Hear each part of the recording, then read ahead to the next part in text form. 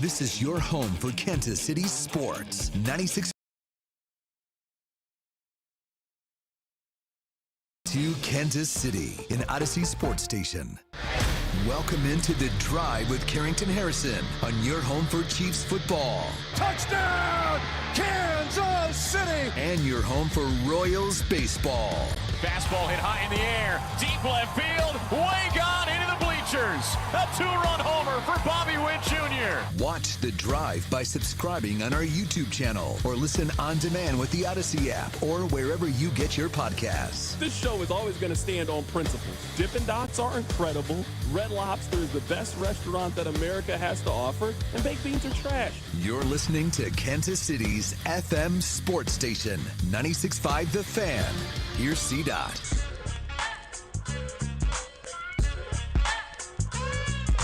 Let's do this. Another day, another dollar, another edition of The Drive. You are listening to The Drive on 96.5 The Fan, 96.5thefan.com, and also the Odyssey app. My name is Carrington Harrison. Very excited to be here with you. We have a lot of Chiefs to get into in today's show. I promise you we are going to talk about the Chiefs, but I want to begin today's show talking about the Kansas City Royals. We'll get to the Royals coming up momentarily. We are also, over the course of the next 4 days, going to have a lot of national voices join us on the show. Bomani Jones is going to be on the show coming up in 2 hours at the top of the 4 o'clock hour to give us his thoughts on the end of the season for the Kansas City Chiefs. So we got a lot planned today. We got a lot planned over the course of the next 4 days or so. I will tell you guys this. Rob can attest. We were going to have Stephen A. Smith on the show this week. I've been working to get Stephen A. to come on the show. He has agreed to come on the show. He just can't come on the show this week. That was going to be my big end of the year. Stephen A. is coming on the show. He is going to come on the show in 2026. I feel very, very confident in telling you guys that. The hope was that this week he was going to be on the show. Unfortunately, it is not going to happen. We got a lot of other surprises planned for you guys between now and the end of the week, as this is kind of the last week of The Drive, I would say, in 2025. So we got a lot to get into in today's show. Again, my name is Carrington Harrison. Rob Brenton is here, taking you up until 6 o'clock. I need you guys to do me a couple of favors. Number one, I need you listening to The Drive each day at 2 o'clock right here on 96.5 The Fan. Number two, I need you guys to tell one friend to check out the show. And number three, and most importantly, I need you guys to remember that the open of the show is brought to you by our friends over at The Other Place. I am actually heading to The Other Place later today to watch the NBA Cup. I don't know if you've been watching this NBA Cup, but it has been very exciting basketball. And I get a chance to watch Victor Wembanyama, and I get a chance to watch Jalen Brunson tonight. Oh, I will be at The Other Place with some good pizza, some good drinks, meeting a couple of the friends out there, and we're going to watch some NBA basketball. And I would encourage you to do the exact same thing. So this is where I would like to begin the show today. I've told you guys this story before, but it's just a good refresher because I think it sets up what the open of the show is going to be about. There has only been one time where I was very active in, hey, I think my time at 6'10" at the time was coming to a close. I felt like I had done everything, but I still wanted to stay. I love Kansas City. I've never lived anywhere else. I mean, I wasn't excited about it, but it was contract negotiation time. And in contract negotiation time, I had a number that I thought I was worth. The company had a number they thought I was worth, and we were not very close. And I was willing to budge. I was willing to make concessions. They were not willing to make concessions. So at that point, I was forced with the decision to go out there and get other offers. I eventually brought those offers back, and now you see how it's worked out. I continue to be here with you every day at 2 o'clock. The only reason I tell you that story is it hurt me, the fact that I felt like I had done so much for a company, but I didn't really feel valued. And it was frustrating to feel valued by all these other radio stations and all these other cities when I really just wanted to feel that love for where I worked. I use this analogy in telling you guys this story because I was talking to Rob today. And I asked Rob, do you think that Kansas City loves the Royals? And he looked at me very confused, and he said, yeah. And I said, think about it like this. The Royals, I think, are turning to our community and saying, we need a new stadium. Now, I love Kauffman Stadium. I imagine you also love Kauffman Stadium. But if you go out there, you can certainly understand why it's time for the Royals to get a new stadium. And almost at every single turn, our community has told the Royals, nope. They tried to get a vote passed for a stadium. That vote failed in resounding fashion. Now, we can disagree on the how, what, when, where, who, why it failed. None of that matters. It failed pretty emphatically. And for the last year or so, they have been trying to figure out another plan. I think the Royals are zeroing in on a plan. I've talked to enough people. I've heard enough stories. I think that the 119th and Null location is now at the top of the list. Tomorrow, if the Royals made an announcement, I think the announcement would be that they are moving to 119th and Null. I think all of the evidence over the course of the last 30 days would show you that that has become their primary objective. All that location is done is push back. Now, I know the text line is going to say, oh, well, we want it out here. Well, then it is a very, very vocal group of, or a very quiet group of people that want the stadium out there. And there is a very loud group of people that are coming out and saying, absolutely not. Every day I turn on the news, there's a new group of people that are coming out and saying, we don't want your stadium here. So wait, downtown Kansas City didn't want the stadium. The suburbs of Kansas don't want the stadium. Who wants the Royals? And I only ask this question because today, I don't know if you guys saw this or not, but the mayor of Leawood came out and released a statement.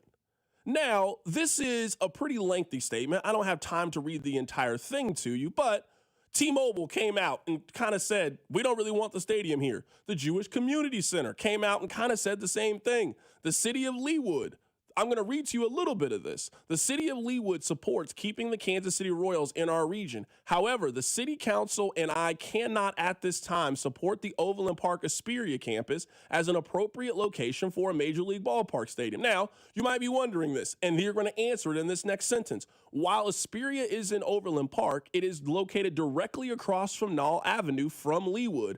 Based on the media reports and direct feedback, we share serious concerns about the potential impact on Leawood and its citizens should a stadium be built on this property. I looked this up today because I was genuinely curious. The amount of people that live in Leawood couldn't fill up the stadium. We're talking less than 40,000 people, the last time that we took a census, live in Leawood, Kansas. You would think that a suburb like this would be really excited about this. Nope. Came out and said, no, we don't want the stadium here. So again, back to the main point. Downtown Kansas City said pretty resoundingly, no, we don't want your stadium here. Leawood also came out and said, we don't want your stadium here. Now, back to the original analogy at the very beginning of this. It is wild to me. And what made me ask this question is, I think if you are honest, tomorrow if the Royals just said, man, we have had a tough time trying to find funding and getting a stadium in the Kansas City metropolitan area. We don't want to move, but we are open to the possibility. At least 10 cities would instantly sign up for the Royals. So it blew my mind in thinking that the mayor of Leawood doesn't want the Royals Stadium, but the mayor of Nashville would want the stadium. The mayor of New Orleans would sign up for the stadium. The mayor of Portland, Oregon would sign up for the Royals. The mayor of Salt Lake City would sign up for the Royals. I'm talking about some of the most beautiful cities in America are willing to accept the Royals with open arms. And our own city doesn't seem that excited about keeping the Royals. It's like no one thinks they're leaving, but no one wants the Royals in their community.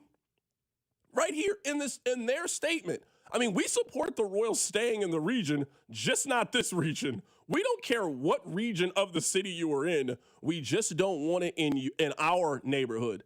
And to be honest with you, I understand why Leawood and why Overland Park feels the way that they feel. The point that I made to Rob a couple of weeks ago when we were talking about this is the stadium, for the most part, has always been out of all of our way. It's in its own neighborhood. It's in its own part of the city. It's got a lot of parking space around it, so it's not like the construction or the renovations have ever really bothered anybody. It is like it's in its own city, essentially, is what the stadiums are. Man, they're talking about changing that drastically with the Royal Stadium. I mean, we all live here. We know how construction works. You're not instantly, this isn't Sim City. You're not instantly propping up a baseball stadium. No, it's going to take months and years to build that. That's construction. That's traffic. That's redirecting your route. You don't want to deal with that.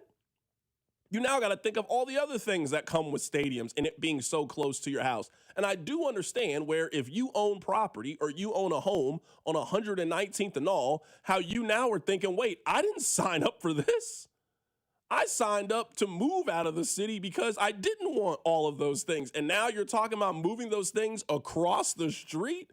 And I'm seeing more and more of this. I mean, everybody is speaking out about against it. HOAs and this company and this company. Again, I'm reading the text line. Oh, well, we want it. I'm telling you, then you aren't loud enough if you live in this part of the city and telling them that you want the stadium, because the information that has come out over the last 30 days has been pretty emphatic. We don't want the stadium in this part of town. So what part of the town wants the stadium? They couldn't get something worked out downtown. The people on 119th and all don't seem super excited about it. The people in North Kansas City seem at every single turn to be waving, hey, we'll take us. And the Royals continue to be like, okay. The Royals don't seem super excited about the up north option. It makes me wonder, where are the Royals going to go? And again, it just blows my mind that the mayor of Leawood is so opposed to the stadium, and Nashville would take everything that the Royals are offering. Nashville would sign up for that tomorrow, which then makes me wonder, does Nashville appreciate the Royals more than we do? Does Salt Lake City appreciate the Royals more than we do? Does New Orleans appreciate the Royals more than we do? They would have no problem getting these things fixed. They would have no problem getting a downtown stadium in all of these places. None. Zero. They'll figure it out. Kansas City just doesn't really seem to have that same energy when it comes to the Royals. And in the same place where we would bend over backwards for the Chiefs and do quite literally anything the Chiefs ask us to do, there is not that love for the Royals. It's kind of like somebody who's really good at another sport like football or basketball, and they just run track in their free time because they're super athletic. It's just something that you do. Hey, baseball's cool. You go out there, hot dog derby, you see slugger. But what we really care about is I'm a football player and I run track in my free time. That's kind of the energy that I think people give off when it comes to the Royals. So you guys can call in if you want, 913-586-7965. I do want to play for you guys some audio from Jonathan Ketch, who has been all over this. Fesco has been reporting on this as much as anybody. Maybe you think that I'm completely wrong. But I just think about how when you really love something and you want to keep it and you want to support it, I just haven't really seen that when it comes to the Royals. And I think we would agree if a baseball team was moving, there would be plenty of cities that would be willing to do all of the things that Kansas City doesn't seem like it is willing to do to keep the Royals. We'll keep this conversation going. Keep it right here. It's The Drive. The Drive with Carrington Harrison. Watch the show on YouTube by subscribing to the 965 YouTube channel. The Drive, brought to you by DM Injury Law. Have you or a loved one been in a car wreck? Contact DM Injury Law today and get the money you deserve. Car wreck? Remember, Mike's got this. 96.5, The Fan. It's funny how one little light can stall out your entire day. I was already running behind, and now this, the check engine light. So I reached out to my go-to problem solver. Dad, check engine light. What do? He didn't miss a beat. Take it to Telly, he said. So I did. When I got there, they didn't just fix my car. They fixed my day. They were quick, clear, and took care of everything. Next time my car glitches out, I'm headed for Telly. Don't let that little light be game over.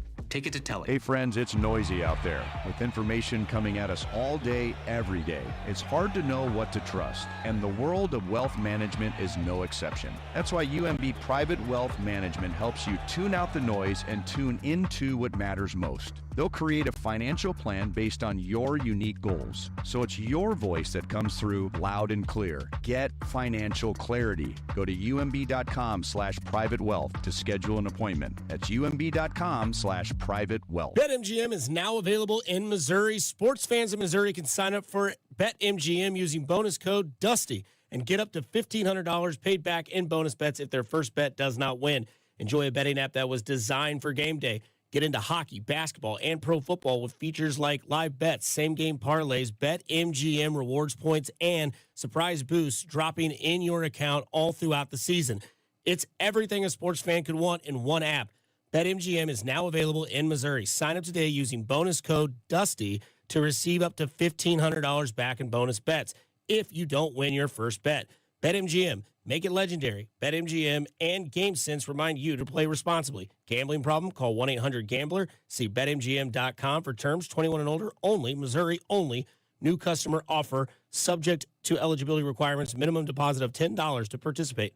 Rewards are non-withdrawable bonus bets that expire in 7 days. Please gamble responsibly. Hey, it's Cody and Gold telling you about our friends over at Centric, where your career in tech can start. Just take it from Becky, who's in charge of student success. Hi, I'm Becky Sears, Student Success Advisor at Centric. My role is really about supporting students, whether that's with their coursework, time management, or just learning to be a student again. I'm here to help students succeed every step of the way. Over 1,800 companies have hired Centric grads, a 95% student retention rate in 2024, and an 18-to-1 student-to-teacher ratio. Find out more. Go to Centric.com and talk to our buddy Russ. My name is Whitney Allen. I am a widow. My husband Ryan died. We never thought in a million years we'd have to use life insurance. The unexpected happened. With Ethos, it is so fast and easy. It's 100% online. You can get a quote in seconds, apply in minutes, and get same-day coverage. No medical exams, and you can get up to $3 million worth of coverage through Ethos. Get your free quote at ethos.com/radio. That's ethos.com/radio. Time spent on application may vary. Online health questions required. Honey, that flu keeping you up? Did you take NyQuil Intense Flu? Nah, I got this. Okay, I don't got this. Yeah, you need NyQuil Intense Flu. Undo your flu with NyQuil Intense Flu. NyQuil Intense Flu provides powerful relief of your flu symptoms so you can sleep. You do got this. NyQuil Intense Flu. The nighttime sniffling, aching fever. Best sleep with the flu medicine. Use as directed. Keep out of reach of children. As players fight to avoid mistakes on the field, remember to make smart choices off the field this holiday season. If you decide to drink and drive, you could get a DUI or worse. That one decision to drive impaired could change your life and the life of others forever. If you're going to drink, the only way to be the MVP this holiday season is by planning a safe and sober ride home. Don't risk it. Drive sober or get pulled over. Paid for by NHTSA. Lowe's December deal drops are here, just in time to give your home some love before holiday hosting. This week, get up to 40% off select major appliances. And members, save an additional $60 on the Maytag top-load laundry pair, now just $9.96. Plus, save up to $20 on select Moen kitchen and bathroom faucets. Shop December deal drops all month long. Lowe's, we help, you save. Valid through 12/17. While supplies last. Selection varies by location. Loyalty program subject to terms and conditions. See Lowe's.com/terms for details. What's good, y'all? It's Von Miller, Super Bowl MVP, Sack Master, and now your host of Free Range. This is where NFL meets real talk. Every week, I'm bringing you inside the game, from locker room stories to league-wide headlines. You want football IQ, locker room insight, and real conversations with the people shaping the league? Welcome to Free Range with Von Miller, where nothing is off limits and every down counts. New episodes every Wednesday. Listen and follow Free Range with me, Von Miller, wherever you get your podcast. You're listening to 96.5 The Fan from the DM Injury Law Studios. Mike's got this. Hey, it's Cole Reagans from the Kansas City Royals. You're listening to The Drive with C-Dot on 96.5 The Fan. Rob, I understand that a vote is not necessary, so I don't need the text line saying, well, what does it matter? Just follow me here. Do you think a vote would pass at Overland Park? I only ask that question because we know a vote failed in Kansas City. It failed. I don't know if the Royals want to go back on the ballot in Kansas City because every conversation that was had was about how to avoid another vote. There has been very strong opposition to the 119th and all idea. Now, again, I know they don't need the public's approval to do this. They've already bought the land. They've already bought the space. And the mayor of Overland Park does want the stadium there. But they kind of need Leawood's help. That's where the entertainment district would be. The Royals have made it very clear. This isn't just about the physical structure of the stadium. We want all the things that come with it. We don't just want the steak. We want the sides. We want the bread. We want all of the things that come with it. So they need Leawood if they want to see at least what their full vision is. The mayor of Leawood came out and said, no, we don't want it. And I'm just assuming that if you are the mayor of a city that has less than 35,000 people there, You've heard a lot of emails and a lot of backlash, and you are representing the voice of the people. Your community is telling you you don't want this here. So I think it's safe to say, at least in Leawood, I don't think it would pass. If it was a yes, do you want to contribute to this thing, or no, do you not want to contribute, I think the people of Leawood would vote no. No, we don't want this. We don't want this here. We're perfectly fine with what we have. Do you think it would pass in Overland Park? You live in Overland Park. You would get to vote in this. Do you think it would pass to move the stadium there? I think it would, and here's my reasoning for why I think it would pass. For people who were voting in Overland Park, it was abundantly clear there were two mayoral candidates. One wanted the stadium. One didn't want the stadium. Now, this was not voting on, election day for president. This was not a big-time election day. I'm pretty sure this election took place this year. It was not the most attended day on the polls, but Mayor X won the stadium, Mayor Y in Overland Park didn't, Mayor X won the vote. Now, there's more politics to it than that, I get that, but I think Overland Park would vote for it because Overland Park voted for the mayor that was in favor of it coming to the Overland Park area. So I think if it went to a vote, it would pass in Overland Park, but I think it would be close. That's crazy, is it not? To hear that, that's crazy.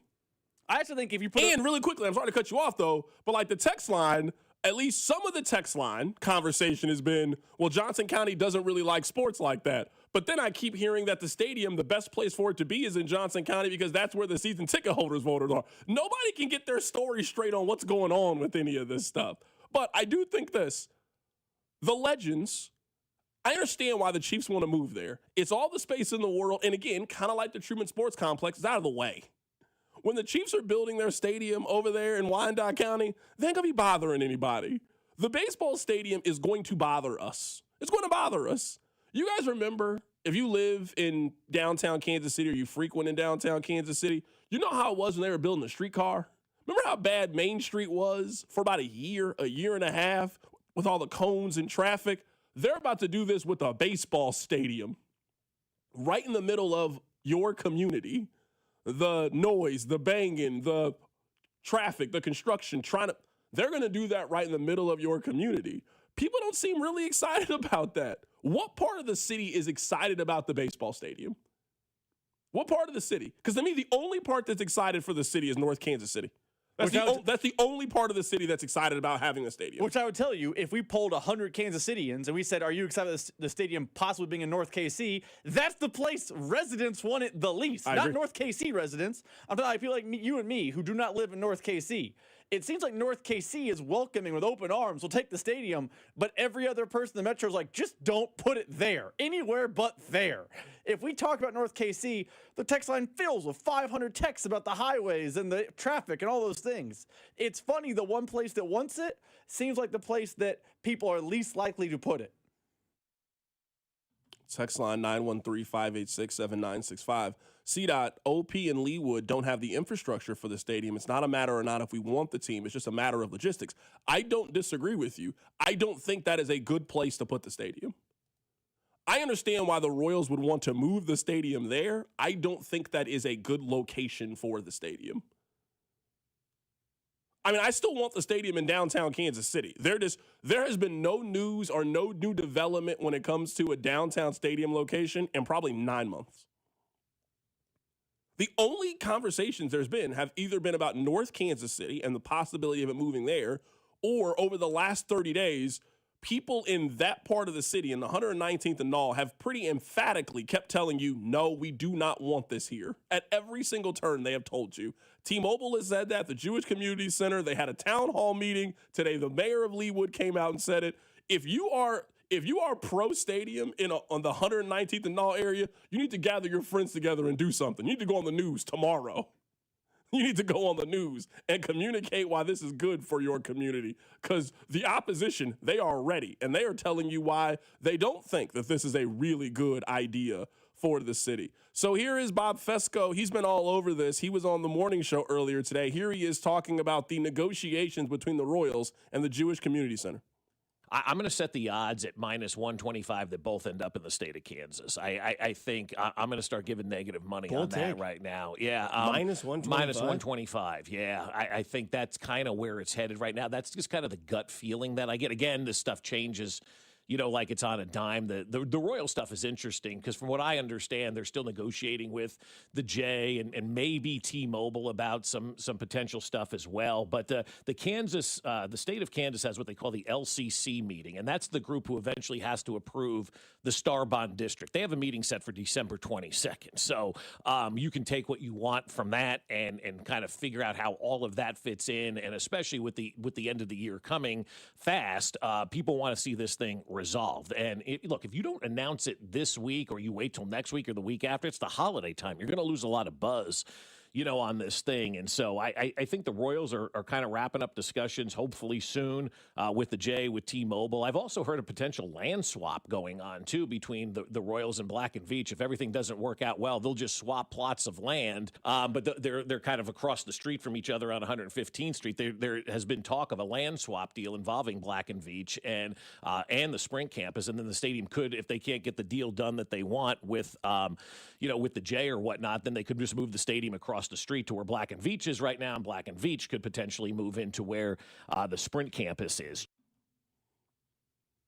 Why can't the Royals just build a new stadium where they already are?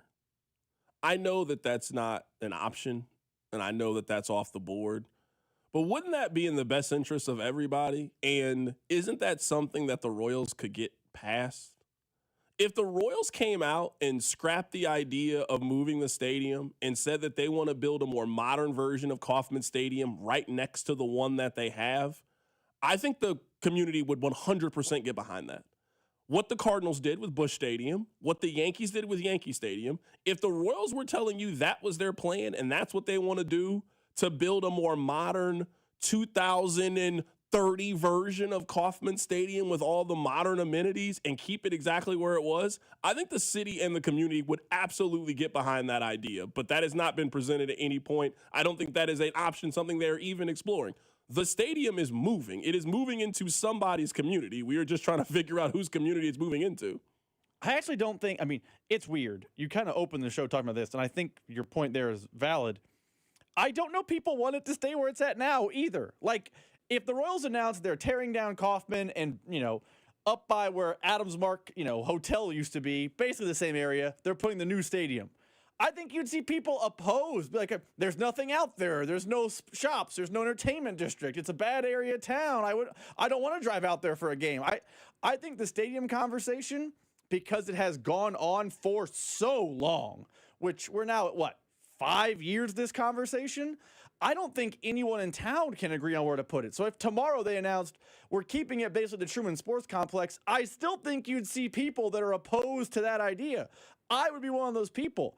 I do not think baseball is best optimized at the Truman Sports Complex. So I don't know that you will ever get, totally 100% kumbaya, we all believe in this plan from anyone when it comes to the Royals plan. I don't know there is such a thing of that. I also get this, and I want to play more audio for you guys. I understand why a sports team would want the entertainment district and things that come with it. Do we want that? If there's one thing I think we have enough of in the area, I think it's enough of these little pockets and districts. We need another bar, restaurant district in the area. Now, again, it'll be cool. People will go to it, no question about it. But that's a need right now. That's a need. We need another Power and Light. People barely go to the one that we already have. We need another one. That's what this is really about. The Royals, they have to build their own version of Power and Light, which I understand. People would use it. It's right next to the stadium. 81 days a year, that thing would be popping. Are people going to it when the baseball team's not playing? Because people don't go to Power and Light unless it's something going on down there. I live down there. People are not randomly going to Power and Light on a Tuesday to grab a bite to eat. People are not randomly going down there on a Thursday night. That's not the way that place works. So I'm just wondering, we're doing all of this for an entertainment district that I don't know anybody super excited about anyway. Just seems like a lot of work to me. Let me play some more audio for you guys. This is Fesco. Here is an update about the Chiefs. We never hear about them, but here's an update. Chiefs, I've been told, are in talks with the city of Shawnee about something. What that is, you can kind of infer what you think that potentially could be, but a lot of people over in Shawnee now are signing NDAs when it comes to the Kansas City Chiefs. Convos are still happening in Missouri for the Chiefs, and if they do decide to stay at Arrowhead, again, it does require a public vote of a sales tax to help, contribute. No taxes are being used on the Kansas side of the state line unless you use it, and of course, that's the user tax, as we've been talking about, for all of these months. So that was Bob Fesco talking about the possibilities with the Chiefs. I mean, at this point, I've just mentally got ready for the announcement that the Chiefs are building a new stadium in Wyandotte County. At least that's where I am. I mean, it'd be cool if they renovate Arrowhead Stadium. I'd be certainly for it if they renovate Arrowhead Stadium. I mean, I get it. I completely get it if they're just like, hey, they're offering us all this money. They're offering us all this land. We're going to get a completely brand new stadium with a dome, and we're going to host a Super Bowl in 2033. I can't say that I don't understand why the Chiefs would take that option. That sounds like a pretty decent option to me. I'm with you. I think that's probably what's going to happen. I'll tell you this. If the Chiefs' plan was to wait till after the season to build up a lot of goodwill to announce it, boy, did they pick a bad season for that. You told earlier about, hey, we would do anything for the Chiefs. Are people going to do anything for the 6-11 Chiefs? If they make their announcement during Super Bowl week that they're not in this year. Should have made the announcement yesterday when Mahomes had that surgery. They should have been like, hey, Patrick Mahomes had surgery on his ACL and LCL. Oh, by the way, we know where the stadium's going to go. I should have done it yesterday. That's exactly what they should have done.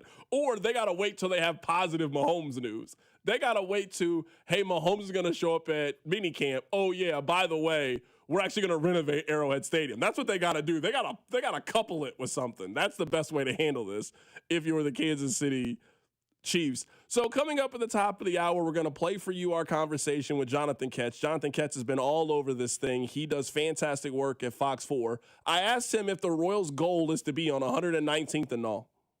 I think it is. And what will be interesting to see, let me go back to the pressure thing that you and I just talked about. I mean, not only is Leawood and Overland Park's city council getting pressured, you've also got leaders at the state level who will have to vote on this who are getting pressured too. And if state leaders or Overland Park leaders say no to this, I have no idea what's going to happen.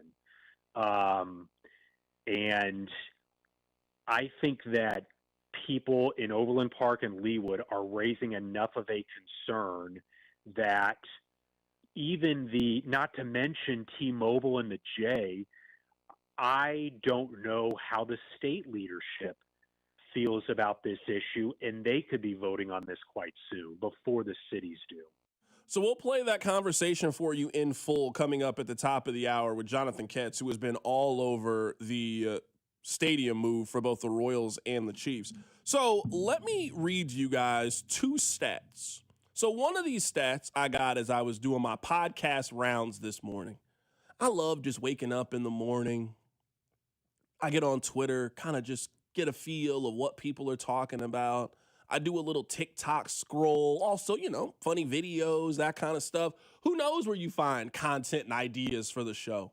But I also like to have my podcast on. I'm cleaning up. I'm, just getting ready for the day.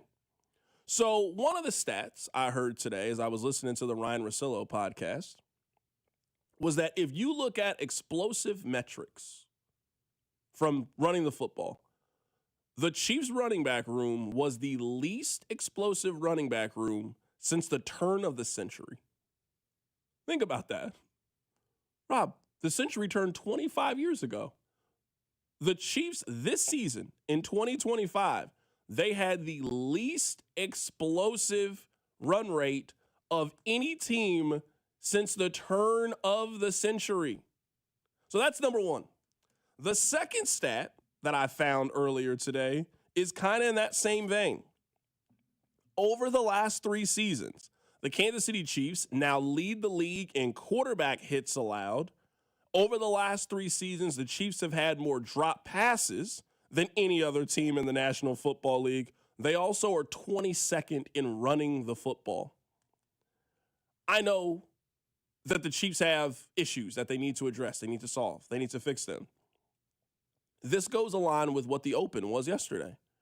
I think they failed Patrick Mahomes. Maybe you think Mahomes is whatever it is. You maybe think he's part of whatever it is.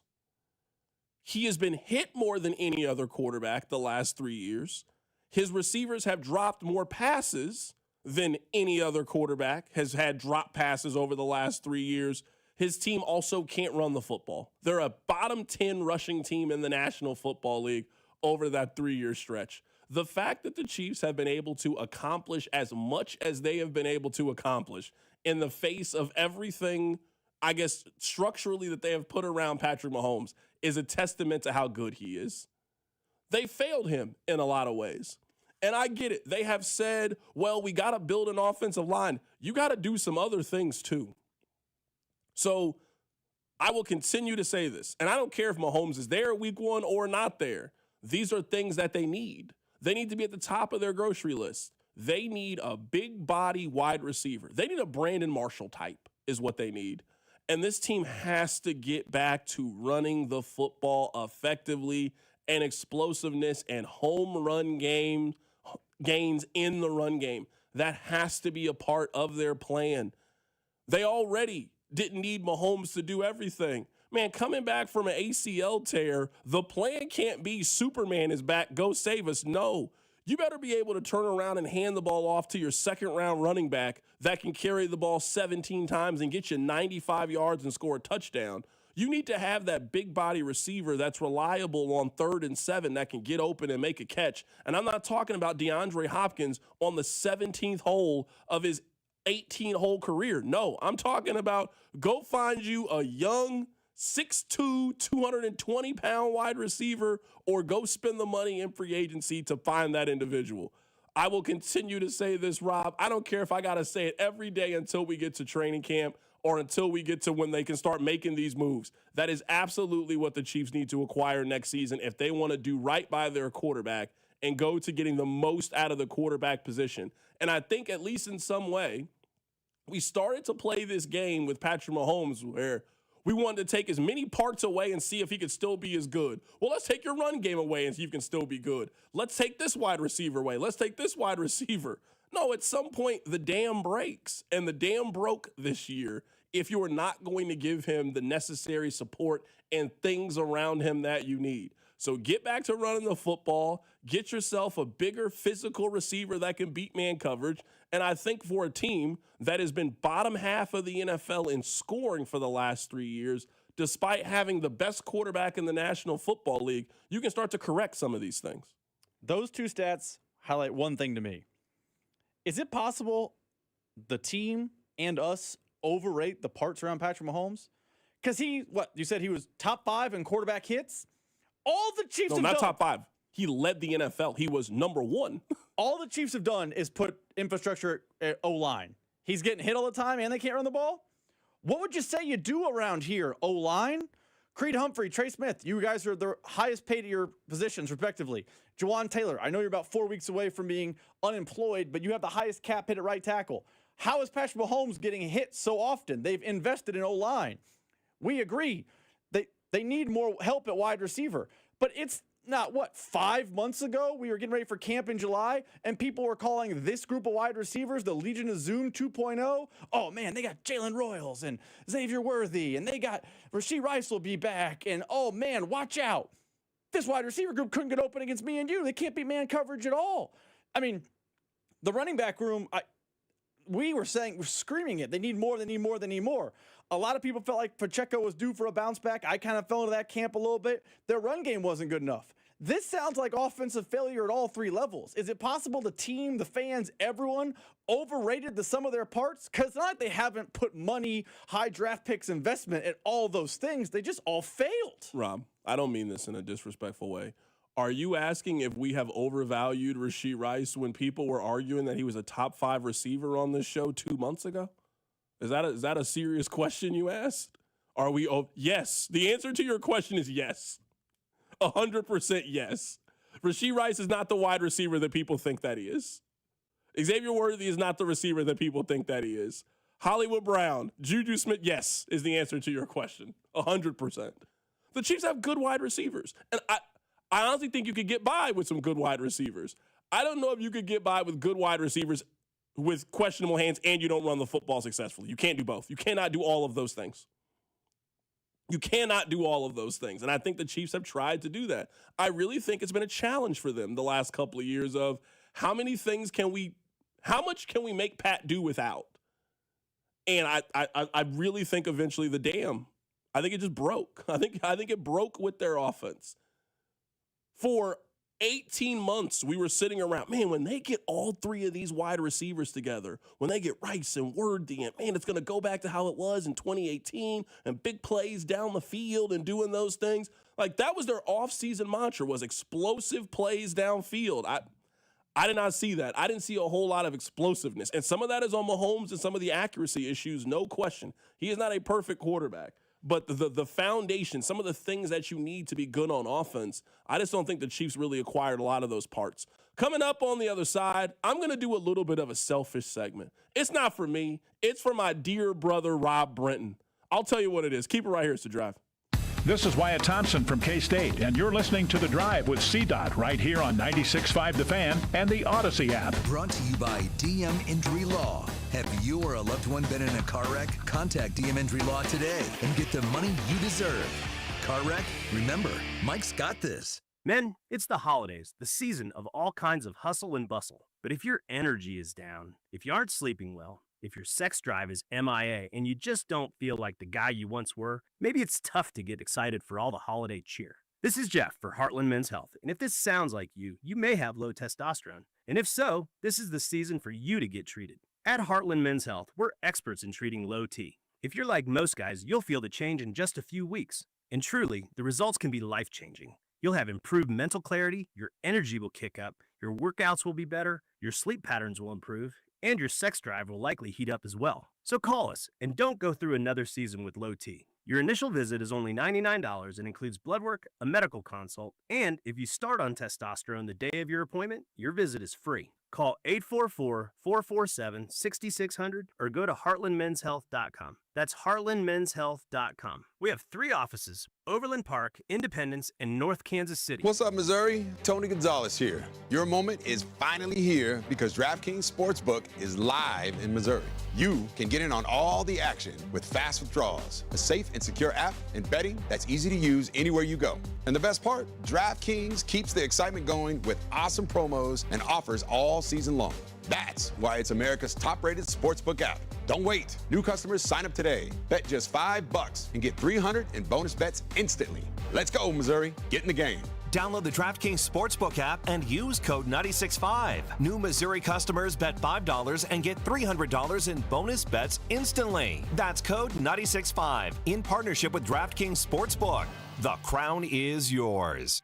Gambling problem? Call 1-800-GAMBLER. 21 and over. Physically present in Missouri. Eligibility and restrictions apply. Terms at DraftKings.com/sportsbook. Bonus bets expire 7 days after issuance. For additional terms and responsible gaming resources, see sportsbook.draftkings.com/promos. I'm McCall with Lee Summit Subaru, announcing Lee Summit Subaru's 0% event. Zero, like in 0% financing. Up to 0% financing on select 2025 Subaru models for 72 months. The 2025 Subaru Share the Love event. Subaru will donate $250 to a charity of your choice to help those in need this holiday. And locally, you can choose Hillcrest Transitional Housing. Lee Summit Subaru will also donate $50. Subaru of America will donate $250 per vehicle sold or leased during the promotional period, and store contribution may be combined with Subaru of America donation. Escape to your new coastal seafood paradise. Introducing Aqua Pennies, where the freshest seafood, a full-service raw bar, prime steaks and chops, exquisite handcrafted cocktails, and a one-of-a-kind atmosphere come together in perfect harmony. Aqua Pennies is now open in Park Place, Leawood. Don't miss out. Experience something truly different. Tantalize your taste buds and elevate your evening out. To learn more, go to aquapennies.com. Coast into Aqua Pennies, now open for lunch. Guys, thanks for helping me carry my Christmas tree. Zoe, this thing weighs a ton. Drewski, live with your legs, man. Santa! Did you get my letter? He's talking to you, Bridges. I'm not. Of course he did, right, Santa? You know, my elf Drewski here, he handles the nice list. An elf? I'm 6'3". What everyone wants is iPhone 17. And at T-Mobile, you can get it on them. That center stage front camera is amazing for group selfies. Right, Mrs. Claus? I'm Mrs. Claus's much younger sister. And at T-Mobile, there's no trade-in needed when you switch, so you can keep your old phone. Or give it as a gift. And the best part? You can make the switch to T-Mobile from your phone in just 15 minutes. Nice. My side of the tree is slipping. Timber! The holidays are better at T-Mobile. Switch in just 15 minutes and get iPhone 17 on us with no trade-in needed. With 24 monthly bill credits for well-qualified customers plus tax and $35 device connection charge. Credits end and balance due if you pay off earlier cancel. Finance agreement, 256 gigs, $830. Eligible port in a new line. $100 plus a month plan with auto pay plus taxes and fees required. Check out in 15 minutes or less per line. Visit T-Mobile.com. The holidays are here, and so's the newest Academy Sports and Outdoors, right in your neighborhood. Score kids ride-ons that say, my 8-year-old's truck is nicer than mine. Grills and smokers that say, there is no wrong way to cook a turkey. And new Nike fleece hoodies that say, I keep it chill no matter the temp. Academy has all the legendary Christmas gifts your family wants at undefeatable prices, because here, fun can't lose. Win Christmas at your new Academy Sports and Outdoors. This afternoon, expect sunny skies with a high of 54. Weather brought to you by Staples. Have an easy holiday at Staples. Save on top tech and gaming gifts, shipping supplies and services to get your packages there safely, even custom cards and wrapping paper. Staples. That was easy. The Sheet Metal Workers Local Number 2 Enrichment Grant is providing one local high school $20,000 to use on upgrades and equipment. Open to all area schools and no strings attached. Take a minute to tell us what your high school needs at helpmymocanschool.com, and we'll announce the winner January 4th on the Chiefs Radio Network. Follow the station on Instagram at TheFan965 for giveaways and behind-the-scenes content. All right, the boss isn't here for the next couple of days, so that means Rob is technically the boss. I don't think that we're going to get in trouble for this. I try not to ask you guys for help. I mean, it's not really your job to help me. It's not really the relationship that we have. But I do need your help, and this is why. Rob really wants to go to 1587 Prime for Christmas. That's what he wants his gift to be. Rob told me, I don't think I'm speaking out of turn, Rob told me that he and his wife, they have decided that they're not going to give each other gifts because they want to have a nice dinner at 1587, and that'll be their gift to each other. Rob has been getting very discouraged by his inability to lock in a reservation for this place. So I need you guys' help so we can help Rob. So I come into the office today, and I got here a little bit earlier than Rob. I'm in there, and I'm typing, and Rob comes in there. Rob normally has a cheery disposition. Hey, Carrington, how's it going? Hey, what's up, man? How you doing? How was your, typical office small talk? Rob just set his bag, didn't say nothing, walked out. It's like, okay, all right, I don't know, maybe problems at home. I don't know. Rob's a grown man. He'll tell me what he wants to tell me. Rob came back in there. Man, I think we're going to have to go to Ocean Prime for Christmas. What do you mean? Man, I can't figure it out. I even tried some back channels, and I can't get a reservation. Rob doesn't want to go to Ocean Prime. He really doesn't. I can hear it in his voice. I hear it in his demeanor. He doesn't want to go. I'm coming to you guys asking for a favor. I know one of you out there got the connect. I know you got the connect. We need somebody to help my dear brother, Rob Brin, and I'll look out for you on the back end. I'll look out for you. But we got to take care of Rob. I've never seen somebody so disappointed that they're going to go to Ocean Prime. It's like, I guess I got to go to Ocean Prime, man. It's like, okay, all right. That's all I need. I don't need anything else. I don't need any other help. I don't need a donation. I just need you to go on the little computer at 1587, type in some things, put my man Rob Britton down for a 2-piece, and that's all I need. I don't need nothing else. Rob, I feel like I did my part. I'm not asking for no discounts. That's it. You don't mind paying for the food. You don't want anything. You just simply want to you want a premium reservation. You don't want like a Monday at, You don't want a Monday at 6:30. No, you want. I would take a Monday at 6:30. You don't want that. Come on now. Nobody wants a Monday reservation at 6:30. You want a Friday at 7:15. I have you want a holiday little time PTO, to put baby. you on something nice. Put on your nice little church shoes and go down there and take your lady and have a nice meal. One of the listeners can help us spread some holiday cheer to my dog. I'll say this. I am discouraged. I have a better chance. I heard it in your voice. You sound defeated. I feel like I'm maybe 4 to 8 texts away from bumping into Taylor Swift somewhere. I am not 4 to 8 texts away from getting into 1587 Prime. I'm 400 to 800 texts away. Let me ask you a question. Would you rather Darren Peterson play in the Davidson game or get a reservation of 1587? Okay, I have good news. My wife's not listening right now. So the answer is Darren Peterson. Have you seen Darren Peterson play yet? No! Oh, not at Allen. You haven't seen him at Allen yet. I haven't sat in You my saw him seat- at Sprint Center. I have not sat in my seats at Allen that I pay a premium for to see Darren Peterson.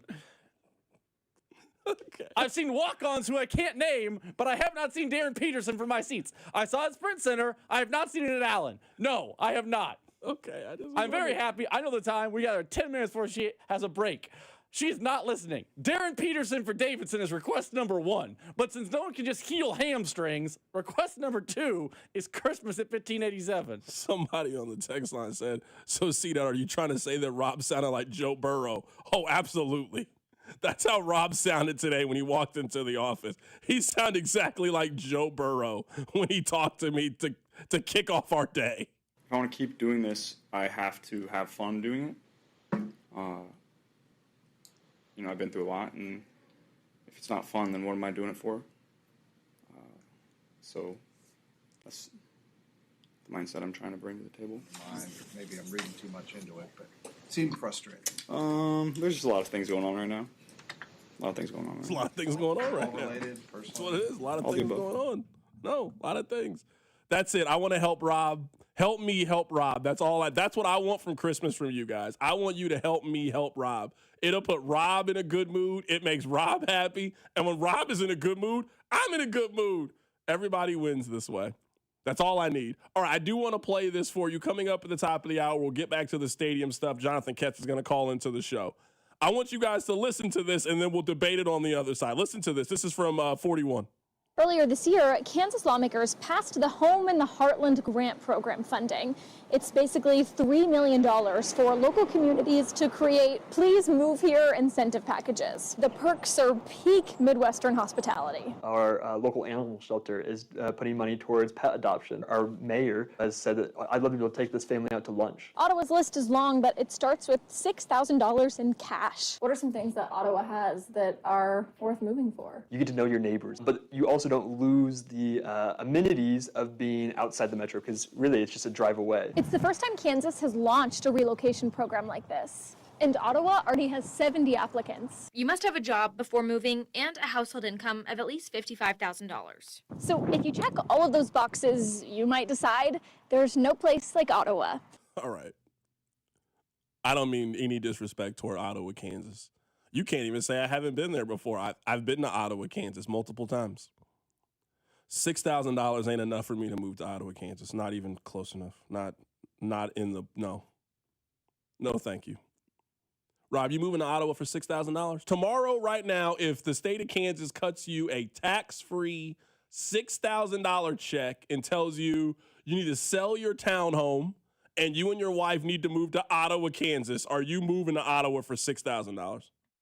No, but that's kind of where I'm at in life, like right now. Like, I'm not trying to uproot the family to move to Ottawa, Kansas. If I was 24 and, looking for a first job, single, hey, I can come to the city on a, Friday night and do something and hang out with some friends, I'd be more enticed. But at 35 years old, $6,000 ain't get me there. Nope. I'm going to tell you right now, I can't think of a worse place to live as a single man with maybe a little bit of money than living in Ottawa, Kansas. I can't think of a place that would be worse. Come on now, there's worse. There's a lot worse. I would say every other place you're going to name is probably on par. It's the same. Like, yeah, you're going to name a place. I'm assuming it's also not very fun. Topeka. I'd rather live in Topeka than live in Ottawa. No, you wouldn't. I'm serious. Jeff City. I'd rather live in Jeff City than live in Ottawa. No way. For sure. No I'd way. definitely rather live 100%. I'd rather live in Jeff City than live in Ottawa, Kansas. If those are the two options. 100%. No question. I thought you were going to name far worse options than those two that I we just had. named the two worst that popped to mind. Nothing's worse than Topeka. How much money would you need to move to Ottawa? Like tomorrow, if the state of Kansas says we're going to cut you a check right now and you need to sell your townhome and you need to move. It would have to be a life-changing number. May not A life-changing number. May not Powerball, but I'm talking like Well, the question honestly is how long do I have to be there? Yeah. Would answer it. But the conversation at least starts with 15. I'm not even listening to you if it's less than $15,000. I need at least $15,000. 20 to me in a check. Okay. 20 just okay, that's $15,000 tax-free. Mm-hmm. I'm at least intrigued to find out more about the situation. Give me a little information on what I need to do, and then I would consider it. But then I'm also guessing by the time you factor in gas and driving and doing all that stuff, you're going to burn through that $6,000 they're going to give you. You're burning through that $6,000 they're giving you. That $6,000, it ain't enough to get me to move to Ottawa, Kansas. Absolutely not. Want no parts of it. Coming up at the top of the hour, we'll get back to the top story. The mayor of Leawood, Kansas, has come out and said, we don't want the stadium here. We'll catch up with Jonathan Kess to get the latest. That's all coming up. Keep it locked in. It's The Drive. The Drive with Carrington Harrison, a show that prides itself on getting it right. I don't know what I'm talking about. Brought to you by DM Injury Law. Have you or a loved one been in a car wreck? Contact DM Injury Law today and get the money you deserve. Car wreck? Remember, Mike's got this. 96.5, The Fan. This is the story of the one. As an HVAC technician, he and his digital multimeter are in high demand. So when a noisy office HVAC turns out to be a failing blower motor, he doesn't break a sweat. With Grainger's easy-to-use website and product information, he selects the product he needs to keep everything humming right along. Call 1-800-GRAINGER, click Grainger.com, or just stop by. Grainger, for the ones who get it done. Got any gadgets? Get online protection.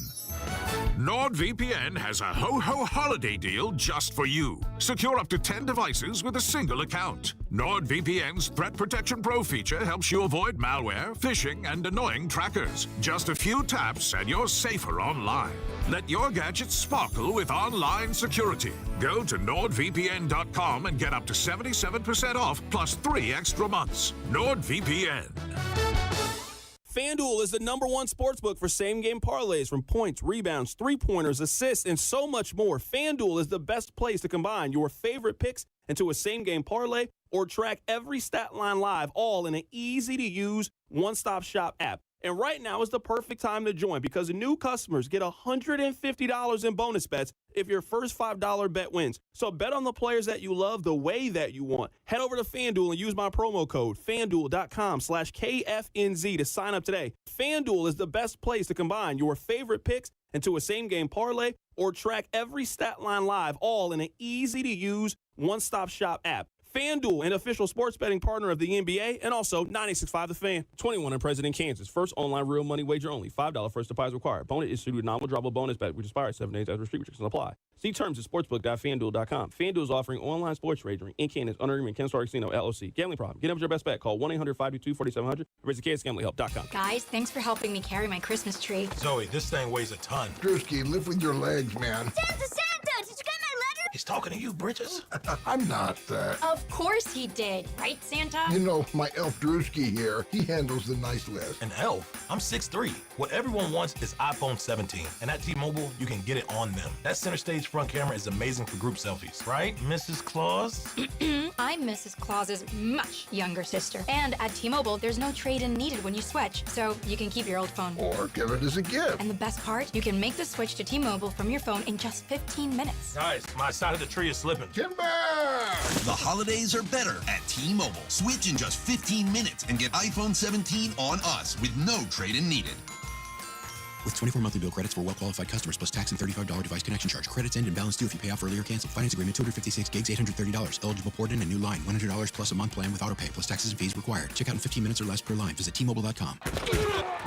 Every big play starts with a first down, and every financial future starts with the right partner. Main Street Credit Union is not-for-profit and member-owned, which means we invest in you with guidance that's clear, tools that make sense, and people who actually listen. We're here to help you move the chains. Whatever your next move is, auto loan, savings goal, or paying off debt, let's make it one play at a time. Visit mainstreetcu.org to get started. This is it, the moment you've been waiting for. Saturday, December 27th at Harrah's, Kansas City, Fortune takes center stage. Every 5 minutes from 2:40 p.m. to 10:55 p.m., we're dishing out $1,000 in free casino play, fueling the excitement all day long. But wait, there's more. At 11 o'clock, the spotlight shines on one lucky winner who will claim $25,000 in cash. Are you ready to win big? Only at Harrah's, Kansas City, where the luck is all yours. 21 and older to gamble, know when to stop before you start. Gambling problem? Call 1-800-GAMBLER. As players fight to avoid mistakes on the field, remember to make smart choices off the field this holiday season. If you decide to drink and drive, you could get a DUI or worse. That one decision to drive impaired could change your life and the life of others forever. If you're going to drink, the only way to be the MVP this holiday season is by planning a safe and sober ride home. Don't risk it. Drive sober or get pulled over. Paid for by NHTSA. Lowe's December deal drops are here, just in time to give your home some love before holiday hosting. This week, get up to 40% off select major appliances. And members, save an additional $60 on the Maytag top-load laundry pair, now just $9.96. Plus, save up to $20 on select Moen kitchen and bathroom faucets. Shop December deal drops all month long. Lowe's, we help, you save. Valid through 12/17. While supplies last. Selection varies by location. Loyalty program subject to terms and conditions. See Lowe's.com/terms for details. Chiefs coverage this past hour has been brought to you by WaysideWaves.org. Save a life this holiday season. Wayside rescues thousands of animals each year. Your gift today provides a complete circle of life-saving care they need to heal and find loving homes. Donate today, and your gift will be matched. Visit WaysideWaves.org to make your life-saving gift today. Hey, it's George Karloftis. The Chiefs Radio Network pregame show starts 3 hours before kickoff, right here on your home for Chiefs football, 96.5 The Fan. KFNC FM and AM, HD1 and HD2, Kansas City, an Odyssey sports station.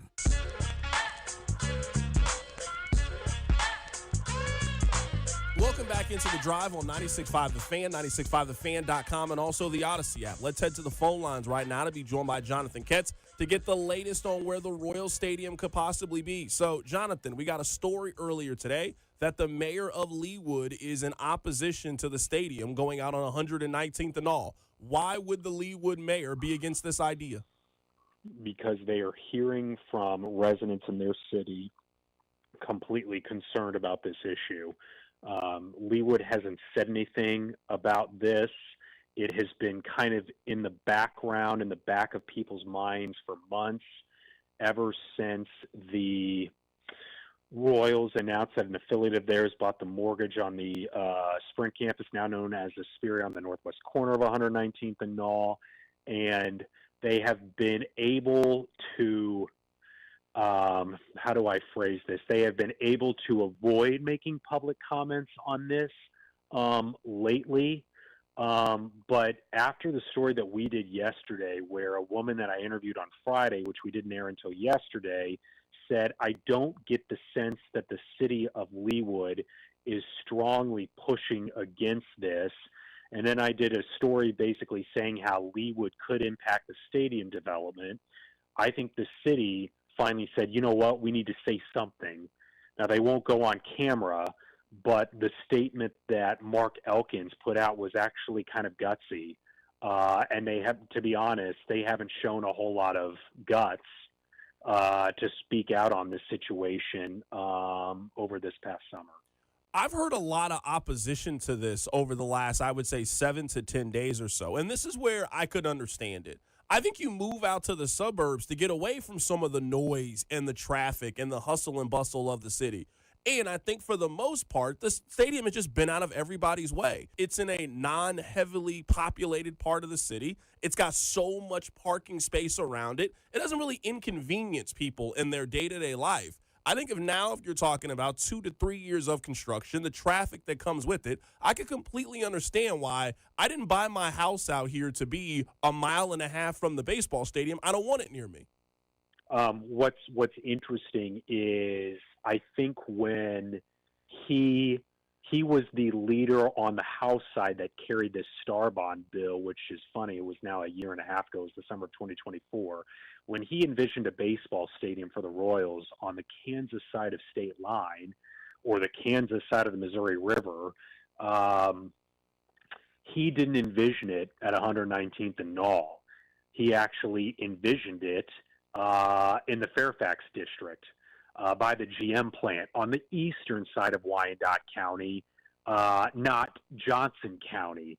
And so he knows that the representatives of Leawood and Overland Park, and he represents parts of Leawood and Overland Park, he doesn't represent 119th and Knoll, but he knows that the leaders, the elected leaders in that area are getting a lot of emails from residents in Leawood and Overland Park concerned about that location.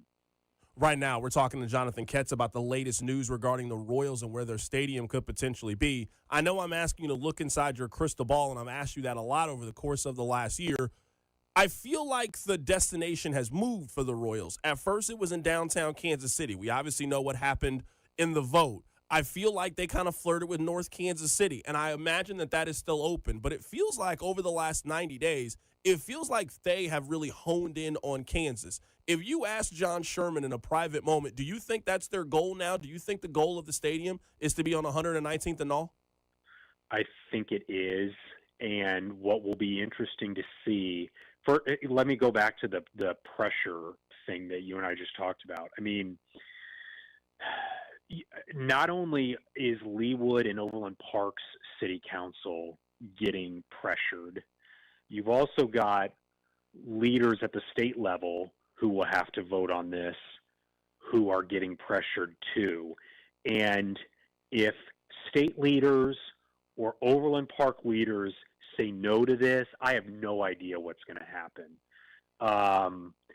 And I think that people in Overland Park and Leawood are raising enough of a concern that even not to mention T-Mobile and the J, I don't know how the state leadership feels about this issue, and they could be voting on this quite soon, before the cities do. I haven't really heard much positive momentum about this. I completely understand why the Royals think this is a very viable spot. There's a lot of space. It's around things. You can build things around there. That's where a lot of your ticket base is. I understand the positive for the Royals. I haven't heard a lot of positive push from that community that we want this year. So I do wonder how much that factors in, and I do wonder if an affluent part of the city, if they got enough juice to just not get this thing built in their community.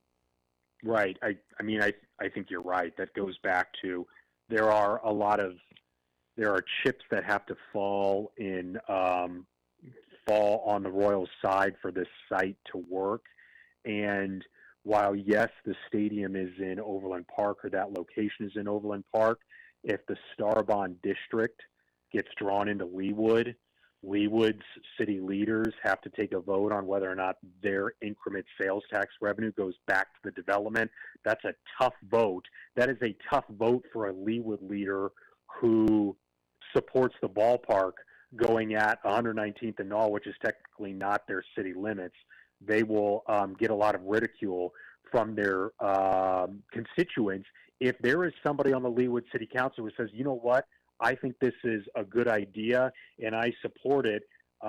People will be paying attention to this vote, whereas constituents do not pay much of an attention to your average city council vote, especially in Leawood, which does not get a lot of media fanfare. John, what happened with the downtown location? Because it feels like the Washington Square Park idea was thrown out there. I didn't really hear a lot of opposition. Mayor Quentin Lucas has been pretty stead firm on, we can make this financially happen. We don't need Jackson County to get this done. We can work together with the Royals to get this. It doesn't feel like there has been any movement on that idea in probably 10 months. What has happened with this plan? Is that plan still viable in your mind? Well, I wonder if it's viable if people in Johnson County say no to a stadium at 119th and Knoll. I mean, I think what happens over the next I mean, what's going to happen, first of all, is state leaders vote on this. They're going to vote on it soon. And then you have your cities that have 60 days to vote on what they need to vote on for the team to take advantage of the star bonds. And so, I mean, this is getting really interesting. B, we're probably about to find out what the Royals' preference is. And C, what in the world happens if, one of the cities says no to a star bond district being drawn in their city limits? Then I have no idea what's going to happen, and this stadium situation continues to linger on. John, I feel like North Kansas City, of all the communities in the city, wants the Royals the most. I think North Kansas City has been waiting for this moment for the entire time to get people over there, to have people come to the shops and the restaurants. And I don't know why that's not a more viable option for a community that I think would just wrap their arms around the Royals and accept them. Well, I do think you would have people raise some concerns about traffic on, say, Armour if the Royals were serious about 18th and Fayette in North Kansas City, but it may not be to the level that you're getting at 119th and Knoll in Overland Park, which is right on the Leawood line. The question about North Kansas City is, does Clay County, which would be the owner of the stadium, does Clay County have the tax base to say yes to a stadium, number one? And I guess number two is, that requires a vote of the people there, and from what I have been told, I don't think the Royals want a vote of the people because they saw how badly that worked out in Jackson County in April of 2024. And I'm not sure it is I think if it was a slam dunk that the voters of Clay County would say yes to a half-cent sales tax, maybe we're having a different conversation, but I don't think that that's a slam dunk because that kind of tax is not on the books there right now. And we saw what happened a year and a half ago just south of the river. I'll get you out of here with this last question. Do you think this has been a shot to the ego for the Royals? That you would think to have the ability to house a Major League Baseball team, you would think that people would come running. And obviously, the Royals are not threatening to move. But if the Royals just said, hey, we're done with Kansas City, there would be 7-8 cities that would be thrilled to have the Royals. I do wonder if it's been a shot to the ego to feel like Nashville or Salt Lake City or these places have more of an appreciation for us than our own community does. Right. I think you're asking a very legitimate question if there is enough pushback to this 119th and Knoll site. What's next? I mean, if you strike out twice, what's next? And is what's next in the Metro or not? I don't have that answer. You don't have that answer, and it's a very legitimate question if there is enough pushback to the northwest corner of 119th and Knoll. That is our guy, Jonathan Ketz, joining us on the show today. When we got stadium news and information, we go to him for Fox 4. Ketz, man, we'll catch up with you down the road, man. Happy holidays. Thank you. You as well. That is Jonathan Ketz of Fox 4 joining us on the show. We'll take a break here. We'll continue to talk about this news. The mayor of Leawood is opposed to the stadium going on 119th and Knoll. A lot of people have asked why. Well, this is the, situation. The stadium would be in Overland Park. The entertainment district would be in Leawood. So they kind of need the cooperation from both places to make this happen. And at least today, the Leawood mayor has come out and said, no, thank you. We don't want it there. So we'll talk more about that coming up on the other side. Rob has been badgering me to talk about Melvin Council. So we'll talk about that coming up on the other side. And I want to talk about what we watched on Monday Night Football. We'll get to all that coming up. Keep it locked in. It's The Drive.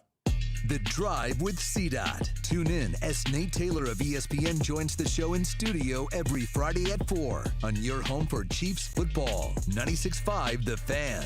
The Drive, brought to you by DM Injury Law. Have you or a loved one been in a car wreck? Contact DM Injury Law today and get the money you deserve. car wreck? Remember, Mike's got this.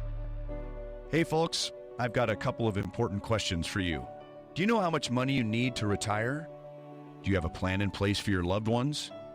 If your answer is no, it's time to get your financial planning on track with UMB Private Wealth. It's never too late to start. Plus, their team supports you at every step of the planning process. Go to umb.com/private wealth to schedule your appointment.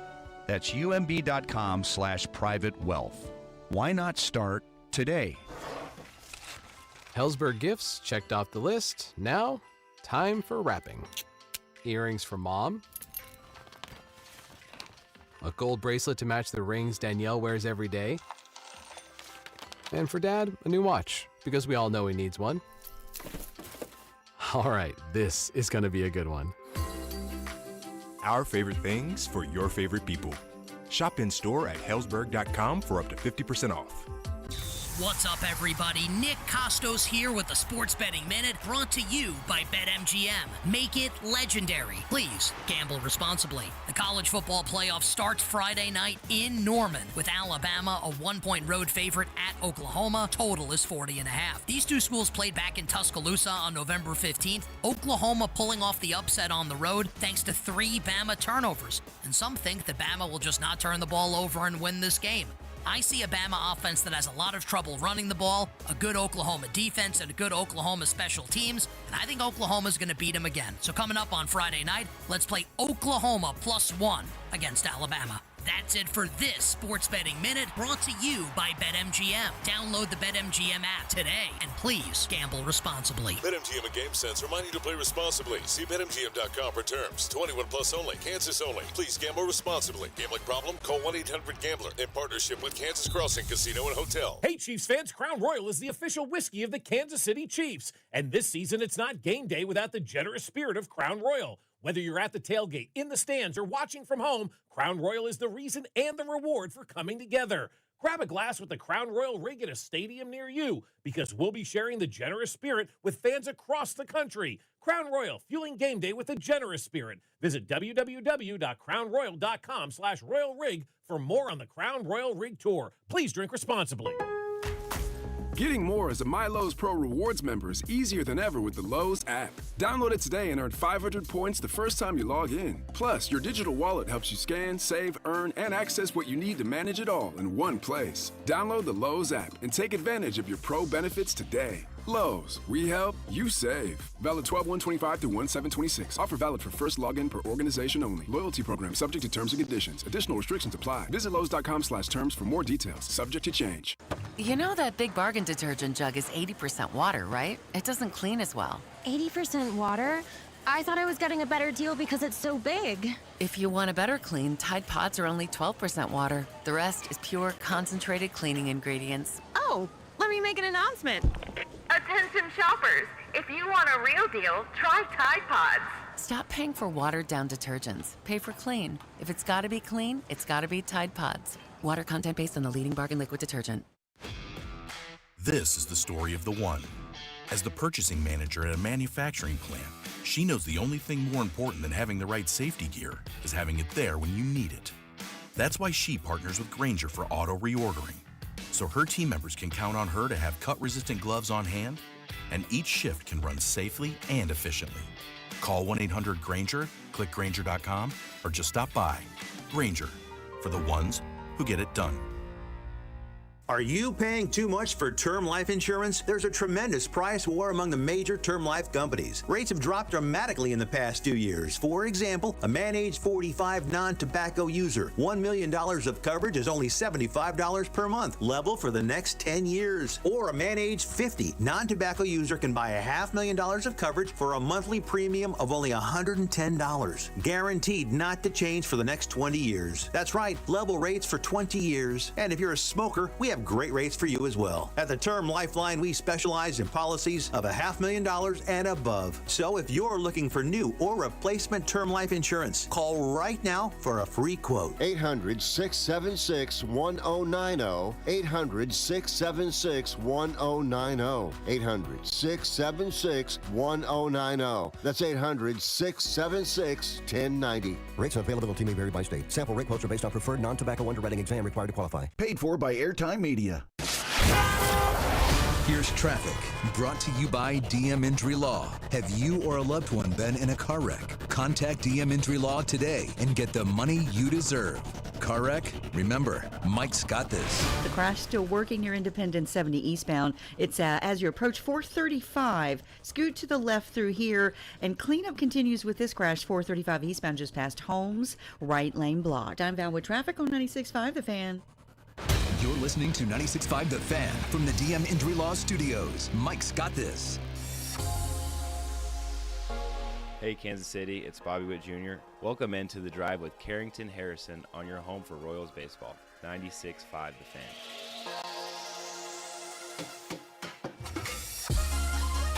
All right, welcome back into the show. We've just got a lot of things to get into in this segment. I do want to make this point very quickly. I don't want to paint it like I think the Royals are moving or I think something's changing. I think the Royals are going to land in a location in the Kansas City metro area. I will say this. I think you have to give David Glass a lot of credit for the foresight to, in terms of a condition in which he was going to sell John Sherman the team, he couldn't move the team. I only bring that up is, let's say that David Glass was just going to sell it to the absolute highest bidder. I own this. I can sell it to whomever I want as long as it gets approved by Major League Baseball. And then gets approved by Major League Baseball. Somebody buys it, doesn't have ties to the community, didn't grow up a Royals fan, and their goal was to get a downtown stadium. They then didn't end up getting their downtown stadium. If Nashville and all of these other cities were then offering a downtown stadium, I think you would have a very, very serious fight on your hands. But I think a major reason of why it has not been a question and in really any capacity over the last 18 months or so is because their owner is local. You got to follow the way sports works now. If you got a new owner that buys the team and clearly bought the team with the intention of building a new stadium and has had the amount of problems that John Sherman is having with the one city, the suggestion is just move the team. Look at American sports over the last decade or so. It's not like moves don't happen very often. They happen like every other season in American sports. It's not like the example of a team that moved is a 1997, oh, that will never happen. No, it happens frequently. Hockey teams move, baseball team moves, football team move. Like, look at the movement that has happened in the last just 10 years. We didn't got to go back 15, the last 10 years. I think the Royals would be in some trouble if their owner was a business tycoon from Texas that came up making oil money. I had the expectation of buying a downtown stadium. That is not working. But wait, Nashville wants to offer me one. New Orleans is interested. Portland is interested. Like, one thing that is really helping Kansas City out in this is it's really playing Missouri against Kansas. And that is just, we are this very uniquely positioned where the border is right there and you can move it to either side of the border. That's not really a place or really a thing in a lot of other places. They play other states against you. The states just isn't across the street.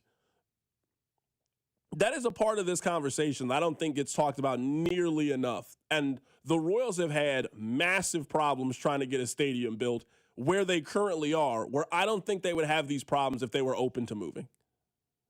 I agree.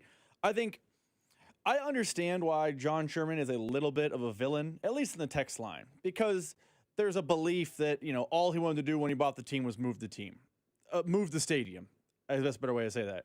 But I actually think Kansas City fans are lucky that he's local because there has not been a rumor, there has not been a whiff, there has been no level of impropriety about moving the team out of the metro area. Kansas City should know as well. Remember when we were kids and the Penguins openly flirted with T-Mobile Center, then Sprint 100%. Center? And guess what happened? Pittsburgh got a brand new arena. Congrats to Pittsburgh. We've also seen this where, hey, owner's not getting what he wants in town, he moves team. The Raiders are in Las Vegas right now. The Rams are in Los Angeles. The Rams are in Los Angeles. That's the the Chargers NFL. are in Los Angeles. That's why I said, like, no one can text it like, oh, that never happens. Yes, it happens frequently in American sports. We want a new stadium. You don't want to pay for the stadium. Oh, well, we are going to move the team. Right now, the Chiefs are getting opposition on both sides of the state line. They got opposition on the Missouri side, and it would appear the location that they want on the Kansas side doesn't seem super thrilled about having them. Right now, as we sit, we are, 18 months removed from the vote? The Royals do not have a clear home at this point. Their home is not in downtown Kansas City. They've told us repeatedly we don't want to be in the Truman Sports Complex. And I would say right now, at least on 119th and all, they have land out there. It doesn't seem like they will be very welcome guests if they decide to move there. As of now, I mean, things are ever changing. There was a time where me and you both felt like the vote would pass. They're going to be in the crossroads. Like, I think things can change as far as the welcome guest part, but it does feel like they're a little bit of a man, without an affiliation. They're a person with no home. I think they will find a home. I think it will be in the metro area. And I think there's going to be a time in Kansas City history where we all look back and go, wow, look how awesome the new stadium is. We love it. But for now, it has been like pulling teeth to find a new location. And what's interesting to me is across the parking lot, the Chiefs have operated in silence. Like, the Chiefs are getting no resistance from anywhere, anyone. Not just because they're the Chiefs, but we never get, a little drop, a little news story, a little nothing from the Chiefs. It seems like the Royals have made this almost too public, where now everyone has an opinion and we know the push-pull happening in the city. But the Royals are not leaving the metro area. It's a matter of where, which is good for everyone involved. Yeah, text line 913-586-7965, CDOT. There haven't been 5 baseball teams that have moved in the last 20 years.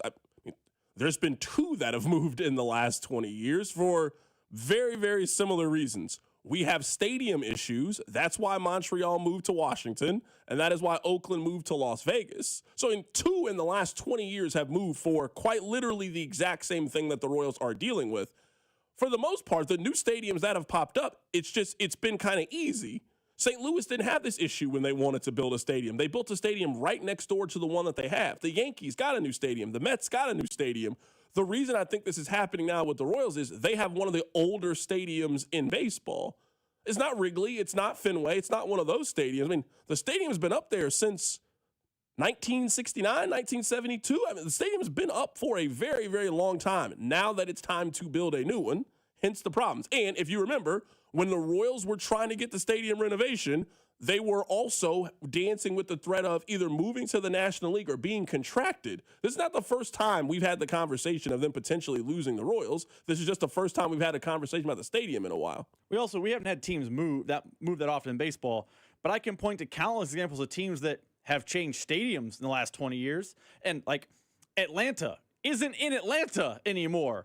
Texas isn't in Dallas anymore. Like, there are other teams where I can look at the baseball team and say, yes, their team name says blank, but they're not really in that part of town. Like the Marlins, they moved out of where they were and they moved to what used to be the Orange Bowl. They bought it, they demolished it, they built out there. There aren't that many baseball markets left either. Well, I think we're at it where I would say in our lifetime, I think we see maybe 2 new baseball teams. Nashville is getting a baseball team at some point in the last, there is enough of a push for Nashville to get a baseball team. And if Nashville gets a baseball team, are they taking somebody's team or are they getting an expansion team, which then means you have to add 2 so you can keep the even number of teams. But Nashville is going to have a baseball team at some point over the next 10 years or so. I'm very firm in that. I think there is certainly a revival in Nashville. People see Nashville as a very trendy place. They've done a great job when it comes to college sports, great job with professional sports. Nashville is a very hot market, I would say, to go get a baseball team. The question just is really when. The question also would be like, is it an expansion team or a move? Because finding a second and third market is not as easy. I think Charlotte might be a place. Montreal might want a team back. Like, I do think baseball is nearing tapped out as far as available markets now, especially since they're out of Oakland. So that also changes the calculus here a little bit with what the Royals can do. But teams have moved stadiums in the last 20 years countless times in Major League Baseball. Someone on the text line says, CDOT, having a new stadium is cool for 1 year and then it's just another stadium. I would say that the airport that we have is still cool to me. I'm not tired of the new airport. And I love the KCI the way that you guys all love KCI. I'm a big fan of this new KCI. Still a big fan. It still feels like a very new airport to me. The newness is not worn off to me with the idea when it comes to the airport. All right, Rob. I'll play it. Think of great college basketball coaches. Bill Self has been better at Kansas than 99.9 of them. If he lets Melvin Council shoot another three, he should resign as the head coach of the University of Kansas. I don't ever want to see that kid shoot another three. He can't. All right. Let me defend myself just for a little bit. Because Rob pulled that out of context. That's what it was. You pulled that out of context. This show? Never. No. One of the beautiful things about sports, I would say the most beautiful thing about sports is you have absolutely no clue. You have no clue. On a day-by-day, game-by-game basis, you have no clue. This kid, Melvin Council, coming into the game against NC State, was shooting 13% from three. 13%. To the tune of he had 5 in the season heading into that matchup. He had 5. He hit 9 on Saturday. I've watched a lot of Kansas basketball in my life. Fortunately or unfortunately, I've seen a lot of Kansas basketball. Melvin Council played as well as any Kansas player that I've ever seen on Saturday. And we've seen some incredible players. I've been in attendance for some of these. I was at the Thomas Robinson game when he caught the alley-oop against Baylor. I've seen some amazing Kansas basketball performances. I've never seen anything like the Melvin Council game. He was 9 of 15 from 3. You know how hard it is to shoot 13% from 3 and then go 9 of 15 from 3?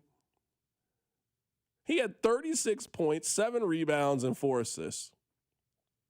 This will not be me. I want to be clear. I will not participate in this activity. But one day, Rob is going to be sitting there with his KU buddies. He's going to be sitting there with that little goofy Lawrence upside-down hat that he wears. He's going to be just sitting there with his bros, probably drinking an IPA. And Rob's going to look at his buddy, and he says, hey, do you remember the Melvin Council game? And his friend, he will not need any other context. He will not have to explain who or when or where or against one team. And every person will know exactly what he is talking about. That's how well he played on Saturday. I want to apologize to Melvin Council. I mean, I still don't want you taking a lot of threes, but you taking a 3 should not be a fireable offense. I got a little ahead of myself. But I got to apologize to the kid. I got to tip my cap. When you go out there and you ball out the way that he balled out, hey, it just works. I mean, this is a kid that he can't shoot. Like his entire basketball career, he can't shoot. It just works for this team. And I do think this. I do think that Melvin Council has the exact attitude that KU needed after what happened last season. I think Hunter Dickinson's a very talented basketball player. He's currently in the NBA. He ain't a dog. DeJuan Harris is a very good basketball player.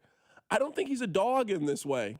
KJ Adams, I think it is very obvious. You know how like when a team fires a player's coach, how they then try to get a tough disciplinarian coach, or vice versa. You have the really strict coach, but now you get the coach that's going to let guys be free and play.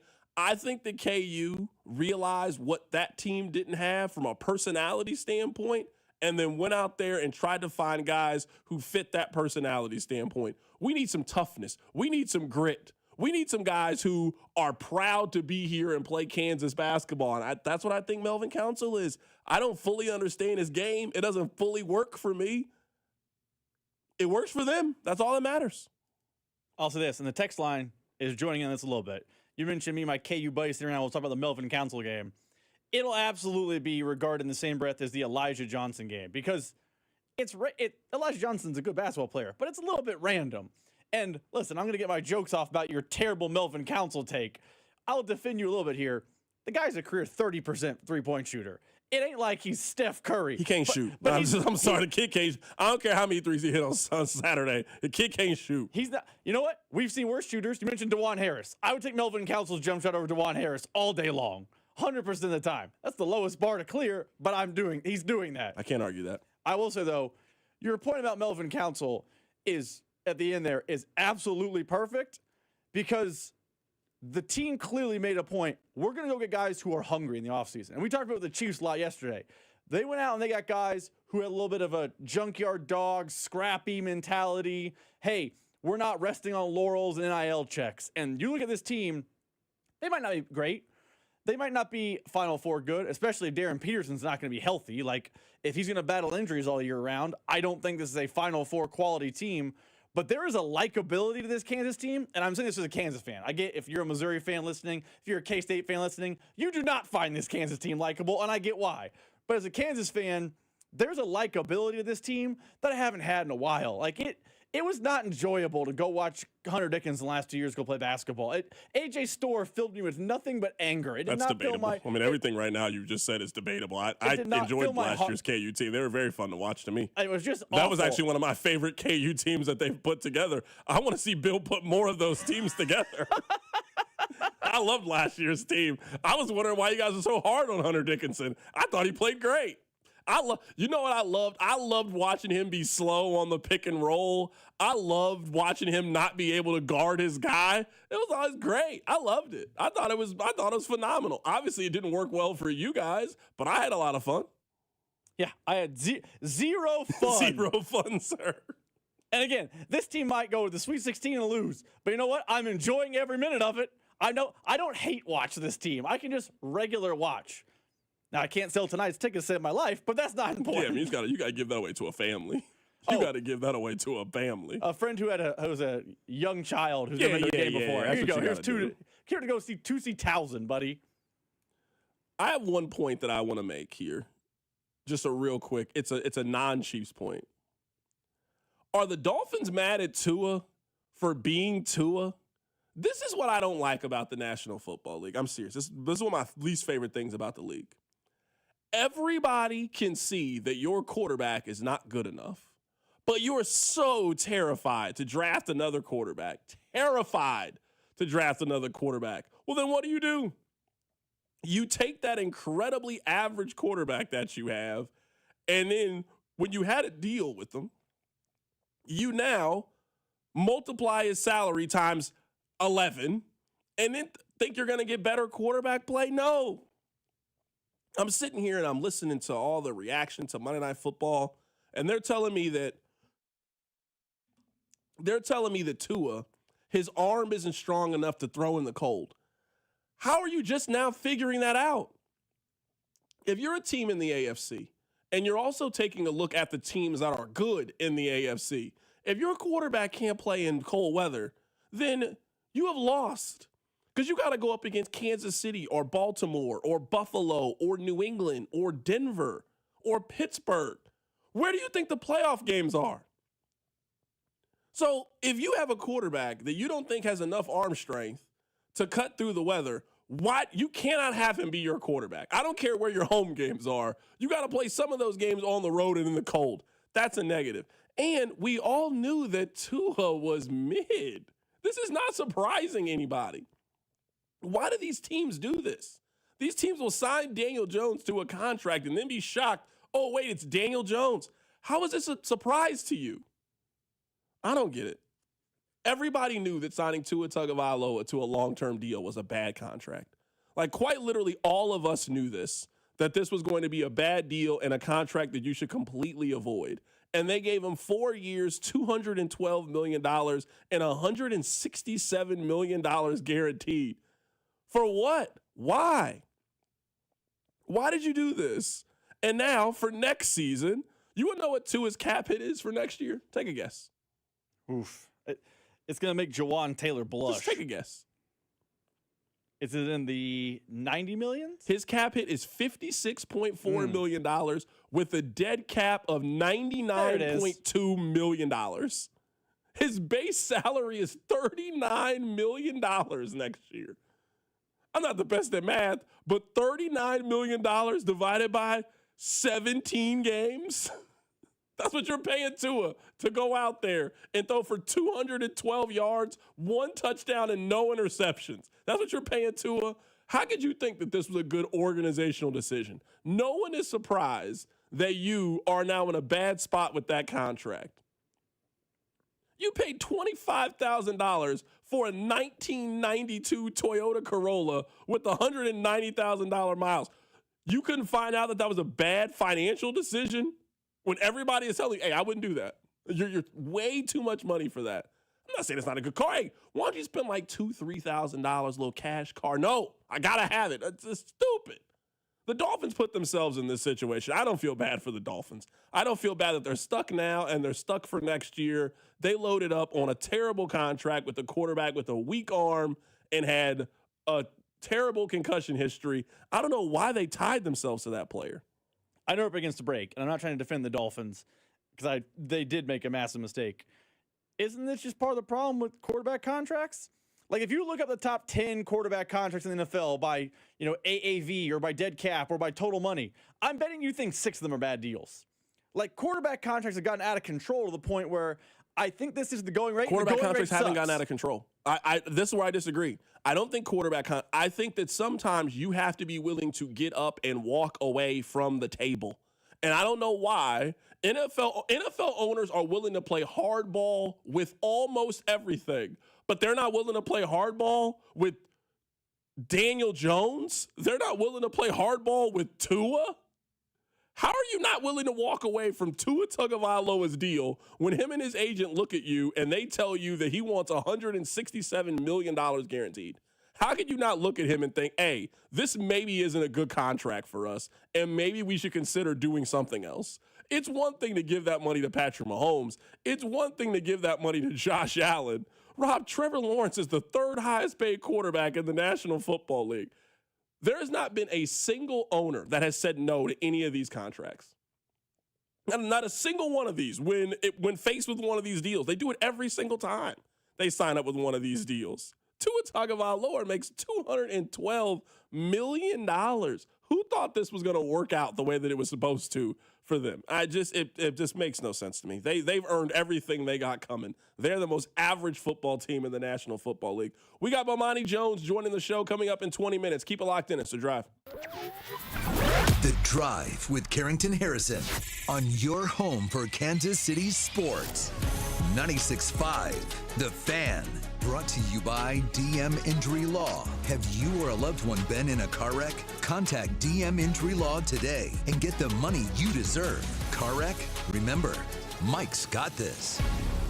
The world's largest sportsbook at your fingertips has arrived in Missouri. Circus Sports is sports betting the way it should be. With high app limits, player-friendly pricing, and exceptional customer service, Circus Sports is better for the better. From football to basketball, college sports to pro, start betting like the pros in Missouri. Built for sports bettors by sports bettors. Download your new bookie today at circusports.com. Must be 21 or older. For problem gambling, call the Problem Gamblers Helpline at 1-800-522-4700. Thanks for calling the Holiday Gift Line from the Missouri Lottery. If you still have presents to buy, don't panic. Missouri Lottery holiday scratchers and draw games are perfect for everyone on your list 18 and over. And you don't even need a gift receipt. Happy holiday gifting from the Missouri Lottery. Play responsibly. Shopping for a new Ford? Go where it's easy. Rob Sight Ford. Non-commissioned staff, huge trade-in values, and Kansas City's top-rated Ford dealer. Rob Sight Ford. ROBSIGHT.com. We love entertaining during the holidays, but we also love spending time with friends and family. That's why we're letting Hy-Vee do everything, because Hy-Vee has convenient pre-made holiday meal packs for any size gathering. Made fresh and ready-to-heat menu favorites like succulent turkey, honey-glazed spiral ham, or prime rib, plus savory sides, rolls, and a choice of dessert. And don't forget the wine and spirits department. So pick up your meal the day before the holiday and then just heat and serve on the big day. This holiday season, let Hy-Vee do the cooking while you take the credit, only at Hy-Vee. Score big savings with Hy-Vee and the Kansas City Chiefs. Big points mean even bigger savings. Just shop Hy-Vee Hy-Vee the day after a game and earn a fuel saver discount equal to the Chiefs score and based on the amount you spend. If the Chiefs score 42 points, you save 42 cents a gallon with any $42 purchase. The more we score, the more you save. Win or lose, everyone scores the day after a Chiefs game only at Hy-Vee. Offer good in store and online. Some restrictions apply. See store for details. FanDuel is the #1 sportsbook for same-game parlays. From points and rebounds to threes and assists, FanDuel's the best place to combine your favorite picks into a same-game parlay or track every stat live, all in one easy-to-use app. And right now is the perfect time to join because new customers can get $150 in bonus bets if your first $5 bet wins. So bet on the players you love the way you want. Head to FanDuel.com/Alex to sign up today. FanDuel, official sports betting partner of the NBA and 96.5 The Fan. 21 and present in Kansas. First online real money wager only. $5 first deposit required. Bonus issued as non-withdrawable bonus bets expire 7 days after receipt. Restrictions apply. See terms at sportsbook.fanduel.com. FanDuel is offering online sports wagering in Kansas under an agreement with Kansas Star Casino, LLC. Gambling problem? Getting help is your best bet. Call 1-800-522-4700 or visit ksgamblinghelp.com. Oh, no. Ah, that's the sound of someone who's misplaced My debit card. their debit card. Where did I leave that thing? Not at the gas pump, or the checkout counter, or the roof of your car. Now, if he has the Chase mobile app, he can use Card Lock. Wait, I could just lock my card. Yep, just a few tippy taps on his phone, and that sound? That's peace of mind from Chase. Chase mobile app is available for select mobile devices. Message and data rates may apply. JP Morgan Chase Bank N.A., member FDIC. Nationwide is so much more than a great insurance company. They're one of America's largest financial services companies. Like how I'm more than Saquon Barkley, the NFL's reigning leading rusher. I'm also the NFL's leading husher. Shh, hush up back there. Wow, I might have just set the hushing record. Well, almost. For your insurance and financial needs, Nationwide is on your side. Nationwide Investment Services Corporation, member FINRA, Columbus, Ohio.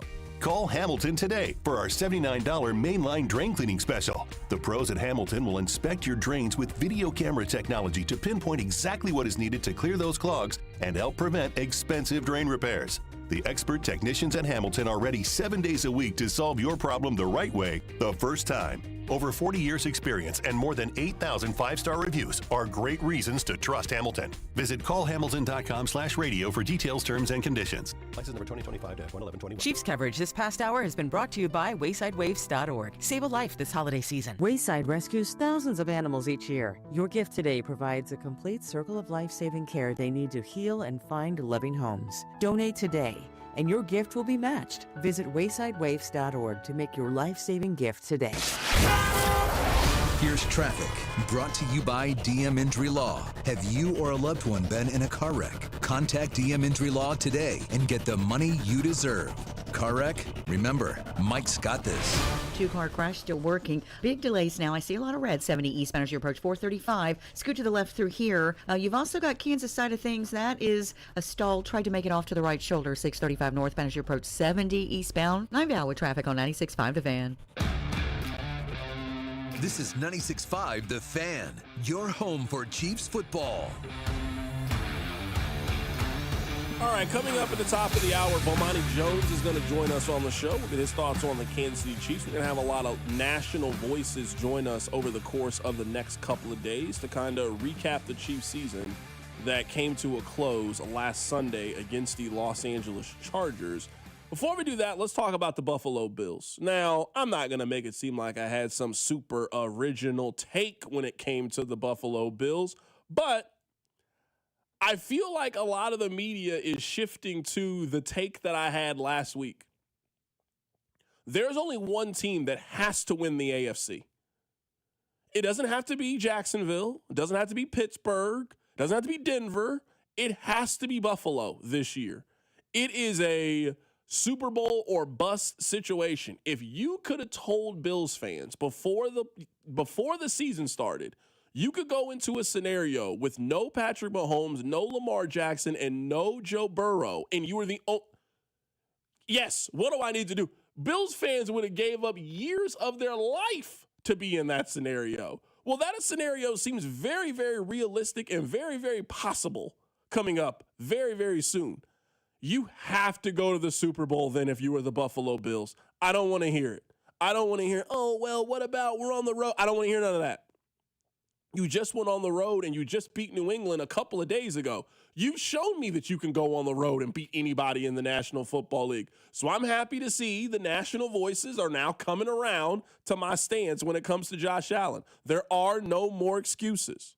The only player that looks like he has a chance to get into the postseason field that has more postseason experience than Josh Allen is Aaron Rodgers. And, we know it's been a long time, obviously, for him.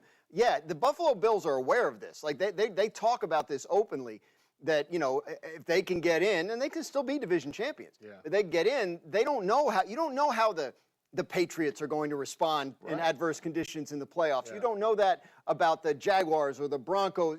These are teams that they might be great, but the Bills feel like they know what they are in the playoffs, and they've won these games, and they feel like they're going to go into it with a great deal of confidence. Now, does that help them stop the run? That's a big question, obviously. Right. But when you have that experience and you have that quarterback, that absolute freak of a quarterback that brought them back from 21-0 down in New England in a must-win game for their, the confidence only rises.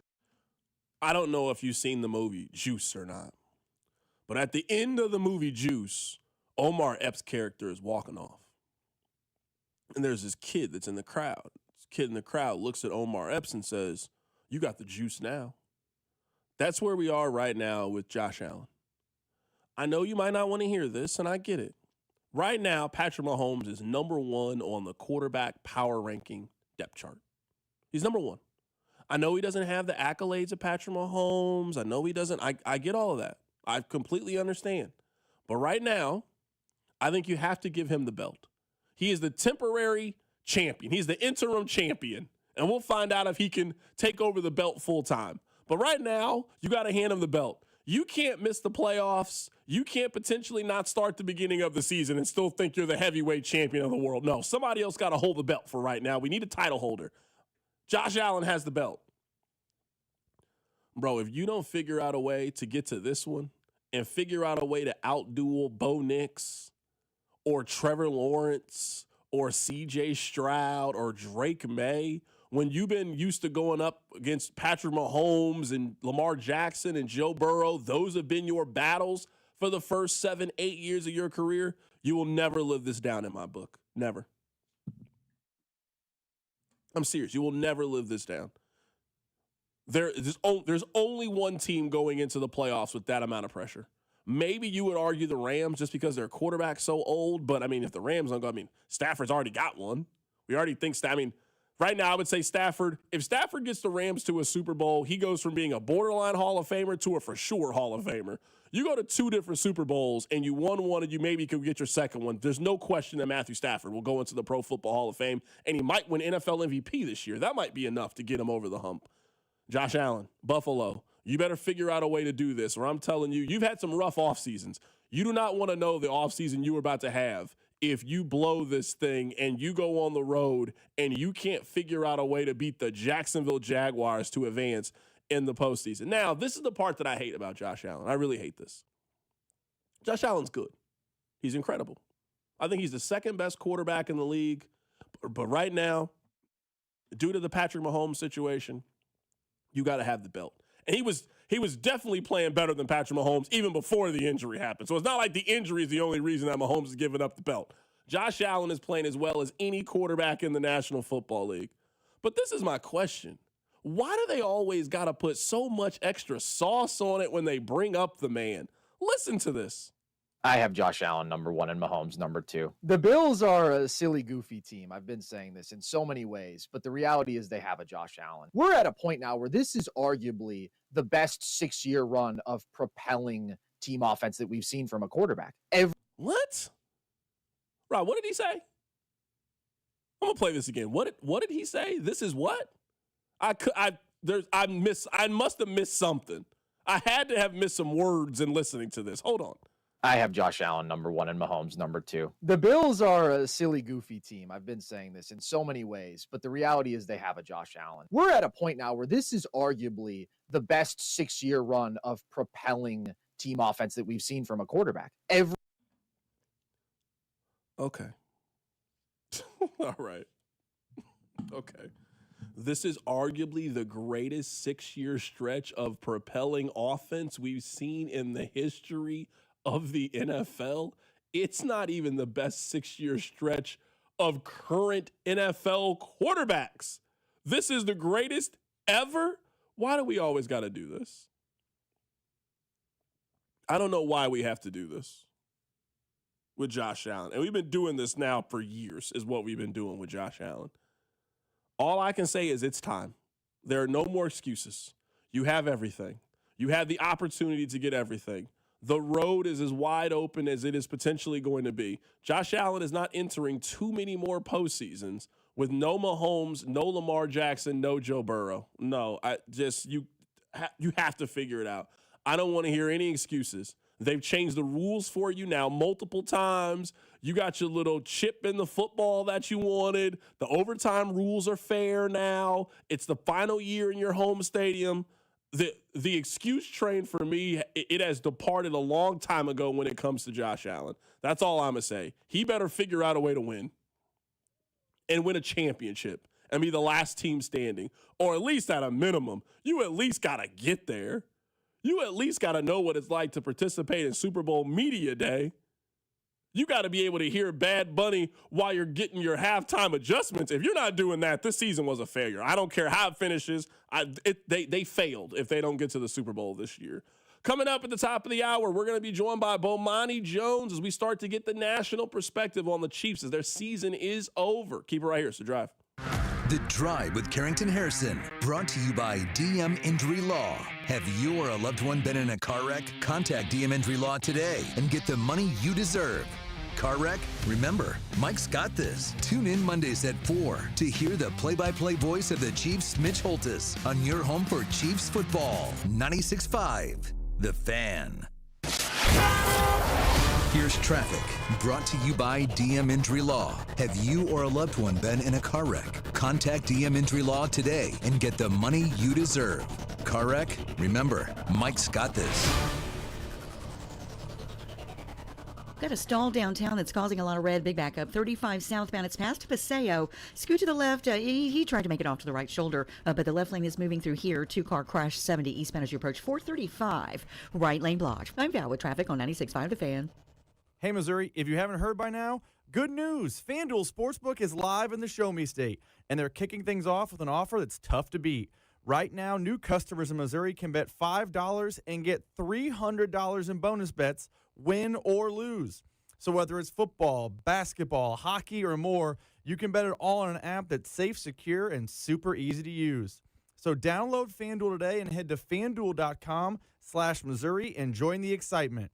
Remember, new Missouri customers can bet $5 and get $300 in bonus bets, win or lose. Because Missouri, it's time to play your game with FanDuel. FanDuel is the official sportsbook partner of 96.5 The Fan. 21 and present in Missouri. Gambling problem? Call 1-800-GAMBLER. First online real money wager only. $5 first deposit required. Bonus issued as non-withdrawable bonus bets that expire 7 days after receipt. Restrictions apply. See terms at sportsbook.fanduel.com.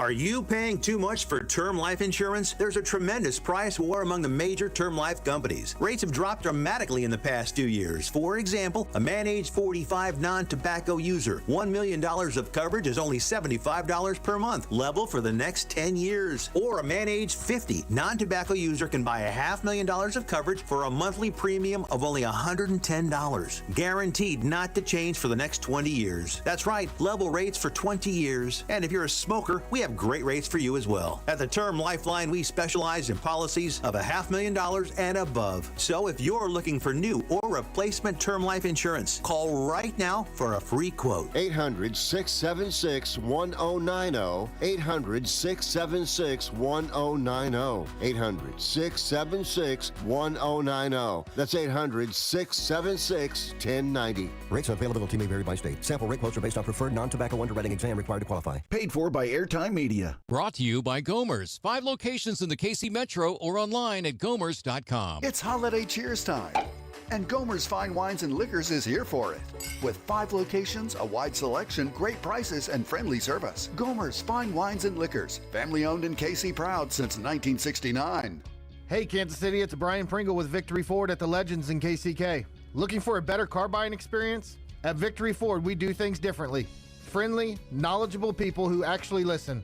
Clear, upfront pricing with no games or gimmicks, and financing that fits your life. Whether you're hunting a rugged truck, a family SUV, or a fuel-smart commuter, our team walks you through every option so you drive away confident. Got a trade? We pay top dollar. No haggling, just a fair, honest offer so your next ride is within reach. Need financing? Our excellent financing specialists work with multiple lenders to get you competitive terms even if your credit isn't perfect. We're easy to get to from anywhere in the city, conveniently located at the Legends in KCK, just off 435 and Parallel Parkway, down the street from the Kansas Speedway and Nebraska Furniture Mart. Stop by, take a test drive, and feel the difference of a dealership that treats you like a neighbor. Visit us today at the Legends in KCK or victoryfordkc.com. Victory Ford, where our first price is better than their last. Introducing the IHOP Value Menu, where all your breakfast faves are just $6 each every day. Where else can you get a big, filling, sit-down breakfast for only $6? Go to your happy plates with the $6 IHOP Value Menu. Available every day at IHOP. $7 in some locations. Having a financial partner who's all in changes everything. It's the difference between hoping for a home and holding the keys. Between dreaming about your own business and actually opening the doors. Between turning what ifs into what's next. At Community America, we're here for every moment, with financial expertise built around every part of your life. Because when you have a financial partner that's invested in every part of you, you can't help but feel like a star. Member owned, open to all.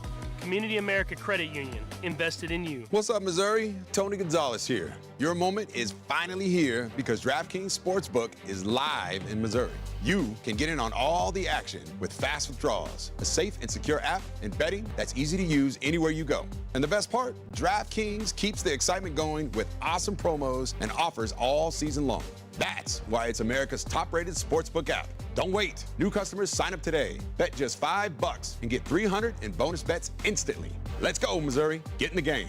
Download the DraftKings Sportsbook app and use code 965. New Missouri customers bet $5 and get $300 in bonus bets instantly. That's code 965 in partnership with DraftKings Sportsbook.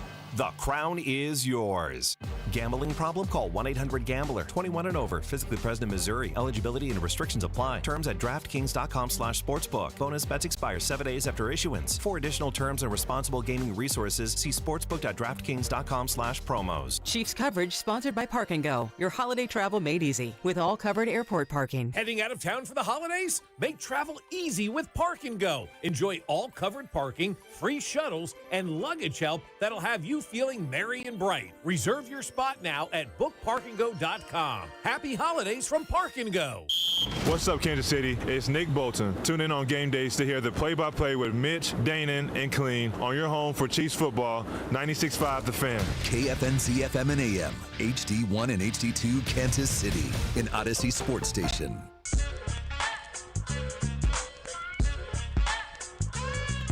All right, welcome back into the show.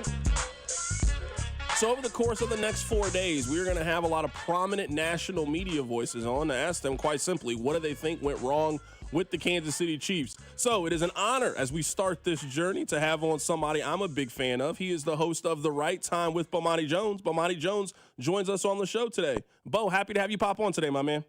Hey, man, I appreciate you having me. Absolutely, man. Let's just start with this. I haven't watched a Chiefs game with Nick in probably a decade or so, but I was with Nick for a lot of these games when they were bad. I can't imagine what Nick is like now that the Chiefs are very good. What is watching the Chiefs with him like now? Oh, I don't really do it no more. The stakes just be a little bit too high. You understand what I'm saying? Like every now and then I'll catch a Chiefs game with them, but if it really matters, like for example, they were playing against my Detroit Lions. It's like no way I'm going over there, right? Like I don't know how friendly we will be able to remain, but the stakes remain high for him because as he's made more money, the stakes are higher. You underdig? No, for sure. And I know that you've made it a point to kind of stay off of Twitter, and I completely understand it. I can't imagine the kind of cesspool that Nick's Twitter mentions were like after they lost on Sunday. Yeah, I will give him this. Because the thing about the Chiefs is this: it's not like the Chiefs have a giant national fan base, right? Like they're not the Steelers or the Packers or the Cowboys or even the Raiders in that regard, right? So basically, with the Chiefs being good, the number of people who don't like that is way higher than the number of people who do. And I bless his heart, he is willing to stand there and every time they lose something, he's the guy for them to come at, right? Literally the one. Nick was on the show a couple of months ago, and he said that after Paul Rudd, he felt like he was the Chiefs' biggest fan nationally. And I was like, what about Eric Stonestreet? He put himself ahead of Eric Stonestreet. So that's the kind of ego we're talking about, Bo. I mean, I have to be honest with you. Feel free to put him ahead of Eric Stonestreet. I don't know who that is. Right now, we're talking to Bomani Jones. He is the host of The Right Time with Bomani Jones. We're going to have prominent national voices on for the next couple of days to talk about what went wrong with the Chiefs. All right, let's just start with this 1,000-foot view question, and we'll kind of narrow in. What do you think went wrong this season with Kansas City? Well, I mean, some of it is just kind of variance, like noise in the equation. It's a similar question you'd probably ask about the Lions, what went wrong. Now, with the Lions, you could point to a bunch of injuries and the fact that they're always going to have a bunch of injuries because of the way that they play. With the Chiefs, you start off with Rice out for 6 games. Okay, the thought is Rice is going to come back and everything's going to be okay. No, that didn't really happen. You look statistically, they're 8th in DVOA this year, right, which still indicates that they would be a pretty good team. Last year, they were 12 and 0 in one-score games. This year, I don't even need to look up the exact number because the exact number is not the point. Like, some of it is just a matter of the variance catching up with them. Some of it is, as much as we can say the Chiefs need to retool, I think the argument would be made is that they've tried to steadily retool as this has gone. And maybe there's just a step that needed to be done that they had not gotten to. But often when these things happen, there's not a giant explanation for what has gone down. It's just crazy that you go to, 8, 9 straight conference championship games. That's the part that's nuts. What happened this year is just kind of the breaks of the game, I think. Yeah, for sure. And at least for me, the analogy that I've made, it was like they were the person that was playing roulette and they kept putting money on red and the number just kept hitting, it kept hitting, it kept hitting. And now it's on the other side that it's now hitting black. Like last year's team probably wasn't a team that should have won 15 games and got almost every single fortunate break in the final 4 minutes of these games. And now this season, fast forward, this team just can't make a play in the final 4 minutes of the game, whether it's a Mahomes decision, whether it's a penalty, a turnover, something usually would cause them to lose, and that's that variance you're talking about. Yeah, and I think maybe the better thing to point to is, so I was thinking about this with the Patriots, right? And so I think the Tom Brady years of the Patriots, to me, get broken down into 3 parts.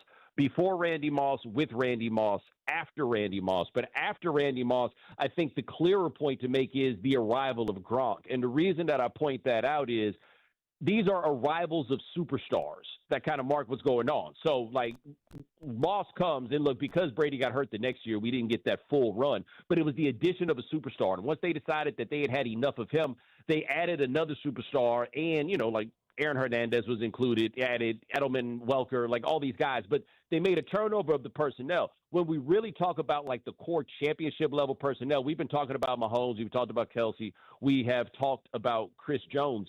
That stayed pretty much steady through the entirety of this run, but now the last year are probably going to have to be swapped out, and now the changes come.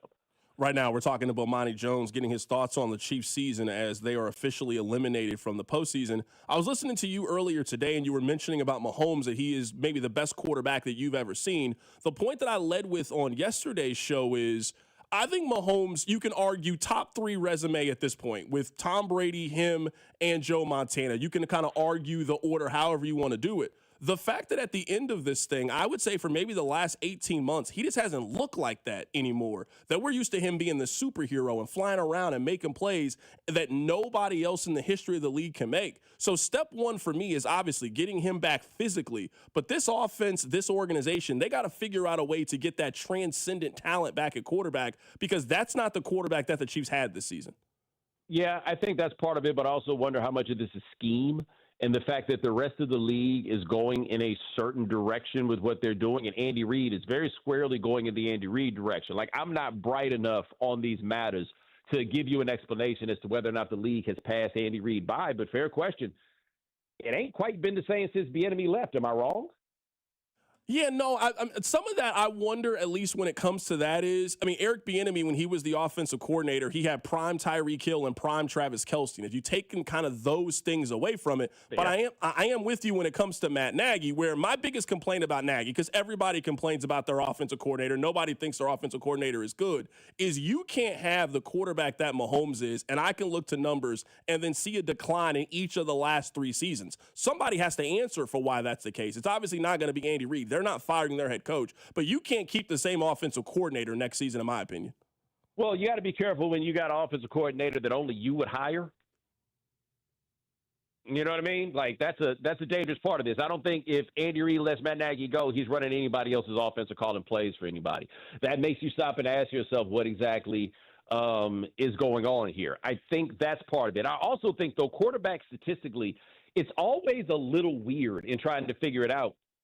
Like, Dan Marino never put up the stats that he put in 1984, and that was his second year. Mahomes had that 5,000-yard season. I think it may have been in 2018. It was never going to be that again. We had seen this gradually turn into him nibbling. As the league turned into a too-high safety league, they went and started playing differently to take what was under. But the game for Andy Reid is, so how exactly do I figure out how to make things happen downfield? Because if the Chiefs had anything this year, it was fast guys, right? Thornton, Rice, and Worthy. I don't know if anybody's got 3 faster receivers, but it never seemed to matter. Now, how much of that is Mahomes? Like, do we think that Mahomes has somehow fallen off?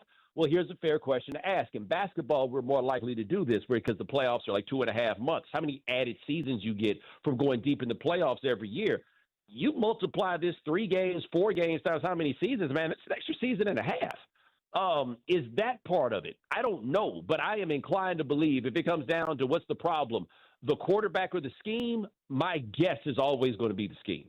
Right now, we're talking about Bomani Jones. A complaint that I made this season is if you look at the shift that's happened in the NFL, and to me, it's really turned pretty quickly. Like, I remember 4 or 5 years ago, running backs were very mad, didn't feel value. They had this big Zoom meeting to basically say, hey, we're not being treated fairly. And now, fast forward 2-3 years later, running backs are really at the center of almost every good offense that there is in the National Football League. I also think that that's part of it, too, and that goes to your point about scheme when it comes to Andy Reid. This team can't run the football at all. And over their last 2 games, the 2 most important games, Chiefs still had a chance. They got 40 carries from their running backs for 101 yards. That's not enough. So part of the scheme to me, moving forward with Patrick Mahomes and how do you get the most out of him is, I'm not saying you got to go spend the 12th overall pick to find Jahmyr Gibbs, but they have to have some balance in their offense because I felt like they just asked their quarterback to do way too much for the last 18 months. Well, the thing about getting Jahmyr Gibbs at 12 is that they mash people out, right? Like, part of it is having Gibbs, but running games, error shots of, and I'll be honest, I forget the new operation name that he has, but he used to be a Football Outsiders, Mr. DVOA. He makes a point that's very important, which is quarterback sacks are a quarterback statistic, but rushing yards are by and large a blocking statistic, right? Like, the great running backs are the ones that can take 3 turns, 3s to 5s, 5s to 7s, 7s to 10s, so forth and so on. But the ability to run the ball is about your offensive line. And this offensive line, they've retooled it, but I don't think anybody feels like it's been great. Your right tackle can't stop cheating, for example. Those are partially things they're going to have to figure out, because what has happened in the league, and you look around this, is the defenses finally got small enough that teams looked around and they're like, okay, well, we're going to mash you out. You're going to put 2 high safeties. Okay, well, we're just going to run the ball. And the offensive dorks will say, well, oh, you're falling for it when you run the ball, but not if you can do it every time, right? And so what can they do to give Mahomes a running game that is supportive such that you don't need him to be Superman all the time? Because this happens with a lot of guys. This happened later in Brett Favre's career after Mike Holmgren left, where the offensive scheme really largely comes down to, hey, go do something magical, Magic Man. And that's a little much to ask. Right now, we're talking to Bomani Jones. I'll go through 2 things that fans have kind of used as, hey, this is what went wrong this season. Number 1 is something that you alluded to with Andy Reid. I'm curious if you feel this way. I feel like they were an artist that kept making the same kind of album, and then the sound just got kind of played out. Like, people had just kind of moved on from it. the scheme point, that they've kind of run this back with the same offensive coordinator, the same offensive voices, the same pieces for the last 3 years, and teams have just figured out defensively what they need to do to be able to stop it. So a lot of the frustration that fans have had has just come to the scheme that Andy is running. Do you think that Andy at this stage in his career with all of his success can kind of switch things up for a new modern version of his abilities? It just all depends on how badly he wants to do it. I think that he probably can if he so chooses. The issue, and this is the thing that happens with people who are as successful as he has been, not just in terms of the wins and losses in terms of his success, but also how many coaches have come up under him that have become somebody's guys, is that there's new guys in town, Shanahan and McVay, right? Like, they're the guys that are really running the offensive game right now. Is he willing to bring in new ideas, or how insistent is he that it be done the way that he does things? That's the question you ask about a man his age. To me, it's not about whether or not he's capable of coming up with something else. It's that if you are not capable of coming up with something else, will you allow somebody to help you come up with somebody else? Or would you rather move on with your life and career than do that? Which, by the way, at 67 is a fair choice for you to make. None of us get the feeling that Andy Reid wants to stop doing this, though, right? So he's going to need to allow some other people to come in with their ideas, not just people who came up under your camp, because 31 teams have been trying to figure out how to shut down what you did, right? So you need to come up with a counterpunch. And you've been doing this for so long. If you had the exact counterpunch already, you'd have already did it. I know we don't have a crystal ball, but I'm curious to get your thoughts on this. I mean, things ended in Philadelphia just kind of abruptly for Andy Reid. He had great success. Next thing you know, you look up, they had a poor season. Things kind of slipped a little bit, and next thing you know, he's in Kansas City. Do you think we are entering possibly that territory, that we are entering the end of Philadelphia Andy Reid mode? It's possible. I don't think having one season that everybody generally has, they just hadn't had, necessarily means that it has to be over for him. A lot of things came together and brought that to bear when time was up in Philadelphia. One difference between his time in Philadelphia and what we're talking about here is that in Philadelphia, he did not have Patrick Mahomes. Now, it is my guess, and I ain't no doctor, but I think they'd be silly to put Mahomes on the field next year unless there's just an absolute reason that you have to, right? Like, I think you guys will still sell tickets without him, all of that stuff. So I personally don't think that Mahomes is going to be on the field next year for that team. I just don't see that happening. There's a lot of time for them to stop and to think and to cook up what the thing is that could possibly be next. But also, it's on the board, man. 67 years old. He could be cooked, but it didn't look like it last year, right? Like, it was just a year ago that we didn't think that they were cooked. Another thing that people have kind of pointed to, and I think that this has some validity to it, I'm not going to use it as the sole reason why. You mentioned it a little bit. They have played 81 games over the last 4 seasons. And I look at the NFL as they have just tried to expand this thing with international games and Thursday and moving things around. They've kind of used the Chiefs for all of those things. They played in Germany. They played in Brazil. They had a stretch 2 years ago where they played 3 games in 10 days. They played on Christmas in multiple kind of seasons. I do think you eventually wear out, and I think just the league is kind of pulled at Kansas City, and eventually something broke. Man, who else has had a run like this? Like, at some point, it was going to stop. No matter what it is. The only team that I feel like had a run like this that didn't really stop, or it felt like it didn't stop, was the 49ers, who basically ran it together for like 20 years. I guess the Patriots, obviously we could say also. But like those are the only runs that I can think of. The Tom Landry run from the 70s through the mid-80s. These are the only ones that I can really think of that are at all comparable. Like, sometimes it just happens is an answer. But of course, that's not the answer that you can have if you are inside that building or you're around that team. You can't just be like, oh, well, what can I tell you? Sometimes it comes up snake eyes, right? Like, ain't nobody trying to hear that, but to a degree it is. Now, I think we both agree that Travis Kelce's probably done. I don't know how much longer Chris Jones plays for them. They are going to have to figure out, so who is our next great player? With no Patrick Mahomes, not just that we got a bunch of very good players, because I think they still have a bunch of very good players, right? Like, Nick Bolton's still a very good player. Trent McDuffie is a very good player. We can go through other players, but where's your great one? And that's what I don't think we quite see the answer to. And when they were winning like this, they had a lot of great players. Right now, we're talking about Monty Jones here for a couple of more minutes. I feel like one thing that kind of hurts Mahomes in this context is at this point in his career, he only gets compared to one person. It's kind of like LeBron. Like, he got to a point, we don't compare him with anybody other than Mike. I kind of feel like that's what happens now with Patrick Mahomes when it comes to Tom Brady. Tom Brady in his 30s won 2 NFL MVP awards and 2 Super Bowl MVP awards. Do you think that's a possibility for Mahomes now in his 30s? Yep, he's the best quarterback I've ever seen, man. Like, this is, to me, I don't think, like I think I said on my podcast about his tearing his ACL, is that an ACL tear is like the word millionaire, right? Millionaire used to mean something different because $1 million used to mean something different. $1 million used to be a lot more money relative to prices than it is now. Now you call somebody a millionaire, you probably should be saying billionaire, because millionaire don't really mean the same thing. It's the same thing with an ACL tear at this point. Not that an ACL, just like $1 million is a lot of money, an ACL tear is not something that you want to have, but it's not the catastrophe that it used to be. How much it affects his mobility, we will have to see, but it's never been like he's out here running read options and try to beat guys to the corner or anything like that. Tom Brady also had an ACL tear, I believe, in year 9, the same way Mahomes did. Anything is on the board for what he can be, but I'll note the Patriots of Tom Brady's 30s had a different offensive philosophy than the Patriots of Tom Brady's 20s.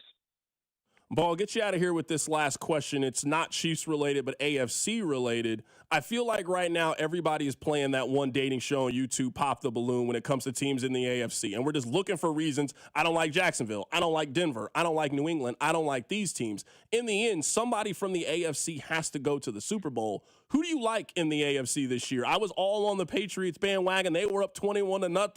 I feel like I'm smarter than everybody else. And then they blow that big lead to the Buffalo Bills. I feel like Buffalo is the only team that's going into this with some amount of pressure. If you tell a Bills fan that in the playoffs, Mahomes won't be there, Joe Burrow won't be there, and Lamar Jackson would be there, Bills fans would have taken years off their life to be in a postseason with that potential. How do you feel about this conference heading into the final month of the regular season and into the postseason?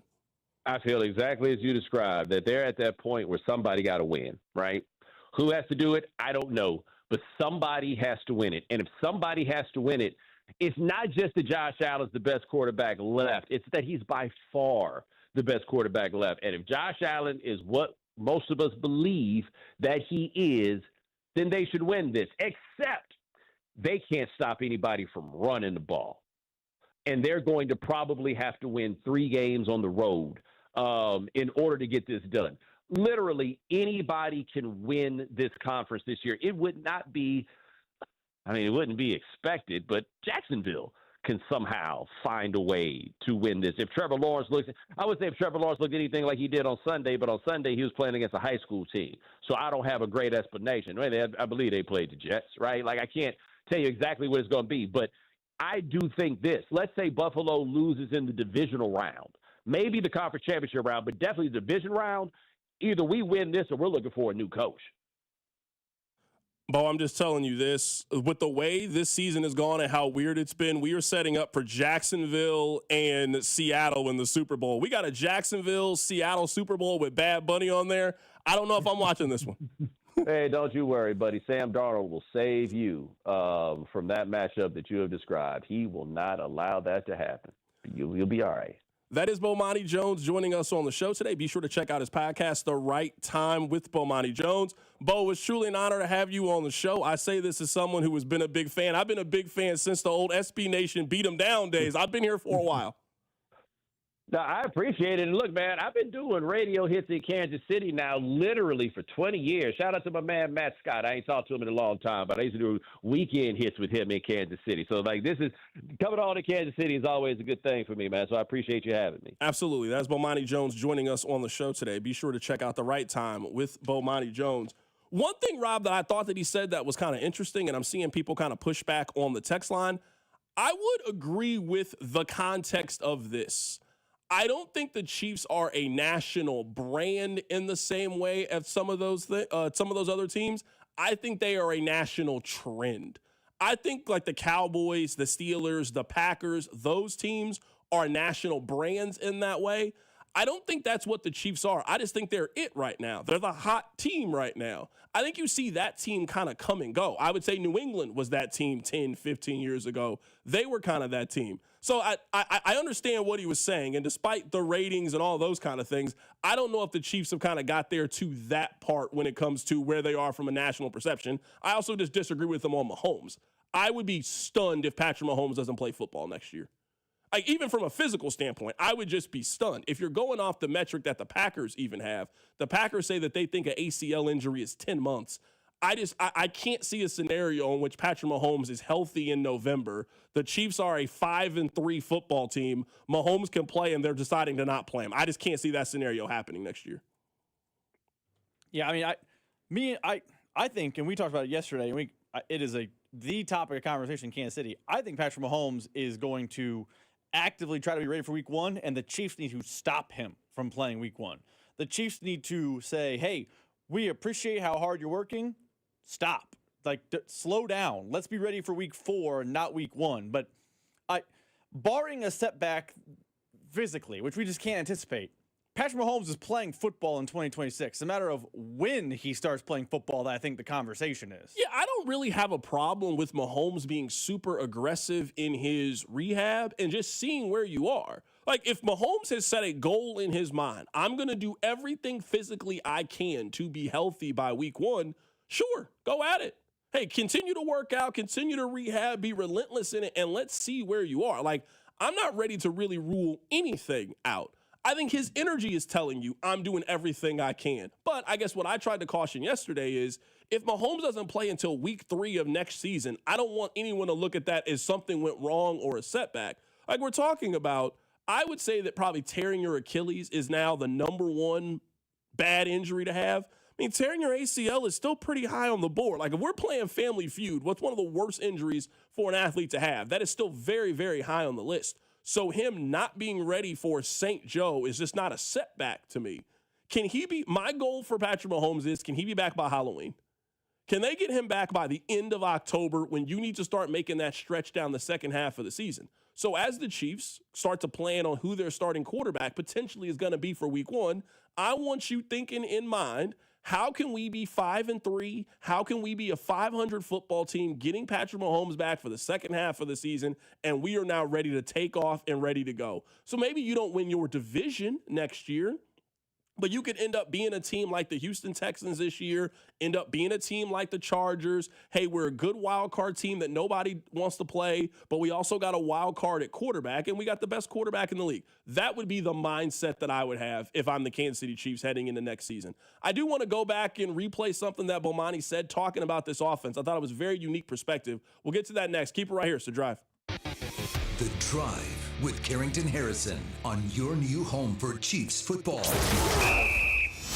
96.5, The Fan, brought to you by DM Injury Law. Have you or a loved one been in a car wreck? Contact DM Injury Law today and get the money you deserve. Car wreck? Remember, Mike's got this. At Kansas City Proton Institute, we're delivering the future of cancer care with state-of-the-art proton therapy right here in KC. If you have breast, head and neck, or brain cancer, proton therapy may be a better treatment than conventional radiation. Don't wait. Get your second opinion at Kansas City Proton Institute. Come see Kansas City's largest, most experienced, and most advanced proton therapy team. Learn more at kcpi.com. Kansas City Proton Institute, where you see the best in KC. Hey, Kansas City, this is Jeff Briggs with Victory Chrysler Dodge Jeep Ram. I cannot believe it. It's time to wrap up the year. And folks, I'll just say this. At Victory, we plan on finishing the year strong. To do so, I need your support. And in return, I'm going to offer you the nation's best deal on a new Dodge Chrysler Jeep or Ram product. In fact, if you can find a better price on a comparable vehicle anywhere in the U.S., I'll beat it by $500. Business owners, truck drivers, family vehicle seekers, December's incentive packages include deals for everyone. There are so many offers available for December, I can't possibly promote them all. So I've made it easy. Simply visit victorymotorskc.com and click on the conveniently placed year-end specials banner right on the homepage. You'll go straight to deals like this. Ram 2500 heavy duty starting at $36,988. New 2025 Jeep Compass Limited starting at $28,830 and an unbelievable $17,000 off on new Jeep Wrangler Rubicons. Someone needs to come purchase this iconic Jeep today and have instant equity. Stop by the Legends Auto Plaza or visit us at victorymotorskc.com, where our first price is better than their last. FanDuel is the #1 sportsbook for same-game parlays. From points and rebounds to threes and assists, FanDuel's the best place to combine your favorite picks into a same-game parlay or track every stat live, all in one easy-to-use app. And right now is the perfect time to join because new customers can get $150 in bonus bets if your first $5 bet wins. So bet on the players you love the way you want. Head to FanDuel.com/Alex to sign up today. FanDuel, official sports betting partner of the NBA and 96.5 The Fan. 21 and present in Kansas. First online real money wager only. $5 first deposit required. Bonus issued as non-withdrawable bonus bets expire 7 days after receipt. Restrictions apply. See terms at sportsbook.fanduel.com. FanDuel is offering online sports wagering in Kansas under an agreement with Kansas Star Casino, LLC. Gambling problem? Getting help is your best bet. Call 1-800-522-4700 or visit ksgamblinghelp.com. We all hear the radio ads about the IRS. They tell you to be afraid, to be scared, and they try to frighten you into calling. I'm not here to do that. Tax Relief Advocates is different. TRA is here to tell you that if you owe money to the IRS, whether it's $5,000, $50,000, or $500,000, we have a solution. It doesn't matter if you're sitting in your car, at work, or with your kids. No matter where you are, call now. 800-575-9834. Don't lose hope. TRA can eliminate or reduce what you owe to the IRS. Generous programs are now available that can give you a fresh start. Our passion is taxes and helping individuals fix their IRS problems. We have over 1,000 5-star reviews on Google and an A+ with the Better Business Bureau. You don't need to be afraid of the IRS any longer. End your tax nightmare today by visiting us online at TRA.com or call 800-575-9834. That's 800-575-9834. Tax Relief Advocates. Real solutions for real people. 2 hours ago, Kyle arrived at the bar. Hey, what's everyone drinking? 30 minutes ago, Kyle got his friends another round of drinks. Cheers! 5 minutes ago, Kyle decided to drive home drunk. A minute ago, a law enforcement officer pulled up behind Kyle. Sir, have you been drinking tonight? A chain of events that began 2 hours ago is about to change Kyle's whole world. Drive sober or get pulled over. Paid for by NHTSA. At Audion Hearing, our mission is simple: to make better hearing affordable for everyone. This Christmas holiday, enjoy exclusive savings on our high-quality rechargeable hearing aids. Clear, comfortable, and ready to use right out of the box. And here's a study worth hearing. Research shows that wearing hearing aids can reduce your risk of dementia by up to 61%. Join over 1 million happy customers and shop Christmas holiday deals before they're gone at audionhearing.com. That's AUDIEN hearing.com. Car wreck? Get the money you deserve. Mike's got this. Paid for in client portrayal and endorsement. The choice of a lawyer is an important decision and should not be based solely upon advertisements. Give me one good reason why I should call DM Law. How about 3 great reasons? 1, it's easy. 2, it's fast. 3, the results. Mike's got this. 816-888-7500. Mike's got this. Here's traffic, brought to you by DM Injury Law. Have you or a loved one been in a car wreck? Contact DM Injury Law today and get the money you deserve. Car wreck? Remember, Mike's got this. A new crash downtown at 670 eastbound as you approach 35. Be prepared to scoot to the left. Still working the crash in Shawnee. It's 35 northbound past 67th. Left lane blocked and southbound traffic super heavy as well. I'm Val with traffic on 96.5 The Fan. You're listening to 96.5 The Fan from the DM Injury Law Studios. Mike's got this. Hey, it's Trey Smith from the Kansas City Chiefs. Welcome back to the Drive with CDOT on your home for Chiefs football. 96.5 The Fan. All right, so over the course of the next 4 days, we're going to have various national voices come on the show to just give us their what do you think went wrong with the Chiefs perspective. I want to play for you what Bomani Jones had to say, talking about Andy Reid and just the belief, the feeling that the Chiefs offense has gotten a little bit stale. And if Andy at this stage in his career is ready to switch things up to push the offense forward. Here's what he said. There's new guys in town, Shanahan and McVay, right? Like, they're the guys that are really running the offensive game right now. is he willing to bring in new ideas, or how insistent is he that it be done the way that he does things? That's the question you ask about a man his age. To me, it's not about whether or not he's capable of coming up with something else. It's that if you are not capable of coming up with something else, will you allow somebody to help you come up with somebody else? Or would you rather move on with your life and career than do that? Which, by the way, at 67 is a fair choice for you to make. None of us get the feeling that Andy Reid wants to stop doing this, though, right? So he's going to need to allow some other people to come in with their ideas, not just people who came up under your camp, because 31 teams have been trying to figure out how to shut down what you did, right? So you need to come up with a counterpunch. And you've been doing this for so long. If you had the exact counterpunch already, you'd have already did it. Two things related to this. I would say one of these things we have discussed and talked about, and I think that we all, and I put myself in this category, it's not like I was predicting that this season was going to play itself out this way, is for the last 3 off seasons, every team in the NFL has done nothing but study and try to break down the Kansas City Chiefs to where we have had multiple conversations, national conversations on what the blueprint is to slow down the Kansas City Chiefs. At first, people thought it was too high safety and running those cover 2 looks. People have thought different things on how to figure out the Chiefs. It is a little bit arrogant to think that all 31 of these teams can be focused on doing the exact same thing. How do we get past you? How do we beat you? You continue to keep the same everything in place the way that the Chiefs have, and then still think you're going to continue to outrun people. Like, eventually somebody or something catches you. And that is clearly what happened this year when it comes to Kansas City. Now, this other part, I would say of all the questions that we are going to ask about the Chiefs, and there are dozens of questions to ask about this offseason, the number one and most important question is Andy ready to change? Is Andy ready to change? The league is changing. I looked this up during the break because I was curious, and I wanted to see the 2 teams that he mentioned. So, Rob, I looked this up. The Chiefs, so far this season, and their season's over, so far this season, the Chiefs have ran 23% of their plays from under center, and they have ran 77% of their plays from shotgun.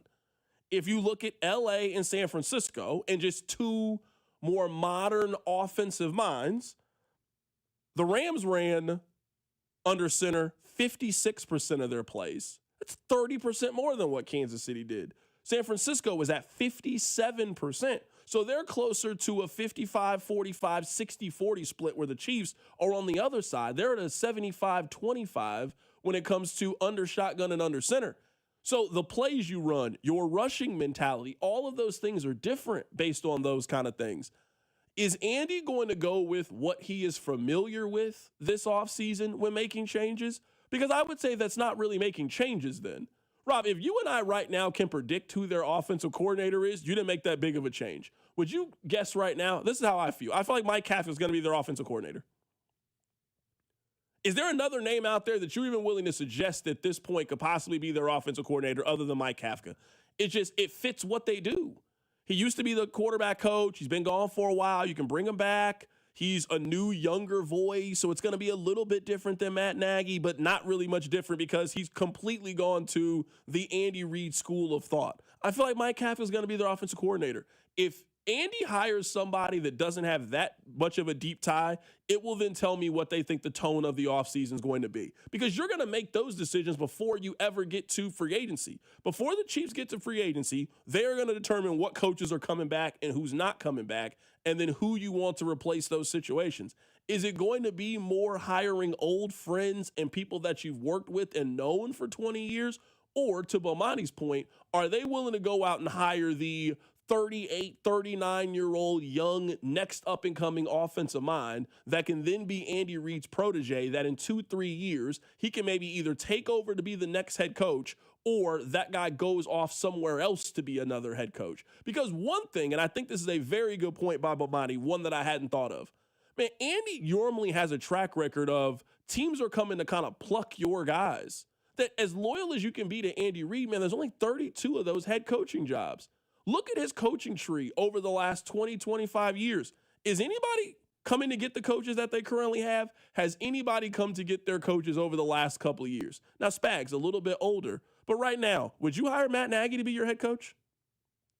Would you hire Matt Nagy? Chiefs won the Super Bowl last year. Matt Nagy wasn't a hot candidate to go get one of those jobs. They lost Super Bowl, by the way. Yeah, but, they went Super Bowl. He's been here for 2 years now. So he hasn't been one of those kind of prospects. Dave Tobe, he hasn't been a head coaching candidate in a decade or so since people were really hiring him. So, is Andy kind of ready to get back to that where you put a staff together where whenever they do the class picture and we're watching Sunday Night Football 8 years from now, they circle 4 or 5 names on that coaching staff, and it's guys who then went on to be head coaches. That's not currently what they have in the coaching staff. Connor Embry ain't taking over nobody's coaching staff. Todd Pinkston is not going to be a head coach in this league. Andy used to have those guys underneath him. So I agree with your 10,000-foot view premise. I think they need a shakeup. I think they need a new voice. I don't think it can be Matt Nagy anymore. And I agree with your Nagy wouldn't get hired by anyone else conversation. But I don't think Andy Reid is going to have major, massive philosophical shakeup. Maybe it's not Mike Kafka, but it's going to be someone in the Mike Kafka vein. It's going to be it's more likely it's Doug Peterson than it's Cliff Kingsbury, just naming 2 people on the text line has thrown out.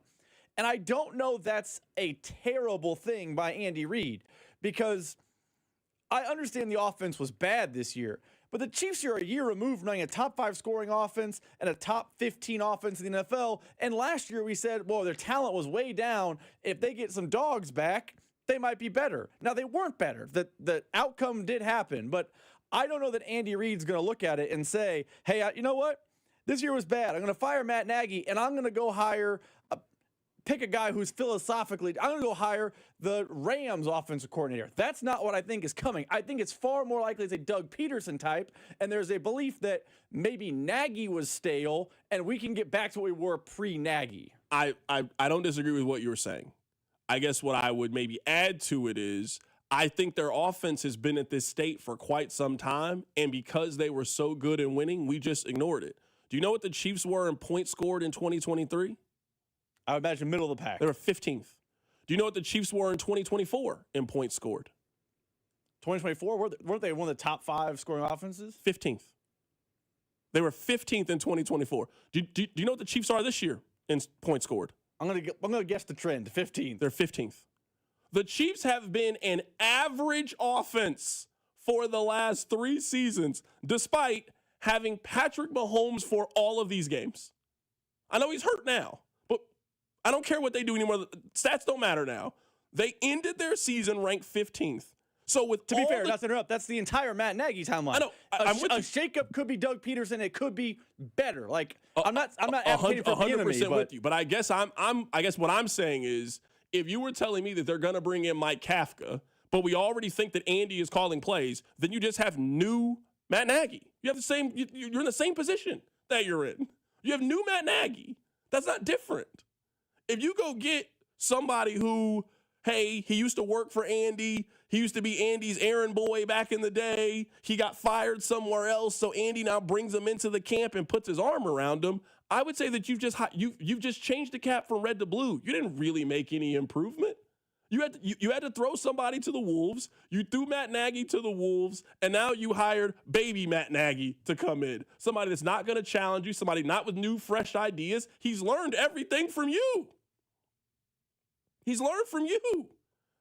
So I'm with you. Some of this is, but it should be unacceptable for you to have a healthy Patrick Mahomes for the last 3 years and be 15th in points scored in 3 consecutive seasons, despite making numerous changes. This is with Xavier Worthy. This is without Xavier Worthy. This is with Rashee Rice, without Rashee Rice. This is with all of your receivers. This is with a new left tackle. Nothing they have done over the last 3 years has gotten them out of being a middle-of-the-pack, middle-of-the-road offense, despite having a 28, 29, and 30-year-old Patrick Mahomes.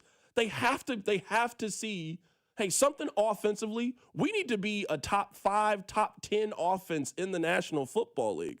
That has to be the mentality this offseason, in my opinion. Keep it right here. It's The Drive. The Drive with Carrington Harrison on your new home for K-State Athletics, 96.5. The Fan, brought to you by DM Injury Law. Have you or a loved one been in a car wreck? Contact DM Injury Law today and get the money you deserve. Car wreck? Remember, Mike's got this. Ben, it's the holidays, a time of love and joy. But if you suffer from erectile dysfunction, the season can be tough on you. This is Jeff for Heartland Men's Health. And if you and your partner are experiencing struggles because of ED, change it up this year. Give the best gift you can give to the one you love by treating your ED and restoring your relationship. At Heartland Men's Health, we're experts at treating ED. And as a Prometic restorative health practice, we've literally seen countless thousands of relationships renewed across the nation. Plus, with treatments having success rates well over 90%, coupled with many treatment options, we can likely find the right one for you. You may even find you're performing like you haven't in years. So call us and give your partner the best gift you can give this season, a renewed, restored relationship. Your first visit is only $99 and includes blood work, a medical consult, and if medically advised, a test dose. And if that test dose doesn't work in our office, your visit is free. Call 844-447-6600 or go to heartlandmenshealth.com. We have 3 offices: Overland Park, Independence, and North Kansas City. Wesley Financial Group is not a law firm. I'm Chuck McDowell, founder of Wesley Financial Group. Did you buy a timeshare because they told you it was a great investment? That's a lie. Most timeshares can be bought online for $1. To find out what your timeshare is worth and to cancel it, call us today and we'll send you our timeshare exit kit free with all your options for cancellation. Call Wesley for your free exit info guide. 800-941-2255. That's 800-941-2255. I know that hiring can be challenging. You need someone to match your role perfectly. Well, now you can meet them fast on ZipRecruiter. Build your team, build it sooner. Meet your match on ZipRecruiter. Just head to ZipRecruiter.com/free right now to try it for free. That's ZipRecruiter.com/free. Meet your match on ZipRecruiter. Try it free. BetMGM is now available in Missouri. Sports fans in Missouri can sign up for BetMGM using bonus code DUSTY and get up to $1,500 paid back in bonus bets if their first bet does not win. Enjoy a betting app that was designed for game day. Get into hockey, basketball, and pro football with features like live bets, same-game parlays, BetMGM rewards points, and surprise boosts dropping in your account all throughout the season. It's everything a sports fan could want in one app. BetMGM is now available in Missouri. Sign up today using bonus code DUSTY to receive up to $1,500 back in bonus bets if you don't win your first bet. BetMGM. Make it legendary. BetMGM and GameSense remind you to play responsibly. Gambling problem? Call 1-800-GAMBLER. See BetMGM.com for terms. 21 and older only. Missouri only. New customer offer. Subject to eligibility requirements. Minimum deposit of $10 to participate.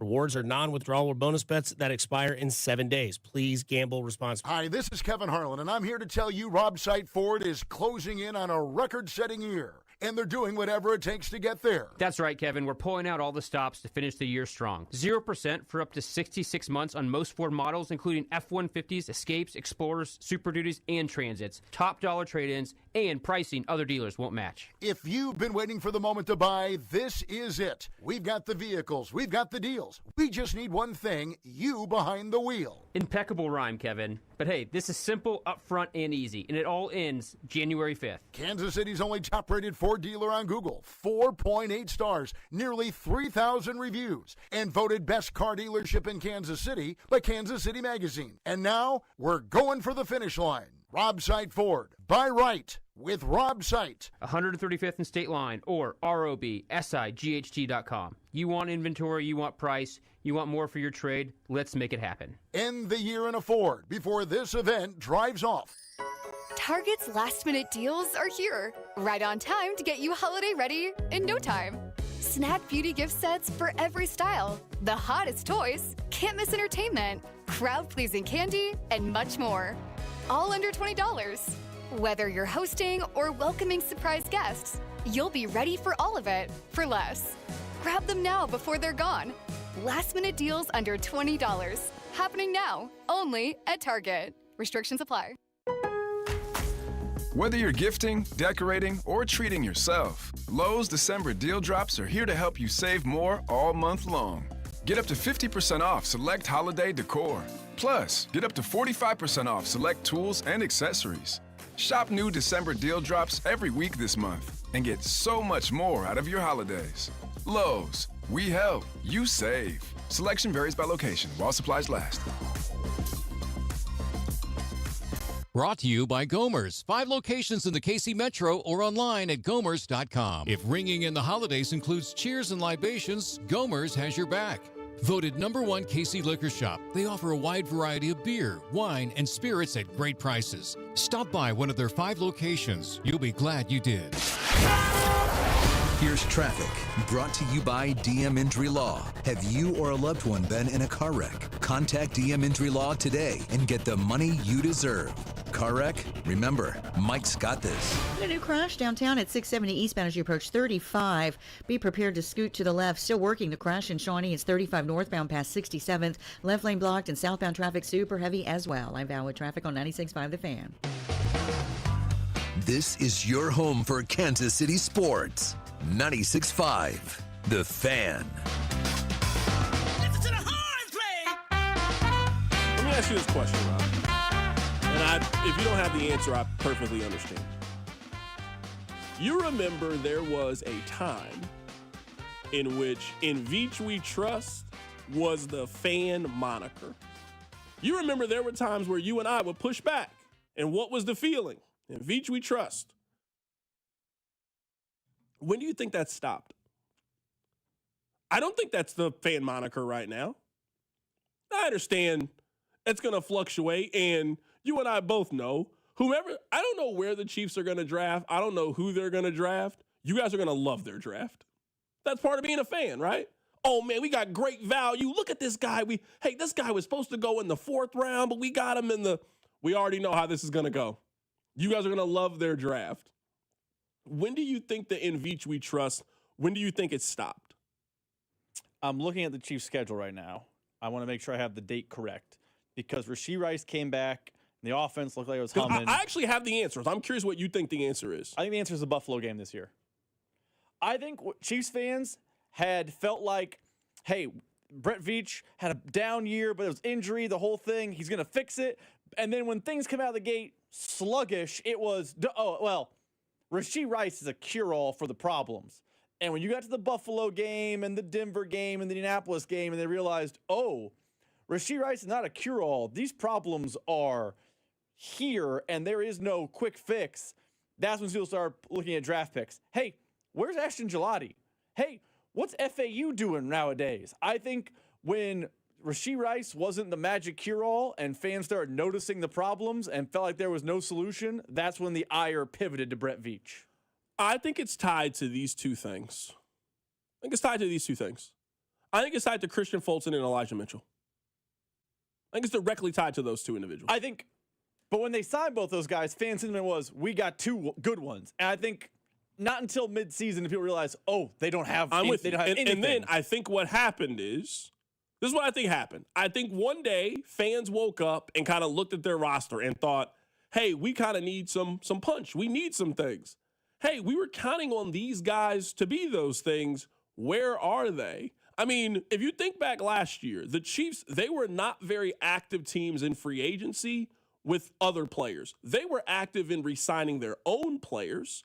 Trey Smith got a big deal. Nick Bolton got a big deal. Like, they spent money this offseason. They spent money on their own guys, which is certainly a good strategy. Hey, you've been a good player. Let's reward you. Let's pay you. Let's do those things. Man, when it came to them being able to scout and evaluate other teams' players and thought how they would be a good fit in their system, they get an F this season. I mean, 2 of the guys they instantly didn't think could play on their team. You know how bad you got to be to have a staff? I'm imagining, let's say 20 people work under Brett Veach, right? Scouts, assistants. Let's say there are 20 people. I'm sure they made a list, free agency-wise. Who's realistic? Who do we want? Elijah Mitchell's name was on that list. Christian Fulton's name was on that list. They then negotiated. They said no to these other players and signed them. Rob, he's been fully healthy all year. They didn't think he was good enough to make this running back room. If you can't make this running back room, you got to go on LinkedIn. You got to go on monster.com. You're over as a football player. Elijah Mitchell got 0 carries this year as a healthy player. On day one of free agency, they went out and signed Elijah Mitchell. They then got him inside their room and then realized he cannot play for us. And then on the defensive side, they didn't do anything on defense this year. We can go through the transactions. They didn't do anything in free agency on defense aside from sign Christian Fulton. He is also another player that they pretty quickly realized he cannot play. They didn't have a role for Christian Fulton this year on the team. Now, I think you can always get the trust back. And again, in free agency, when the Chiefs make a move, that confidence is going to come back. Oh, I knew Veach was going to be aggressive. I knew it. But if you want to this season, when do I think that trust was fractured? When do I think it was? I think when fans realized in free agency they got an F, I think that's when the confidence started to waver in Brett Veach. That's fair. And maybe I think we're saying the same thing, but different. I think some folks are bringing up, too, when they didn't go get Breece Hall. You know what's weird? I understand why a fan thinks that. I actually think the Chiefs, with the advantage of hindsight, were correct. I 100% agree. Like, this team would maybe be a win better. Like, I don't think Breece Hall is a 3-win player. They might be still in the hunt category of Breece Hall, but a third-round pick's more valuable than Breece Hall, looking at the way the roster is currently constructed. And right now, you definitely want the 4 years of club control for that third-round pick over. I'm 100% with you. Now in hindsight, I know at the time you might have been mad about it. Them not getting Breece Hall ended up being a blessing in disguise. The fact now, if they had given up a third-round pick for a running back that you didn't think they were going to re-sign next year, and now when you need, you don't have a lot of picks, you want a wheel and deal, and that third-round pick is now going to be a lot better of a pick than you thought it was going to be. I mean, that third-round pick is probably going to be top 80 pick this year. I mean, they're not picking at the bottom half of the third round, so we're talking about that's somewhere between 70 and 80. Yeah, you'd be mad if you traded the 71st overall pick for 5 games of Breece Hall, 100%. I get why fans are pointing at that moment, because there was a belief in that moment that Brett Veach isn't all in. But I disagree with that moment, because with hindsight, it was the correct move. 1,000% the correct move. The Chiefs are not a playoff team with or without Breece Hall. They are not Breece Hall away. But I think to your larger point, me and you were saying the same thing. It's just semantics. We're saying it differently. I think when fans started to realize, oh, the warts on this team aren't easily corrected, that's when they turned. Because, Carrington, you were here the same way I was. When the Chiefs offense was struggling in week 1 and week 2 against the Chargers and against the Eagles, it was an excuse-a-palooza. Oh, well, Worthy got hurt. They're still missing Rashee Rice. And then even when they lost the Jags, hey, this offense was good. They made one bad mistake, but watch out. When they get Rice back, you know, they're going to set the world on fire. And they kind of did for 3 weeks against the Commanders, Raiders, and Lions. And then people realized, oh, that's because it was 3 mediocre teams, not because the offense is back. And that's when fans started noticing, oh, they're not up to par talent-wise. Is it not crazy? I'm sitting here and I'm looking at the Chiefs' depth charts. Christian Fulton, there were only 5 defensive players who have been on the field less than Christian Fulton was this year for the team. Can you imagine that if I told you back when they signed Christian Fulton?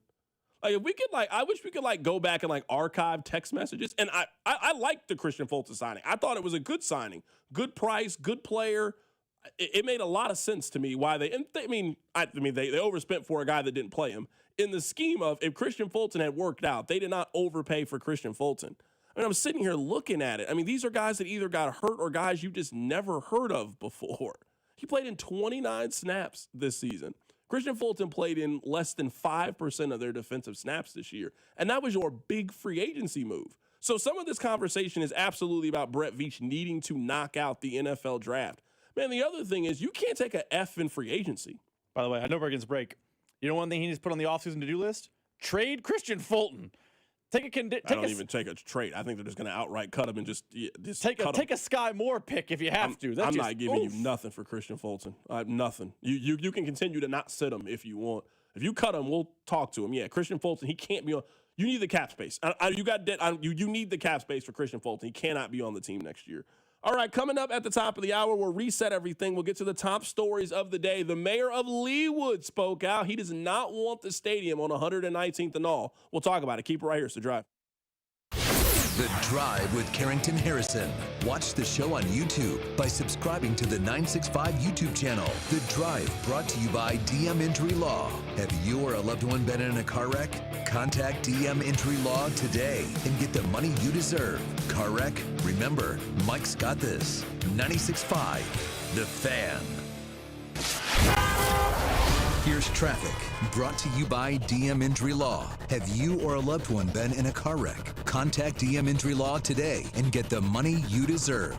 Car wreck? Remember, Mike's got this. Brought to you by Peter's Clothiers, still working the crash in Shawnee, 35 northbound, just past 67th. Left lane is blocked there, very heavy on the southbound side as well. Men, you got to look great for holiday events, so let Peter's Clothiers give you the perfect fit you're looking for, from sportswear to suits and sports coats in sizes to fit every man. PetersClothiers.com, or stop in today at 124th and State Line. I'm Val with traffic on 96.5 The Fan. Hey, Missouri, if you haven't heard by now, good news. FanDuel Sportsbook is live in the Show Me State, and they're kicking things off with an offer that's tough to beat. Right now, new customers in Missouri can bet $5 and get $300 in bonus bets, win or lose. So whether it's football, basketball, hockey, or more, you can bet it all on an app that's safe, secure, and super easy to use. So download FanDuel today and head to FanDuel.com/Missouri and join the excitement. Remember, new Missouri customers can bet $5 and get $300 in bonus bets, win or lose. Because Missouri, it's time to play your game with FanDuel. FanDuel is the official sportsbook partner of 96.5 The Fan. 21 and present in Missouri. Gambling problem? Call 1-800-GAMBLER. First online real money wager only. $5 first deposit required. Bonus issued as non-withdrawable bonus bets that expire 7 days after receipt. Restrictions apply. See terms at sportsbook.fanduel.com. 2 hours ago, Kyle arrived at the bar. Hey, what's everyone drinking? 30 minutes ago, Kyle got his friends another round of drinks. Cheers! 5 minutes ago, Kyle decided to drive home drunk. A minute ago, a law enforcement officer pulled up behind Kyle. Sir, have you been drinking tonight? A chain of events that began 2 hours ago is about to change Kyle's whole world. Drive sober or get pulled over. Paid for by NHTSA. At Audion Hearing, our mission is simple: to make better hearing affordable for everyone. This Christmas holiday, enjoy exclusive savings on our high-quality rechargeable hearing aids. Clear, comfortable, and ready to use right out of the box. And here's a study worth hearing. Research shows that wearing hearing aids can reduce your risk of dementia by up to 61%. Join over 1 million happy customers and shop Christmas holiday deals before they're gone at audionhearing.com. That's AUDIEN hearing.com. Chiefs coverage this past hour has been brought to you by WaysideWaves.org. Save a life this holiday season. Wayside rescues thousands of animals each year. Your gift today provides a complete circle of life-saving care they need to heal and find loving homes. Donate today, and your gift will be matched. Visit WaysideWaves.org to make your life-saving gift today. Hey, Kansas City, it's Brian Pringle with Victory Ford at the Legends in KCK. Looking for a better car buying experience? At Victory Ford, we do things differently. Friendly, knowledgeable people who actually listen. Clear, upfront pricing with no games or gimmicks, and financing that fits your life. Whether you're hunting a rugged truck, a family SUV, or a fuel-smart commuter, our team walks you through every option so you drive away confident. Got a trade? We pay top dollar. No haggling, just a fair, honest offer so your next ride is within reach. Need financing? Our excellent financing specialists work with multiple lenders to get you competitive terms, even if your credit isn't perfect. We're easy to get to from anywhere in the city, conveniently located at the Legends in KCK, just off 435 and Parallel Parkway, down the street from the Kansas Speedway and Nebraska Furniture Mart. Stop by, take a test drive, and feel the difference of a dealership that treats you like a neighbor. Visit us today at the Legends in KCK or VictoryFordKC.com. Victory Ford, where our first price is better than their last. This is the story of the one. As the purchasing manager at a manufacturing plant, she knows the only thing more important than having the right safety gear is having it there when you need it. That's why she partners with Grainger for auto reordering, so her team members can count on her to have cut-resistant gloves on hand, and each shift can run safely and efficiently. Call 1-800-GRAINGER, click Grainger.com, or just stop by. Grainger, for the ones who get it done. I'm McCall with Lee Summit Subaru, announcing Lee Summit Subaru's 0% event. Zero, like in 0% financing. Up to 0% financing on select 2025 Subaru models for 72 months. The 2025 Subaru Share the Love event. Subaru will donate $250 to a charity of your choice to help those in need this holiday. And locally, you can choose Hillcrest Transitional Housing. Lee Summit Subaru will also donate $50. Subaru of America will donate $250 per vehicle sold or leased during the promotional period, and store contribution may be combined with Subaru of America donation. Escape to your new coastal seafood paradise. Introducing Aqua Pennies, where the freshest seafood, a full-service raw bar, prime steaks and chops, exquisite handcrafted cocktails, and a one-of-a-kind atmosphere come together in perfect harmony. Aqua Pennies is now open in Park Place, Leawood. Don't miss out. Experience something truly different. Tantalize your taste buds and elevate your evening out. To learn more, go to aquapennies.com. Coast into Aqua Pennies, now open for lunch. This season, enjoy stress-free comfort with easy booking and trusted service from Anthony. Save up to $4,500 on a new high-efficiency HVAC system. Schedule today at anthonyphce.com.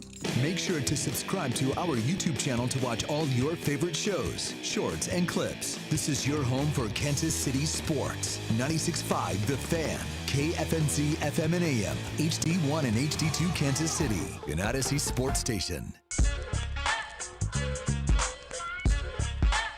All right, congratulations on getting through your 9 to 5. Thank you so much for listening. It is The Drive. I don't want to go back in time and give the whole analogy again. If you missed it, check out the open. But this is the analogy I'll give for the 5 o'clock audience. Maybe you agree or disagree. I think the number one reason that people cheat in their relationship is they desperately want the person that they are with to give them a certain measure of attention. That person won't give them the attention for whatever reason, and they go outside of their relationship looking for that attention, and they find it.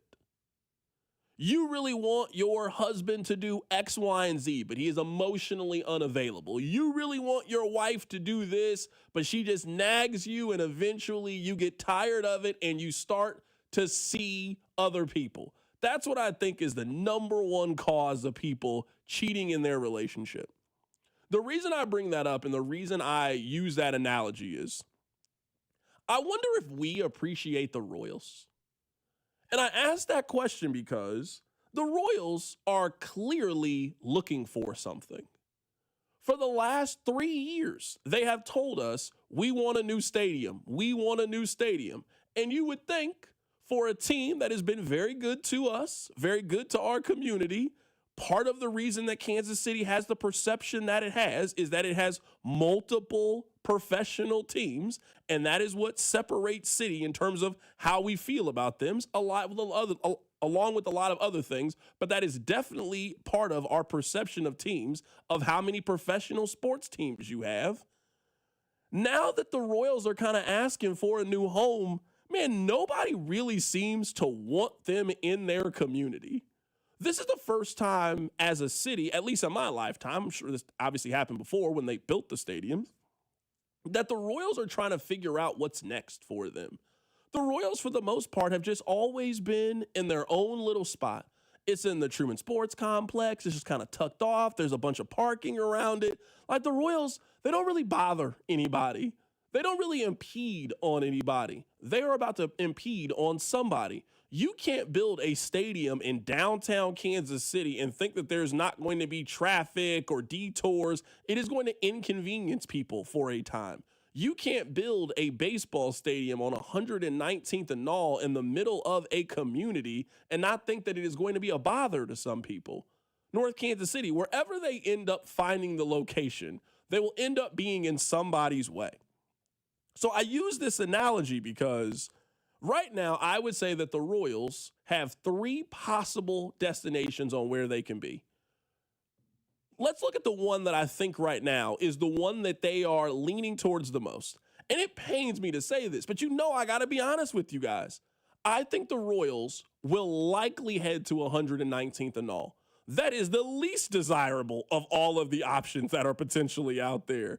but they've already bought the space. And I do subscribe to the belief, man, there's been a lot of noise around that location. And you either can go with one or two school of thoughts. Do you think there is that much noise around that because the residents are trying to be on the forefront and let them know? Or do they know something that we don't know? Hey, man, the stadium is going here, and we want it on record that we didn't want it to go here. And I asked John Ketz earlier when he was on the show, what do you think the Royals' goal is right now? Do you think it's 119th and all? This is what he said.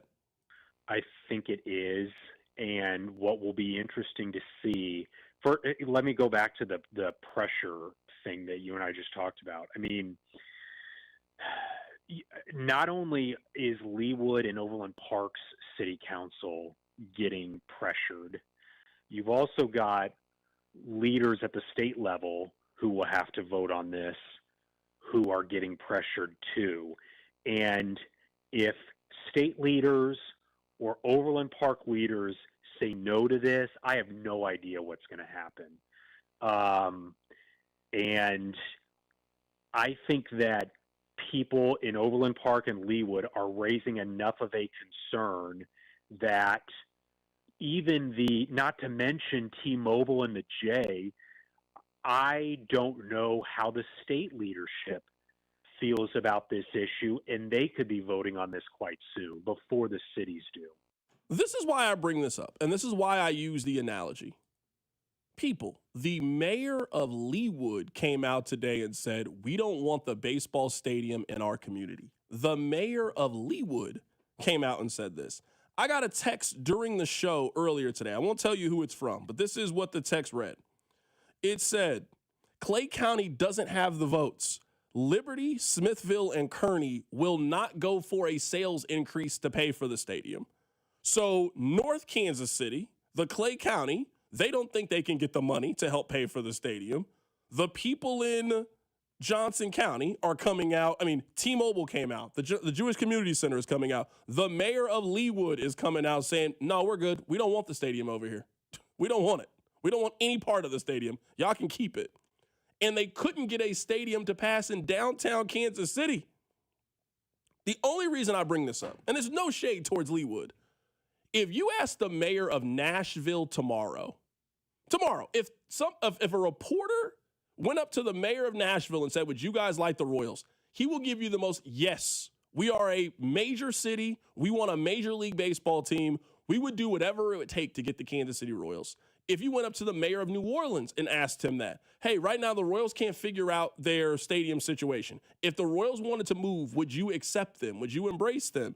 The answer would be yes, absolutely. We want a baseball team in our city. It is important to us to get a baseball team. If it's so important to Nashville, if it's so important to New Orleans, if it's so important to Salt Lake City and so important to Portland, why does it not seem important to us? That's my question. Why does it not seem important to us? Maybe this is just a vocal minority of people. You got to tell me over the course of the last 18 months who has really come out to say that they want the stadium. Because when they wanted to go downtown, major opposition came to, we don't want the stadium to be in this location. When it comes to 119th and all, major pushback on we don't want the stadium here. When it comes to North Kansas City, it's been a little bit different. They haven't kind of had that public stance. But if you believe the text that I just got, hey, we don't think we can get the money together to be able to do this. We got to pool the money from different places. And I think the Royals are terrified of another public vote. I think they're terrified of being embarrassed again. They got embarrassed the first time. Regardless of whose fault you think it was, the city, the people in Jackson County resoundingly said, no, we will not help you pay for your new stadium. And if you look at the way the other American cities work and the way that this normally is, maybe Kansas City doesn't want to help pay for their stadium. There are a lot of other places that would happily help pay for the Royals a new stadium. Now, I'm not here telling you that I think the Royals are moving. And ultimately, they're going to move into one of these spots, and they don't really care if you're happy or not happy. The billionaires are going to get what they want. But the fact that the mayor of Leawood is against the stadium, but the mayor of New Orleans would be for the stadium, that doesn't hit anybody else's ear as weird. Like, you would think he'd be excited about it. Yeah, we want it. Hey, bring it over to the Kansas side. Sure, it's different, but we welcome them. They've been a great partner in the community. I mean, this man gave a 500-word, no, we don't want any parts of it. The city of Leawood continues to support the Kansas City Royals and want to keep them in our region. However, the city council and I cannot at this time support the Overland Park Hesperia campus as an appropriate location for a Major League Baseball stadium. So why this matters is the entertainment center that they are proposing would be in Leawood. The stadium would be in Overland Park, and the entertainment district would be in the city of Leawood. So a lot of people are like, oh, well, why does this matter? That's why it matters. They share a street. So, yeah, you need Leawood to be on with this. This is kind of like when you're homeless and your friend is like, man, I wish I could help, man. You can't stay here. Well, then you can't help me then. I need a place to stay. I'm going to be sleeping in my car if you don't give me a place to stay. Man, the wife, man, I wish. Bro, that doesn't help me. The city of Leawood supports keeping the Royals in our region, just not here. I mean, we're cool with them staying. No, we got no problems with you staying. We don't want you to move to San Antonio. We don't want you to move to Austin. We just don't want you to move here. Who wants the Royals? I'm asking, that's a genuine question. Who wants the Royals? Downtown doesn't seem to want them. At least they had a chance, and they didn't seem to want them. Overland Park doesn't seem to want them. North Kansas City, I would think in theory they'd be really excited about it. Is there a portion of the city that loves the Royals? That wants the Royals? I don't have a great answer to that question. Someone on the text line 913-586-7965. Someone said, C-Dot, you're the only person that still likes to talk about the stadium. I think this is the most important sports thing of our life. If you're like me and you're under 40 years old, give me a thing bigger than where the baseball and football stadium is going to be. Everything else is minor in comparison to that. This is going to change the way that we live. It changes a portion of the city. So, yeah, we'll keep talking about the stadium. And, yeah, we got time to get to who the Chiefs are going to pick up as their RB2. But where the stadium is going to be is very, very important. There is not a bigger story in the city than where the stadium is going to be. I think if you include the trickle-down effects, like where the Royals go, where the Chiefs go, I don't know it's number one, but it is in the top 3 of stories in the history of this town. Especially, I think actually the Chiefs will be a bigger story than the Royals because the Chiefs are either going to A, cross state lines, or B, going to renovate a massive overhaul of an existing stadium. But yes, this is why we talk about the story every time there's a little, a little droplet of news. It's because of the enormity of the situation. Text line 913-586-7965. C-Dot, this only failed because of your friends over at KC Tenants. I love Hartzell. I consider Hartzell a dear friend. If you think that Hartzell Gray is the reason that the Royal Stadium is not the way that it is, you have inflated Hartzell's importance in this city to a level that I can't even possibly respond to. I love Hartzell. I don't think Hartzell has that amount of power to move where billion-dollar companies go. I don't think he has that ability at all. Not even a little bit. I don't think he has that ability. I think the Royals just lost. I think they lost. I think they ran a pretty terrible race, and I think they lost. Also, not that it matters. When did you become besties with KC Tenants? We had one person on the show. And I don't know. Now you and KC Hartzell's my guy. I will defend Hartzell. Hartzell is my friend. Hartzell's an entity. Hartzell's my guy. KC Tenants and you are not the besties. KC Tenant. I talked to that girl one time. She came on two times. I talked to her at an event, and I talked to her in person. And it's the only time I talked to that woman. We don't hang out like that. We ain't besties like that. And I would tell you the time in studio, it wasn't exactly kumbaya. There were moments where it was contentious. That was cool with me. That's the game sometimes. Somebody said the Royals are going to move to Caw Valley. I don't know where that is, but that might be their last ditch option. Someone said this, and I actually do think this is fair. I do want to move on from this. C-Dot, so it's clear Kansas City wants them to stay where they are. Why must they move? I think that is a very fair point. I think tomorrow, if the Royals came out and said, we don't want to leave the Truman Sports Complex. We want to do what the Yankees did. We want to do what the Cardinals did. And we want to build new Kauffman Stadium right next to where old Kauffman Stadium is. I think the city would be very excited about that. I actually disagree a little bit with that. I think now we have had so much time to talk about what's not at the Truman Sports Complex that people would find a way to nitpick. I don't think people, but this is the thing. Maybe I'm wrong. I don't care about the entertainment district. I really don't. I'm not saying I would never go to it, but I live blocks away from Power and Light. Blocks away. Walking distance. People are not down at Power and Light on a random Monday and Tuesday and just hanging out. So this entertainment district, yeah, Power and Light is really cool during the Big 12 tournament. It's amazing. Hey, when you got a concert and MU and it's fun. It's super fun down there. I just don't think we need more entertainment. How is that any different than Town Center? There's going to be restaurants and shops and places to drink. We have a shortage of those places in the Kansas City metropolitan area. Rob, how often do you go to Zona Rosa? We have thousands of these. Why do we need another one? So I really don't care about the entertainment part of it.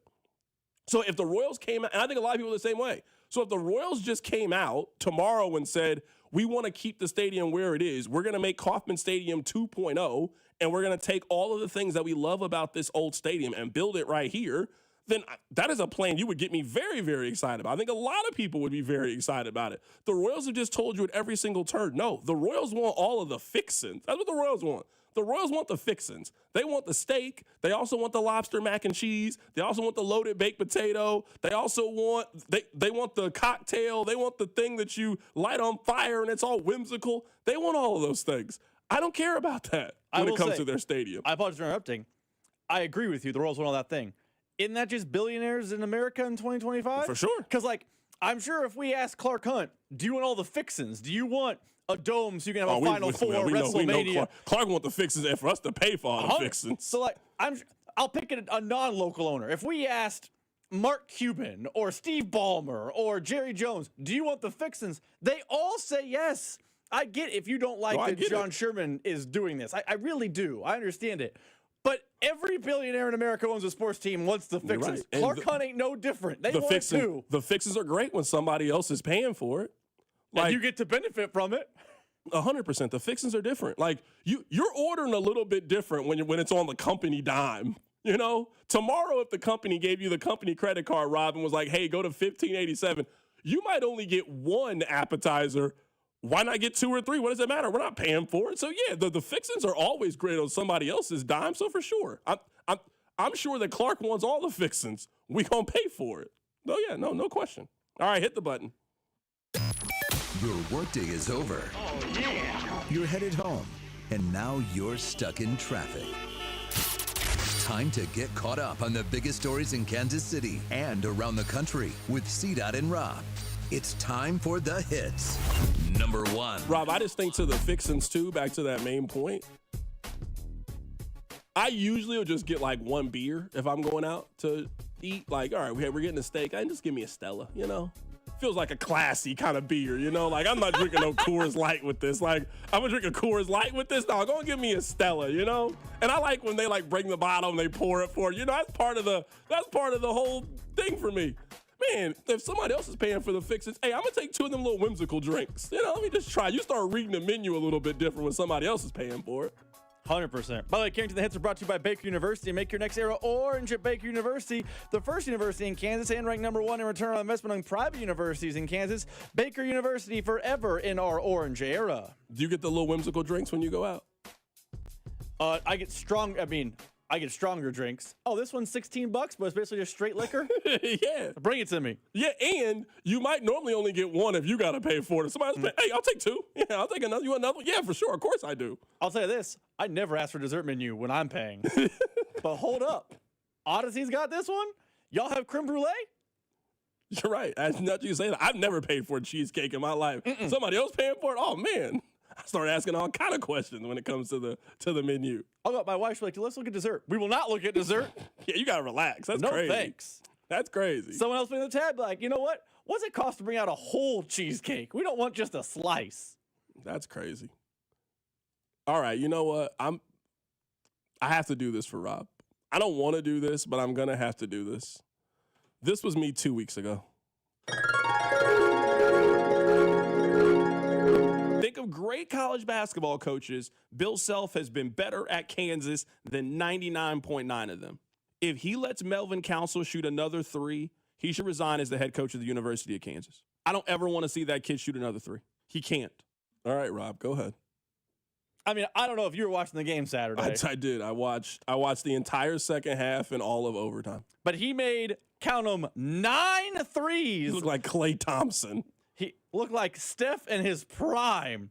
He had one of the, literally, by numbers and made shots, one of the most iconic and successful games by a Kansas basketball player ever.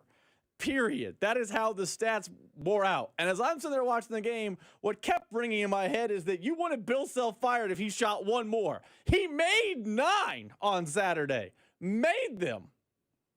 All right. I'm going to give you this. This is the only Kansas basketball take I have this week. Before you give that take, I do have a question. Next time you go to a home game, because I know you're going to another one for KU, will you be joining the students and barking at him when he touches the ball? Rob, stop talking to me. I don't want you talking to me anymore. Let me get my KU take off, and then we can move forward. All right. I imagine that most of you guys have this with your friend group. Have you ever just been sitting around with the bros, and you just start randomly talking about random Royals players or random Chiefs players? It's like, man, you remember Mike Mislowski? Like, you just that's just kind of part of being a guy. It's hard to explain. If it's one of those, if you know, you know. You just been sitting around with your friends and you're like, man, do you remember Mindy Lopez? Like, that really lets me know that you know ball, that you really been following the Royals.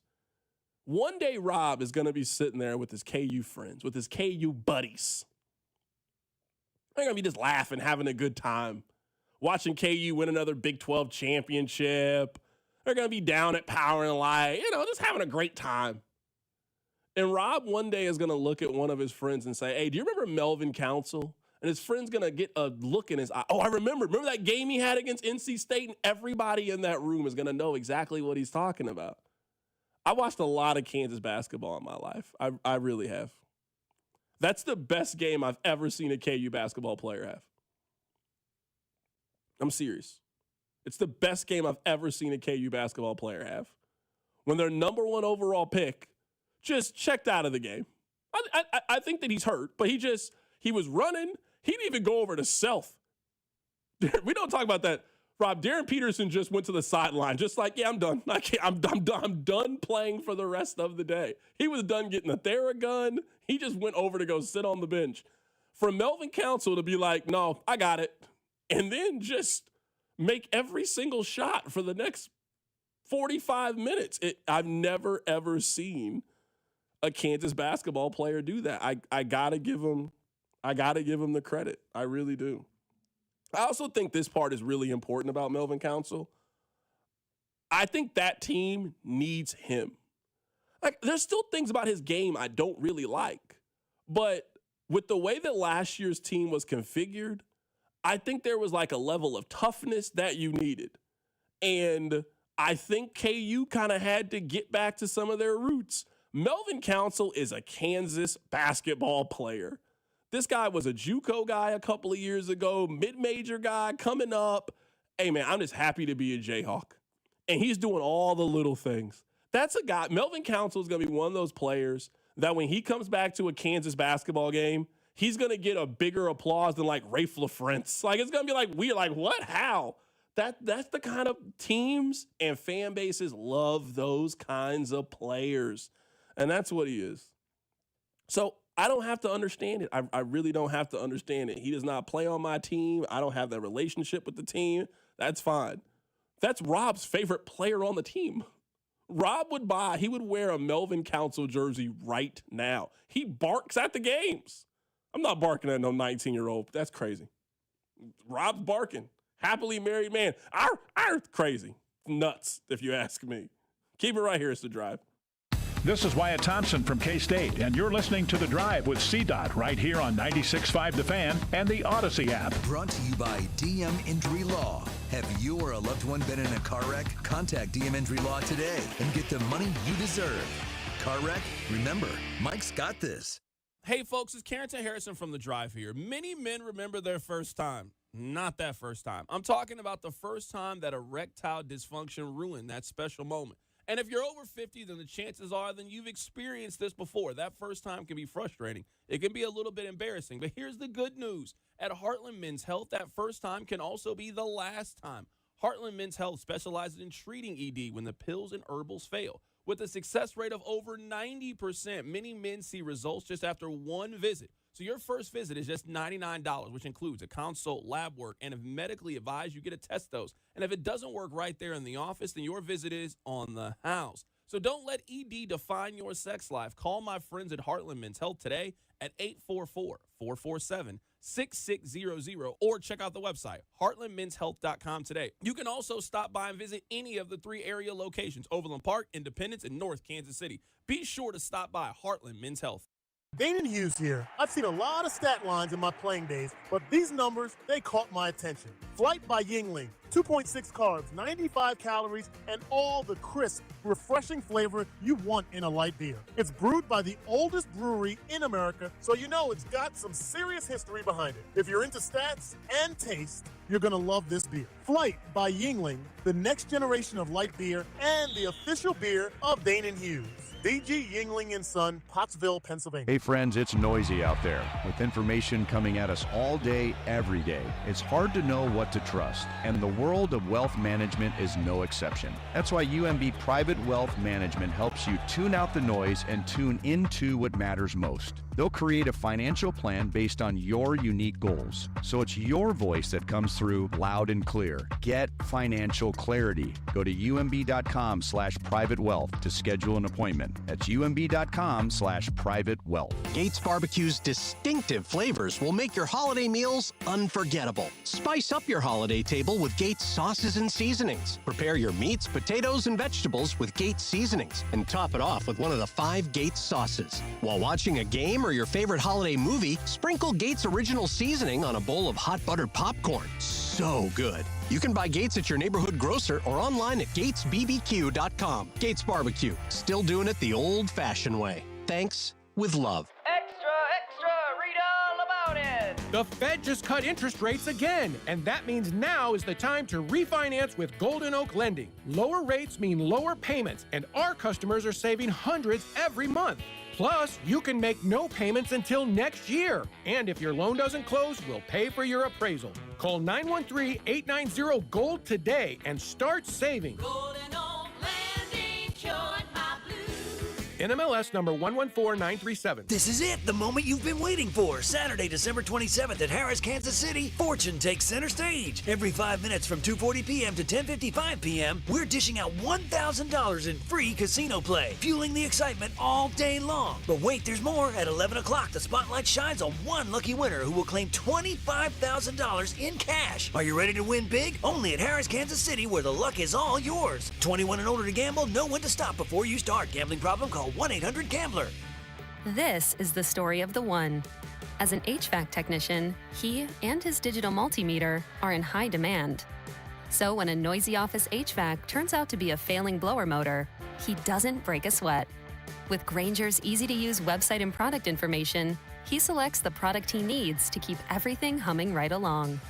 Call 1-800-GRAINGER, click Grainger.com, or just stop by. Grainger, for the ones who get it done.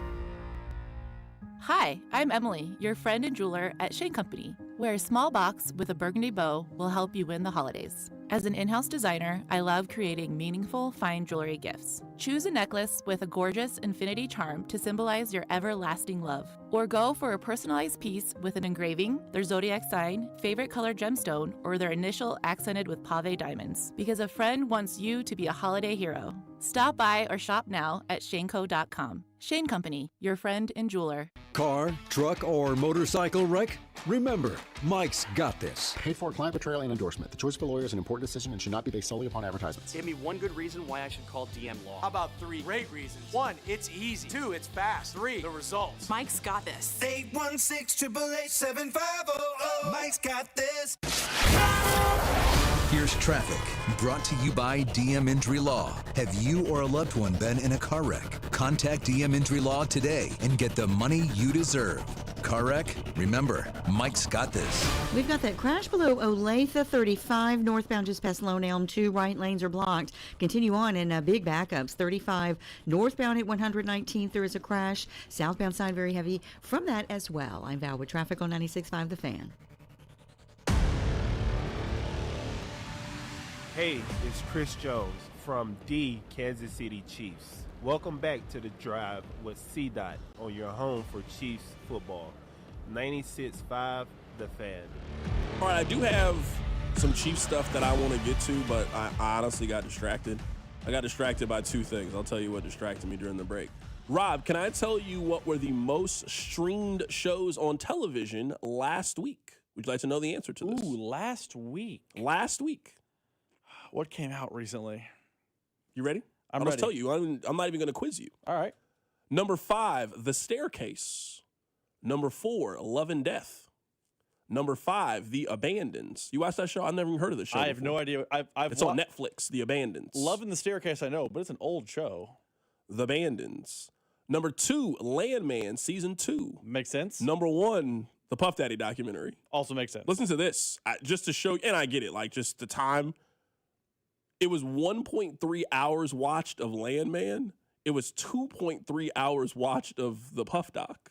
So people were watching multiple episodes at a time. And people were just finishing it. Yeah. People were finishing it. Yeah, crazy number. But yeah, those were the top 5 most streamed shows last week on television. The other thing I got distracted by, Terrence Crawford announced that he is retired. Oh, wow. Yeah, Terrence Crawford announced that he is retired.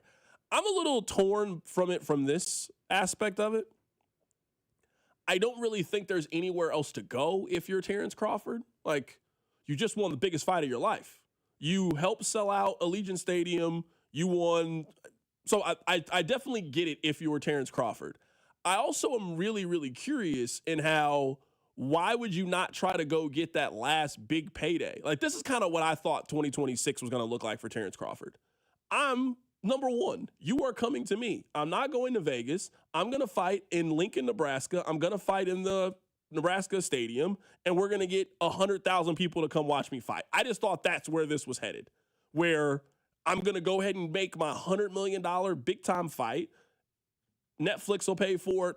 Paramount Plus will pay for. I thought that was going to be the play for next year, just one more big-time thing. Now, it's boxing. Guys say they're retired and come back all the single time in their sport. But I am kind of surprised that months after the biggest fight of your life in which you won, I think in pretty convincing fashion, I'm surprised that heading into the beginning of the year, he's like, I don't have anything else to prove. Yeah, I don't think you have anything else to prove. I would just try to go get one more healthy bag because, I mean, you weren't the draw of that fight. Canelo was the draw of that fight. Whatever fight you are in next, you will absolutely be the draw.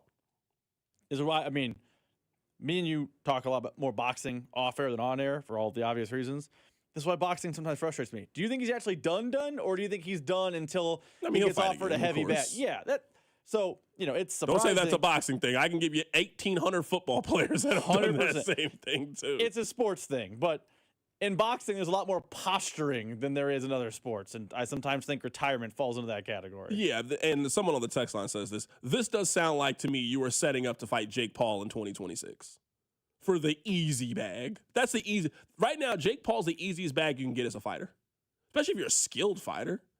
Yeah, there's no threat. There's no go in there. Amazon's going to pay you. People will come out to watch you fight. Yeah, make a real easy $30, $40 million and not put yourself in danger of losing a fight or getting severely injured. Maybe that's the play for Terrence Crawford. He's way too big for Paul, isn't he?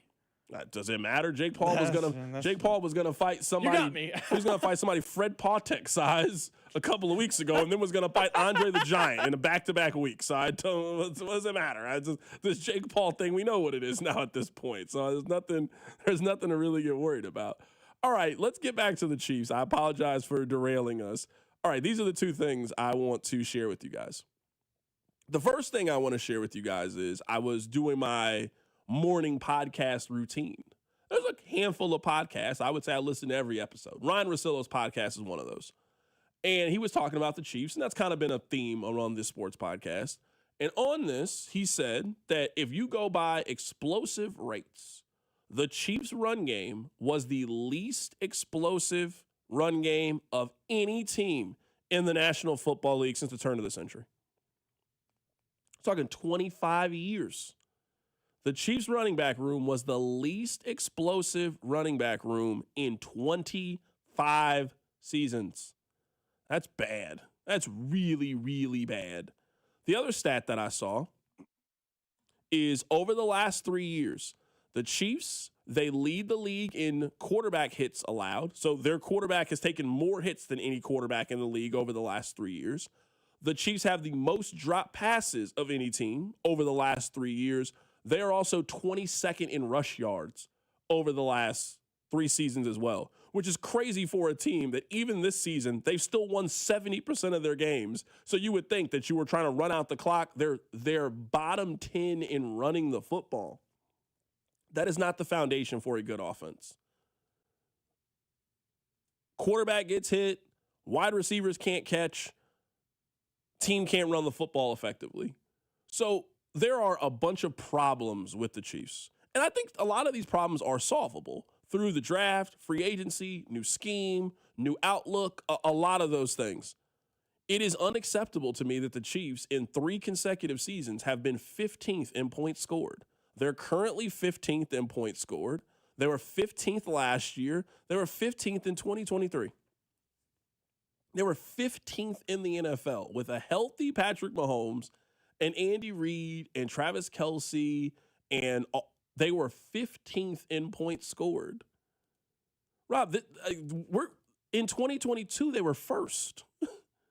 In 2022, the Chiefs averaged 30 points a game. Since then, they have not averaged at least 24 points in a game. So we're going to talk about a lot of things this offseason on what we think they need to do. The number one thing is this team should always be, while they have a quarterback in his prime, an offensive-driven team. That's not what they are. It's not what they are. Their defense has been very good. Their defense so far this year, they're 5th in points allowed. Their defense has been solid. Now, sure, there's some issues. They can't get off the field on third downs. Their defense is not perfect, but they have allowed the 5th fewest amount of points in the National Football League. Man, they're 15th in points scored. For 3 straight years, the Chiefs have had, by the numbers, an average offense.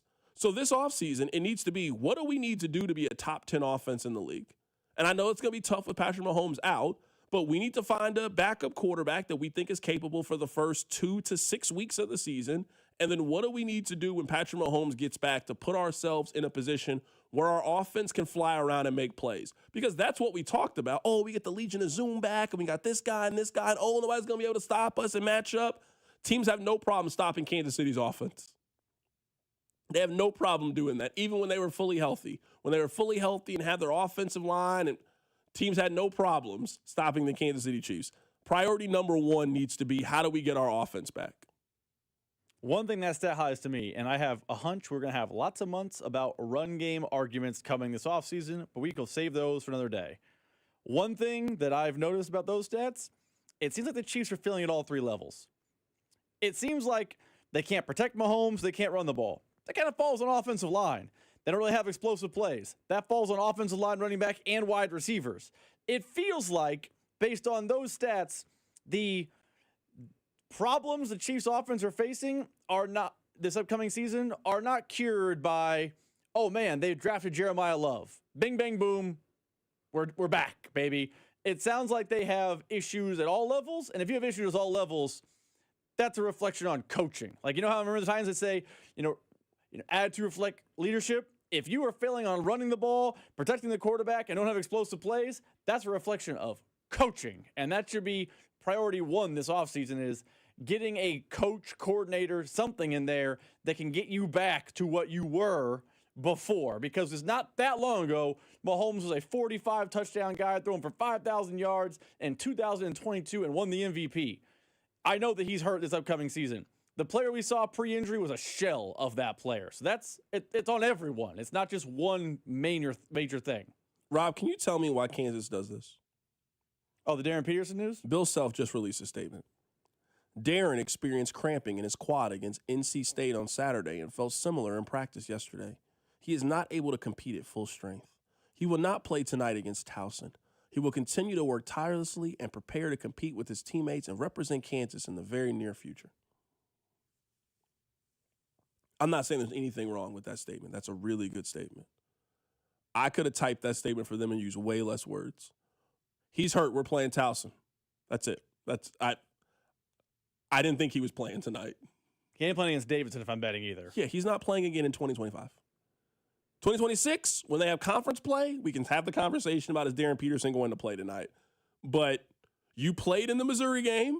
You played on the road against NC State. You were very instrumental in both of those games. The team has certainly shown that they can win without you. They have played very well in your absence. They can handle Towson and Davidson at Allen Fieldhouse over these next couple of weeks. So, yeah, there's no reason to practice. I would just, hey, you know what, Darren? Why don't you go home for holiday? Why don't you go home? I'm serious. If I was Bill, I'd let him go home. Why don't you go spend time with your family and come back after Christmas, and then we can start to work on this thing, and we'll get you going. Hey, take that little Theragun with you. They burning the batteries out that thing. Take your little Theragun with you. Go spend some time with the family. Get some of Mom's homes cooking. Where's he from? Columbus or someplace in Ohio? Someplace in Ohio. Canton, I believe. Yeah, someplace. Hey, man. Go see the Hall of Fame. Yeah, and then come back in a couple of weeks. I wouldn't even have Darren in Lawrence, Kansas right now. I know it ain't nothing moving right now in Lawrence. Lawrence probably whack right now. I mean, yeah, finals have ended. Yeah, it's over. Lawrence is whack right now. Come on now. You don't need to be around here. For these 2 games you're not going to play in, just come on. Just go ahead and take a couple of days. Why don't you come back up here the 27th? Why don't you do that? Whenever all the kids get back from Christmas, because I know they give them a little bit of time, yeah, why don't you come back then? And you can just stay wherever you're going to be, and we'll reassess this thing. But if you were planning on seeing Darren Peterson tonight, Darren Peterson is not playing as KU hosts Towson today. Tickets are available. I'm going to tell you that right now. Go on StubHub right now. They're giving tickets away. Keep it locked in. It's The Drive. The Drive with Carrington Harrison, a show that prides itself on getting it right. I don't know what I'm talking about. Brought to you by DM Injury Law. Have you or a loved one been in a car wreck? Contact DM Injury Law today and get the money you deserve. Car wreck? Remember, Mike's got this. 96.5, The Fan. Legendary doesn't happen by chance. It happens because it's what BetMGM does. Sign up for BetMGM and check out all the exciting new ways you can make this football season unforgettable. Enjoy our all-new app design and same-game parlay builder, which will take your experience to a new level. Earn BetMGM rewards points from your bets, take advantage of football promos found nowhere else, like a second chance offer on a first touchdown bet, and keep an eye out for rewards dropping in your account throughout the season. Never settle for ordinary. Sign up today. BetMGM. Make it legendary. BetMGM and GameSense remind you to play responsibly. See BetMGM.com for terms. Must be 21 years of age or older to wager. Gambling problem? Call 1-800-GAMBLER. Available in the U.S. For New York, call 877-8-HOPE-NY or text HOPE-NY 467-369. For Arizona, 1-800-NEXT-STEP. For Massachusetts, 1-800-327-5050. For Iowa, 1-800-BETS-OFF. For Puerto Rico, 1-800-981-0023. Subject to eligibility requirements, promotions may vary by market. In partnership with Kansas Crossing Casino and Hotel. Oh, how's that flu, babe? Did you take DayQuil Intense Flu yet? Nah, I got this. Ugh, okay, I don't got this. You stay on the couch, and I'll grab the DayQuil. Undo your flu symptoms with DayQuil Intense Flu. DayQuil Intense Flu provides powerful relief of your flu symptoms. I'm ready for that to-do list. Wow, you do got this. DayQuil Intense Flu. The daytime coughing, aching, fever, under your flu medicine. Use as directed, keep out of reach of children. See website for details. Bills Happen is not a lender and does not make credit decisions. Hey, Bills Happen! So when you need extra cash fast, go to BillsHappen.com. Have you been turned down? Are your credit cards maxed out? Do you have bad credit? Go to BillsHappen.com. You could find a lender and get up to $5,000 cash as early as tomorrow. BillsHappen.com is safe, secure, and all online. Just remember, when you need cash, go to BillsHappen.com. BillsHappen.com for the cash you need now. BillsHappen.com. FanDuel is the #1 sportsbook for same-game parlays, from points, rebounds, three-pointers, assists, and so much more. FanDuel is the best place to combine your favorite picks into a same-game parlay or track every stat line live, all in an easy-to-use one-stop shop app. And right now is the perfect time to join, because new customers get $150 in bonus bets if your first $5 bet wins. So bet on the players that you love the way that you want. Head over to FanDuel and use my promo code FanDuel.com/KFNZ to sign up today. FanDuel is the best place to combine your favorite picks into a same-game parlay or track every stat line live, all in an easy-to-use one-stop shop app. FanDuel, an official sports betting partner of the NBA, and also 96.5 The Fan. 21 and present in Kansas. First online real money wager only. $5 first deposit required. Bonus issued with nominal drawable bonus bet, which expires 7 days after restrictions apply. See terms at sportsbook.fanduel.com. FanDuel is offering online sports wagering in Kansas under agreement Kansas Casino LLC. Gambling problem? Get up with your best bet. Call 1-800-522-4700 or visit kansasgamblinghelp.com. Hi, this is Toby Tobin along with Jason Goodenkoff from Lewisburg Ford, Lewisburg, Kansas. Hi, Jason. Hello, Toby. Great time of the year. It is that time of year, Toby. It's the year-end sales event. Ford always puts their best foot forward, and Lewisburg Ford is always $50 over invoice. We've got the 000 promotion going on right now, Toby. That means we've got 0% financing for 66 months with 0 down payment and no payment for 90 days on 25 F-150s, 25 Explorers, 25 Escapes, 25 Mach-E, 25 Lightning, and 25 Transit. It covers about the whole gamut for everything we've got out there, Toby. And you got 0 down payment, and you got no payments for 90 days. So we've got huge incentives. That is huge. What else? Right now, you can get up to $9,000 off a brand new F-150 and get 0% for 66 months. Anything on SUVs? Yeah, you've got up to $10,000 off on a 25 Escape right now, Toby. Holy cow. Yeah, that's with our $50 over invoice and the 000 promotion. It's a great time. Lewisburg Ford, what is your phone number? 816-444-2300. Or lewisburgford.com. Legendary doesn't happen by chance. It happens because it's what BetMGM does. Sign up for BetMGM and check out all the exciting new ways you can make this football season unforgettable. Enjoy our all-new app design and same-game parlay builder, which will take your experience to a new level. Earn BetMGM rewards points from your bets, take advantage of football promos found nowhere else, like a second chance offer on a first touchdown bet, and keep an eye out for rewards dropping in your account throughout the season. Never settle for ordinary. Sign up today. BetMGM. Make it legendary. BetMGM and GameSense remind you to play responsibly. See BetMGM.com for terms. Must be 21 years of age or older to wager. Gambling problem? Call 1-800-GAMBLER. Available in the U.S. For New York, call 877-8-HOPE-NY or text HOPE-NY 467-369. For Arizona,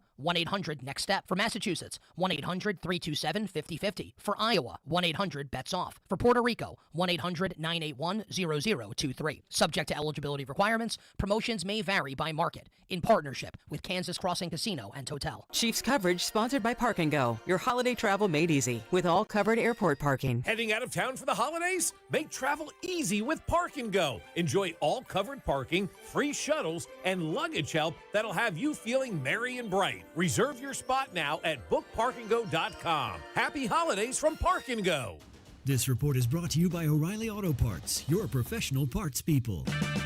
Pick up Chevron Techron Fuel System Cleaner on sale now. Buy one, get one free, plus receive 2 times O-Rewards points at O'Reilly Auto Parts. O'Reilly Auto Parts. You're listening to 96.5 The Fan from the DM Injury Law Studios. Mike's got this. Here's traffic, brought to you by DM Injury Law. Have you or a loved one been in a car wreck? Contact DM Injury Law today and get the money you deserve. Car wreck? Remember, Mike's got this. This one brought to you by Peter's Clothiers. Lenexa, we've got a new crash, and that is 435 northbound past K10 westbound. Right lane is blocked. The wreck and car fire still working. 35 northbound past Lone Elm. It's the right lane blocked. I'm Val with traffic on 96.5 The Fan. You're listening to The Drive with Carrington Harrison on 96.5 The Fan and the Odyssey app. I know you guys hate the NBA. Anytime it comes up, you guys treat it like it's the plague. I love the NBA when you can guarantee that both teams are going to try to win. It is one of my favorite things to watch, actually, when that's the case. I think the NBA Cup is goofy. I think it's goofy. Like, I don't know who's in what group. I don't really know. Like, I don't know enough. Like, I'm okay. Like, tell me when they get to the single elimination part of the NBA Cup and I will start to watch. Saturday's games were very entertaining. Very entertaining. The Knicks game, the nightcap between the Spurs and the Thunder, and it might be goofy, like the idea of the cup, but both teams, they are trying to win, and it's fun when they're trying to do that. I really enjoyed that Spurs and Thunders game. Really enjoyed it. I'm looking forward to tonight. I'm planning on going somewhere out to watch the game. I'm really excited for tonight's game. We got the Spurs and we got the Knicks. I was listening to Bill Simmons. This was a while ago. I don't remember exactly when it was. But Bill Simmons was saying how men's basketball needs its version of Caitlin Clark. That men's basketball has always kind of had its version of Caitlin Clark. Whether it was LeBron, whether it was Steph, whether it was Mike, whether it was Kobe, like they have always had a person that gets you to run to the television and watch. There are a lot of really good basketball players in today's NBA. I don't know if any of those guys you would consider to be box office. Not anybody from the new school. Like Ja Morant had a chance to be that. Zion had a chance to be that. Like they've had some guys. Remember that time we were trying to force Jason Tatum into being the face of the NBA? Like, what a waste of a time conversation we were having. Victor Wembanyama can be that person. Victor Wembanyama has like the right combination of the two things I think the NBA needs. I think he is an incredibly unique athlete. He did something I still have never seen in a basketball game before. Remember, Rob, a couple years ago, I went down to watch him in Summer League because I just wanted to see him. Everybody was talking about it. I wanted to see Victor Wembanyama play. I've still never seen a person do this before.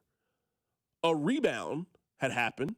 He couldn't get his arms on it, so he tapped the ball up to himself. You know, like sometimes like people tap it out. He tapped the rebound up to himself like an alley-oop, caught it, and dunked it. And everybody is sitting there in the stadium looking around. What in the world did he I've never seen a human being do that before. He tapped the rebound up in the air and used it like an alley-oop and dunked it with two hands. And I'm sitting there, I never seen a human being. I didn't know you legally could do that. I wanted him to call it travel. I didn't even think it was a travel. I think he is a unicorn.